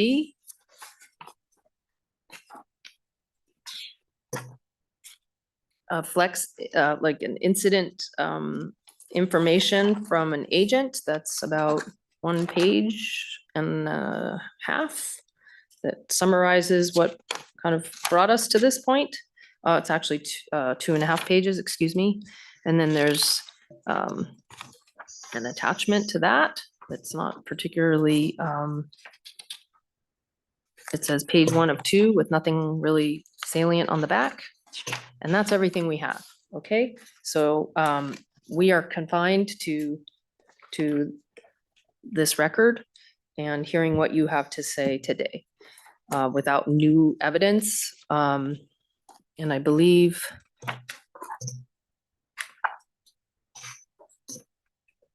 we also have one other communication from you that asked for a hearing at some point. I think that was your first request for a hearing. So we have all of that. Excuse me.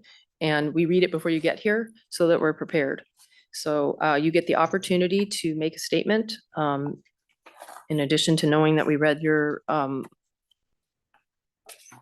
email that says, pursuant to NRS 463-335 subsection 13, which one I'm talking about. So anything you want to say in addition to that, then questions can be asked of you or not. And then there will be an opportunity for you to make any additional comment in light of those questions. And then a motion would get made, or two or more, who knows? Okay, thank you.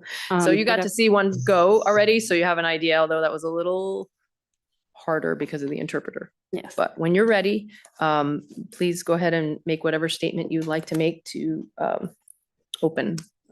Well, good afternoon. Thank you for meeting with me. I'm gonna make it short and simple. I just want to see if I can get my gaming license reinstated. I understand the issue that occurred. I've taken accountability. I have been dealing with this now for we're in 8 months since my gaming license got suspended. Apparently, when the agent did call me, as you can see in the transcript, he couldn't get a hold of me because my number changed. That was before I even applied for my gaming license after I resigned from my previous employer. I understand what was wrong. I take accountability. I don't have no record, no criminal charges, no nothing. It was an honest mistake due to medical condition that I was going through at the time, chemical imbalance with the new medication they had me on. We got that worked out. I've been doing everything proper. We're in a gaming industry. My whole life, all I did was security and dispatch. I apply for jobs. I'm either underqualified or they don't want to take the shot with me. I got turned down from several jobs because I can't get my gaming license. I'm asking for another chance. Thank you. Thank you. At this time, I will start with whoever would like to start with any questions they have from his right. Commissioner Marcantonis, do you have any questions? They're just simple, and thank you for being with us and for sitting through this meeting today. Ms. Ryder, so you mentioned that the underlying conditions you state have been resolved medically. And are you, without getting into too much detail, do you have any more of these mood swings or changes? How do you feel? Tell us. Overall, I am overwhelmed right now of knowing if I'm going to get my gaming license back because it's hard. It's a toll on me. I don't have no one to rely on. My family kicked me out. It's just me. I luckily have someone who's still in my corner as a friend that's helping me till I can get back on my feet, but that's only going to last for so long. I feel I've been so independent since I was 16. I've worked since I was 16 years old. I'm now 34. The last year has been such a struggle on me. I try to stay positive. I try not to let it get to me. I try not to break down. I go to counseling. I'm doing my steps. I'm doing everything I need to do and keeping that little glimpse of hope. And this is my hope. Like, I'm hoping that you guys have a change of heart because I don't know what I'm going to do. I've tried. Well, and as you described, well, it's a change of heart. It's not, I can explain, it's really not about our heart as much as what we have to do, as you heard earlier today, we are protecting the industry that you want to be a part of. Yes. But you're, at least from everything I have read, the transcripts and so on, you're on the right path. The fact that you have an individual in your corner obviously helps. Are you Are you working anywhere right now that is not involved in the gaming at this very minute? No. No. And you are struggling to find employment for that because of the fact of the licensing issue? My gaming license got pulled. I had an opportunity to get into Dottie's. Excuse me, Dottie's? Dottie's, they Which is offered me a- the job. And then I was honest with them. I was like, I'm waiting to see if my gaming license gets reinstated. Right, They said that's a then- licensee though. Mhm. Have you tried it for any other non-gaming establishments? I have. I went and got my food card. I was working in the food industry. I'm either underqualified or too qualified. And then they cut back due to the fact that they had too many staffing. Then it was, oh, it's not working out. I'm like, okay, I've been doing little jobs. I'm doing under the table jobs for babysitting, stuff that I can do. But honestly, all I know is security. I applied for my PILB card. I got denied because I failed the test. I was struggling with the test. I am dyslexic, so it is hard for me to understand when it comes to certain things. And I failed it, took it twice, failed it. I have another appointment. I'm paying out of pocket. Well, the person in my corner is paying out of pocket, and I owe this person my life. Like I owe him so much money. I have to return this to him eventually, but I'm doing it. I'm trying to stay hopeful. I'm doing the things I need to do. Well, thank you for answering my questions. I don't have further questions, Chair. Commissioner Silver, any questions? No, thank you, Chair. Commissioner Krolicki, any questions? No questions, just comments when they're appropriate. Okay, Commissioner Schoenfeld? No questions. Thank you. Okay, so to give, if you want to make your comments, go ahead. Samantha, I know this is terribly uncomfortable. And I believe you are absolutely sincere and contrite in doing all the things you need to do to pull it back together. We're not unsympathetic. We're humans. We hear you. What you don't have is context of these kind of appeals that we see every month. And, you know, you have two strikes. One is you took money. I mean, you're a security guard and you took money out of person. Not a good thing. And then the GER application was incorrect. And that the both substantial deals. We have people come to us years after this to demonstrate their ability to, you know, pull their life back together. I have a job. It's not in gaming, but I've been, you know, this hasn't been a year. It's in September. And so I know these are tough words to hear, but, you know, it's, you know, while you may absolutely be on your way to rehabilitation and pulling your life together and the medication and all the issues that drove you into this dark spot to begin with, you know, may be mitigated, you may be successfully addressing, but I don't have it's not complete in my mind. You know, these things literally can take years. I don't have details of some of them, you know, and it's not my bed. You know, I don't want to have, you know, the medical history and those things. But in the context of these types of appeals, as hard as it is to hear it, this commissioner is not prepared to approve you coming back into the industry, because I think you've still got some demonstrating to do to yourself and to others. I know it's hard to get a job, but, you know, getting a job and taking care of things, you know, those are the things that we would like to hear, I would like to hear in the future. So regrettably, and it breaks my heart, I'm just not prepared to you know, approve you today. When you were a security guard there, did you have a gun? No. Thank goodness. I appreciate the medication situation. I do, but I don't know that, you know, when that was happening and you were not doing well and you're confused and you're having memory problems, that you should be at work as a security guard. But, you know, I'm not going to call your doctor into question. You know, maybe he didn't realize how important that job is to public safety and the safety of patrons and the safety of you, quite frankly. But I think for me, what it comes down to is, you know, we had a lady here who had a much less obvious circumstance with a lot more passage of time. as pointed out by one of my colleagues.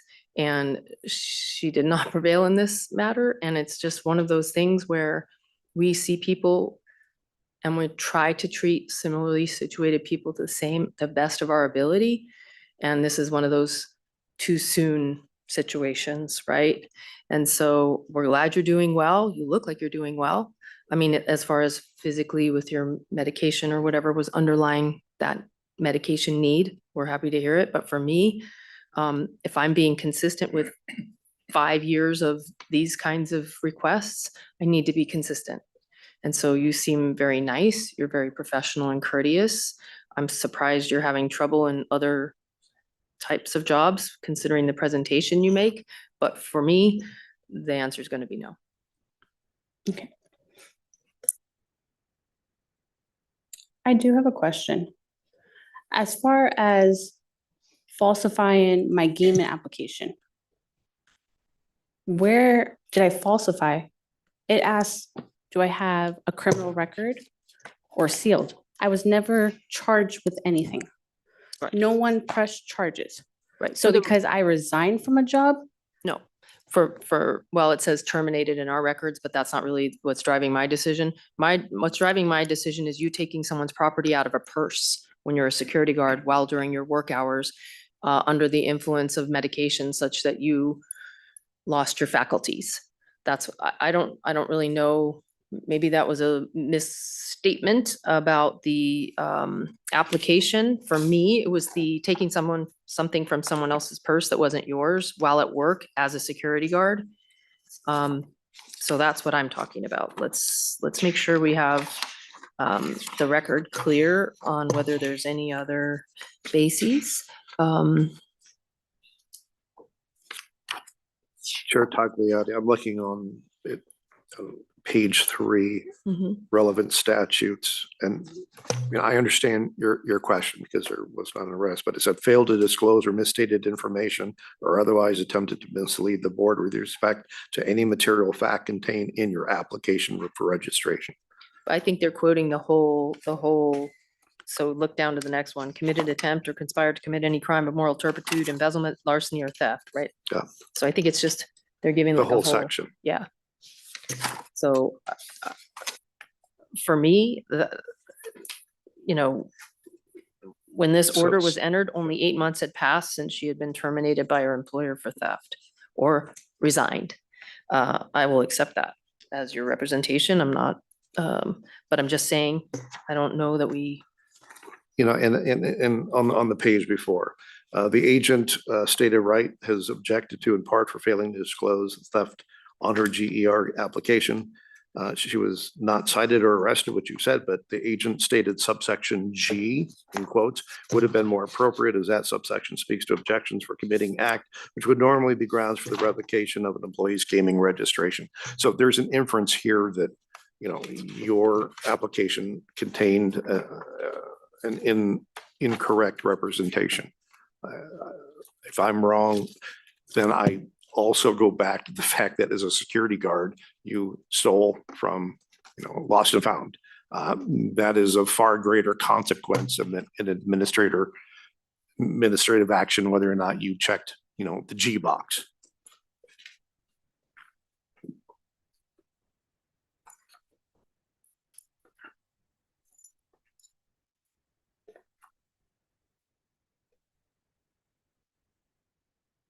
So there's a question on your application.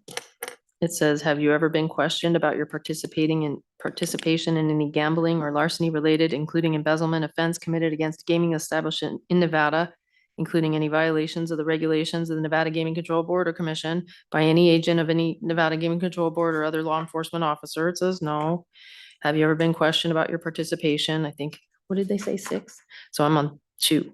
Have you ever been questioned about your participation in any gambling or larceny related, including embezzlement offense committed against any gaming establishment in any jurisdiction outside of Nevada by any law enforcement officer? No.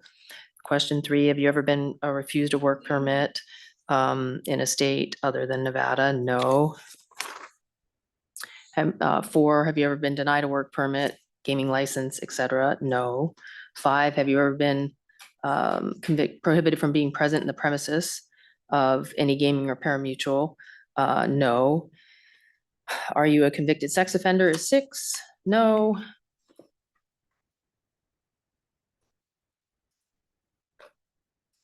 And then he said 7A, is that what he said?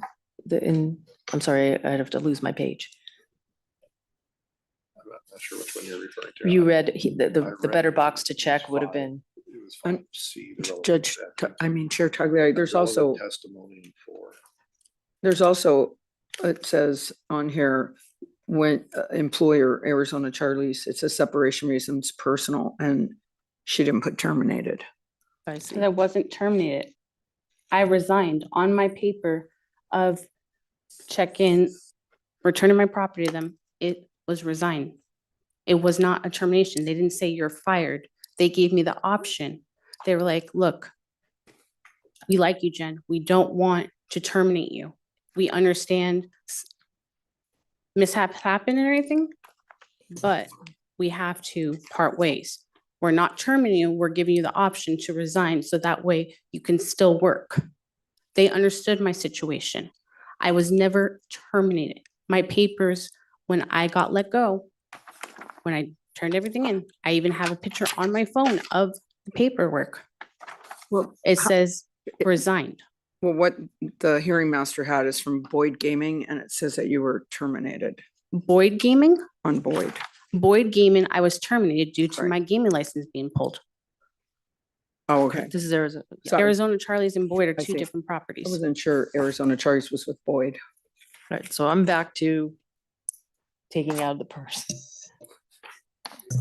I don't need her to check a box, yes or no. For me, that's where I'm at. But I'm just going to presume for the record that you, because I read all those questions and I read your answers, and none of those answers and questions don't match.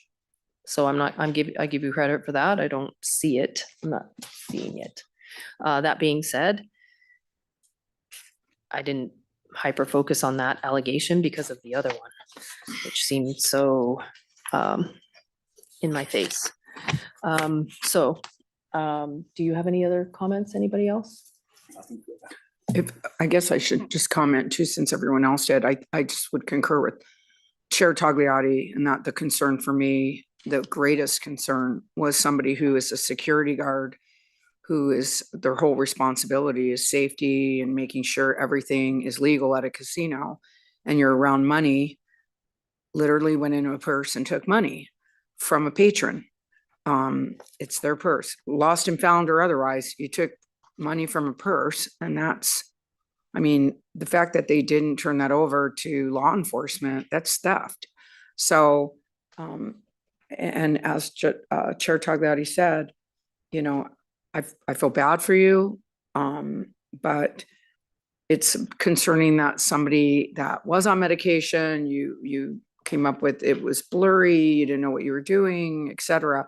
That's very concerning, because the security guard needs to be on there. You know, we've had Route 91 here. You got to be as sharp as a tack, and certainly not somebody who's going to take from a patron. So those were more concerning than anything on the application. I understand, and like I said, I do apologize. All right, do you have anything else you want to say before we have somebody's going to make a motion one way or another, and then you saw how, it's like watching sausage get made, really? No. Okay. Does someone have a motion to make? I guess I'll make the motion to sustain the hearing master's recommendations and decision. Right, the motion is to sustain the hearing officer's recommendation. Any further discussion on that? All in favor, say aye. Aye. Aye. All right, it's, I'm sorry, it's unanimous. It's a time thing. Let some, when you've put some time between you and the situation, I think you're going to be in a much better space for getting the relief that you request. So, and if you have any questions about when you can apply, you can email Ms. Rupert. Thank you.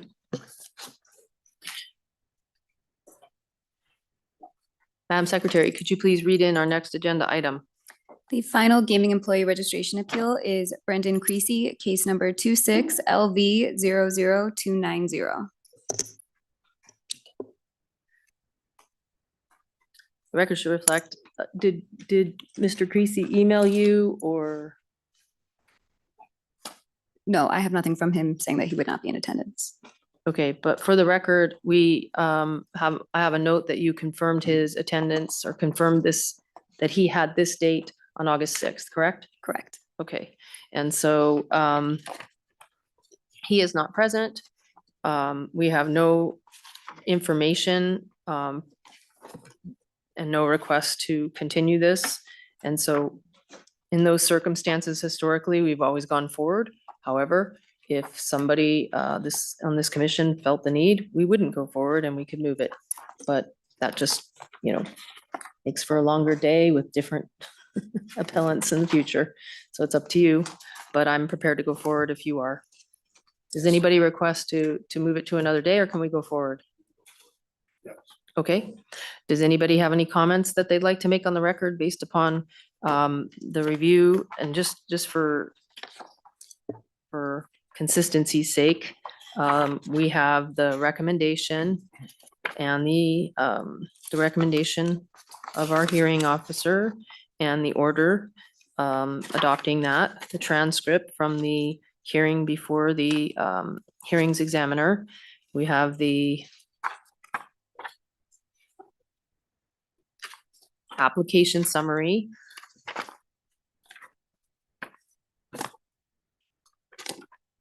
We have the letter dated May 4th, 2026 from Caesars Entertainment. We have his hearing request. We have our incident report. We have the Henderson Police Department report, which is more than one of those reports. Two of them actually, and we have some minutes, which I was saying before were helpful from the Henderson Justice Court. We have some records from the Las Vegas Metropolitan Police Department on a vehicle recovery and a victim impact notice and a victim guide. So that's the entirety of the record, unless I missed something. Chair, if I may, he was here, I believe, just going by the photograph I saw he left before the first. A long time. Just letting you know. Okay, so Commissioner Marcantonis recognized because we get a photo of the applicant / appellant in our application summary. And so Commissioner Marcantonis believes that he saw a gentleman matching the appearance on page 1 of 6 of your application summary, and he may have left before the first case. I'm sorry, I don't recall, but I have no reason to question that. I still think we should proceed. Yes. It's not like he said, hey, I really have to go. I have a family emergency. Could you tell them? If he left, he left. So I'm good with going forward. Does anyone have a motion or want to talk about it first? I'll make a motion. Okay, Chair, I would recommend to sustain the hearing master's recommendation and decision. okay. Any discussion on the motion? No. All in favor, say aye. Aye. Aye. And there are none opposed. Thank you. Madam Secretary, could you please read in our next item? Okay, I'm so sorry. You Like 5 minutes, I'm so sorry. almost got there. We're gonna take a 5-minute break for, no, 5-minute comfort. It's 3:29.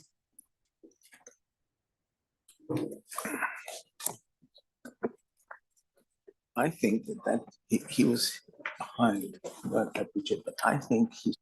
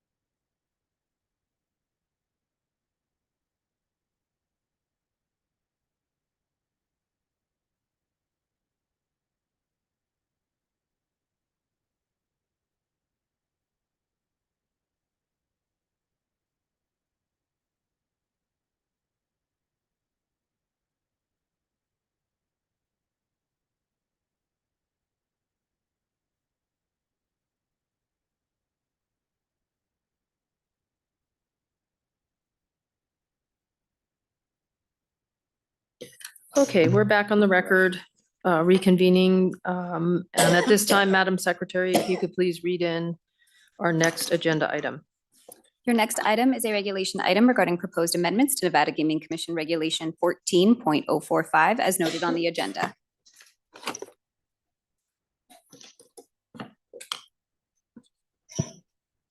Good afternoon, Chair Tagliati, Commissioners Korlicki, Markatonis, Silver, and Schoenfeld. For the record, my name is Jeremy Eberwein, Chief of the Technology Division of the Nevada Gaming Control Board. Unfortunately, Dag Soms had to step out, so I am here in his place. I have the affirmative presentation that I presented to the board back in July that talks about the background, how these prizes work, the history of regulation, and the points of consideration for the regulation change. However, let me know if you'd rather just jump to questions or if you'd like me to go forward with that presentation. Does anyone have any reason why we couldn't move to questions? Okay, we're going to ask you questions. Sounds great. Does anyone have a question? We're not asking you questions. Even better. We do have representatives from AGM here, and I believe they do have some words of support for this change as well. Madam Chair, if I can ask the chief just a quick question, progression rates are not something I specialize in. That's your world and the technology and Chair Dreitzer's world. 0.1 to 0.0 or 0.4 to 0.0. Who are we talking about? I mean, how big how much of the technology out there progressives, are at those different levels? How many are we touching, like megabucks and things? I mean, I have no idea what their progression rate is, but just give me a sense of the size of that 0.3 gap. It's hard to say since we don't allow anything below 0.4. We haven't had a lot of discussions about it beforehand. But realistically, for the people that are right at that 0.4 threshold, it's not too many. Most of them are above it. But one of the points that I brought up previously was that, in most of those cases, we're talking about a single prize, something very simple like megabucks when you walk into the casino. It's one game, one prize. It's a very simple concept. Anymore, you can see games out there that have 2, 4, even 9 progressive levels. Some of them might be wide area progressive. Some of them might be a mix of wide area and local. And it's really when you kind of factor in all those things that, maybe the individual increment rate is low, like 0.1%. But when you look at all 9 of them together, that's now say closer to 4% or something like that. Yeah, and there's got to be there's a market aspect to this too. If I'm a customer patron, I look at whatever that number. I don't know if I look at the progressive rate. I look at why am I sitting here? What's at stake? This goes back. So I'm stepping back, and maybe there's more of a conclusion type comment. But the technology space in Nevada has been, it's frustrating to many of the developers. I understand that. Part of the reason you're here and certainly Chair Dreitzer, Nevada needs to maintain that cutting edge. Again, the gold standard stuff's not, I don't want to overuse that term, but if developers and technology gaming companies are going to other jurisdictions in that gap because our standard's too high, that's not a good thing as long as we're protecting the patrons. So if this is about normalizing Nevada and helping us have that competitive regulatory edge that people are not, they're not going to New Jersey or Missouri first. They're not shying away from here. That's important, and that's a fine reason for us to adopt this change. So I'll shush, but that's how I approached this item today. Yeah, and that is also one of the points that we had, is that it does bring us into line with jurisdictions that don't have a minimum at all, and make sure that we don't regulate ourselves out of competition. Thank you. Does anybody wish to be heard? I'm going to go with yes, since you looked devastated when I took the break. Yeah, can we take a comfort break, please? Sorry about that. Good afternoon, Chair Tagliati, members of the commission, Madam Secretary. For the record, Darren Dorsey. I am the president and CEO of the Association of Gaming Equipment Manufacturers. AGEM is what that acronym stands for. That is the trade association for all of the global gaming suppliers that we are referencing here, the people that develop those products that you were referring to, Commissioner Kulicki. I would add here real briefly is also Mr. Reeser as counsel. Go ahead, Dan. Dan Reeser with Fenimore, counsel to AGEM. I am here for historical background to the extent you need it. We would just simply like to add from AGEM's perspective and what the chief talked about is, I know that your question was talking about developers going other places, and I think the chief referred to it as that's where the marketplace already is. This is merely trying to bring Nevada in conformance with that, where the market is already at now in other jurisdictions. But you mentioned something about a cost. The reason that is because sometimes all of our companies create products, develop products, have them certified, deployed, and commercialized in every regulated gaming market around the world, around the country, you name it. The interesting thing from a cost perspective is that Nevada, you might have a game or software that is not in alignment with your development cycle and release cycle. And so you've got other lines of software or code or that's constantly working through this back and forth with the technology division. This allows to streamline or make that more efficient. So when you develop a new product, you can put it in all of your jurisdictions at the same time and have a commercial strategy around it. I would also merely say is we're here also today to also support what the chief talks about, because with Chief Eberwein, what Chair Dreitzer, I see Member Assad and Member Sindall, this has been just an outcropping of a communication from the technology division to AGEM. Hey, we're looking for regulations or items that we can become more efficient. And I know the chair has said we want to regulate at the speed of business. This is one of those things. This came out of a conversation amongst a couple of AGEM members with the chief. And rather than them filing a petition and going through that process, we really applaud what the chief has said here. Let's get this on. Let's bring this forward. And we're here to sit there and say that not only we support this, but all of those ongoing efforts. And it's been really appreciated at the board level, at the technology division level. And we're just here to echo that. And we appreciate the consideration of the commission on any of these things that we try to bring forward in the months and years to come. And we applaud what the chief is doing. And also, more importantly, Mr. Reeser is probably the person that wrote all of the regulations back when they started and the next time and whatever else. But we were here just in case any of you had questions about why this rate today, why it was this way in 2000, why the change happened in 2013, and where things are today. But I'm not going to say a word unless till I'm spoken to.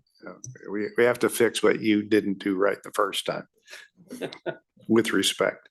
Now, if we're an impediment to business and normity and consistency throughout an industry, that's exactly the directions we have. That's the technology summit we had, 3 years ago, whenever that was. And it's in that space. So I'm delighted we can work regulate at the speed of business. Is that your term? That's a nice one if it is. I don't take credit for that, but it's a good term. And Chief Eberwein, but the only thing I mean, this is regulation doing a fine job. Again, the patrons, the customers are being protected, and none of that's changed. We're just getting up to speed. This is to modernize with the technology as it exists today. This number was never a controversy. It was codified because the two people that came into the market with the first product had this increment built into their machines. And so the 0.4 equals basically $250 worth of wagering when you're incrementing by amount wagered.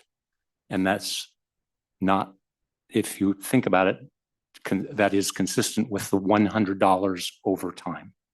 So it is not a controversial consumer protection issue in my view. Any other questions or comments? All right, does one of my colleagues have a motion?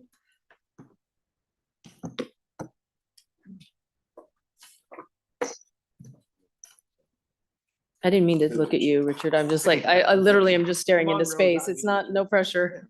I'm ready now. Okay, My only comment is I'm sorry we didn't go straight through. Sorry. Okay, so I didn't know how it was going to go. I do have a motion. I move to adopt the proposed amendments to NGC regulations 14.045 as presented in the Nevada Gaming Control Board recommended draft dated June 8, 2026 to become effective upon adoption. Thank you. Any discussion on the motion? There being none, all in favor, say aye. Aye. And there are none opposed. Thank you for your patience. Thank you. Thanks. Madam Secretary, I think that brings us, let's see, 2 administrative reports. So we'll start with Chair Dreitzer. Thank you very much, Chair Togliatti. The 2026 September Gaming Control Board meeting will be a one-day meeting to be held in Carson City, Nevada on Wednesday, September 2nd, with an expected 6 non-restricted agenda items beginning at 9 a.m. The restricted agenda will begin at 1 p.m. with an anticipated 14 agenda items. That concludes our report. Thank you. Thank you. Madam Secretary, if we could now close, oh, I'm sorry, our Attorney General. Do you have, you never have anything? I don't. Thank you, though. I'm still waiting for the time where you have something. Will you just once before I? Okay, no promises. Madam Secretary, if we could close with our last agenda item, public comments. This item is placed on the agenda to give the public an opportunity to comment on gaming-related matters. I will first go to Carson City. Is there anyone present in Carson City wishing to make public comment? If so, step forward to the podium. There was nobody there. And there has been nobody there all day. So I will now make a record that here in Las Vegas, no one has stepped forward to make public comment. So that will close our public comment section. This concludes the Nevada Gaming Commission meeting for the month of August. We are adjourned.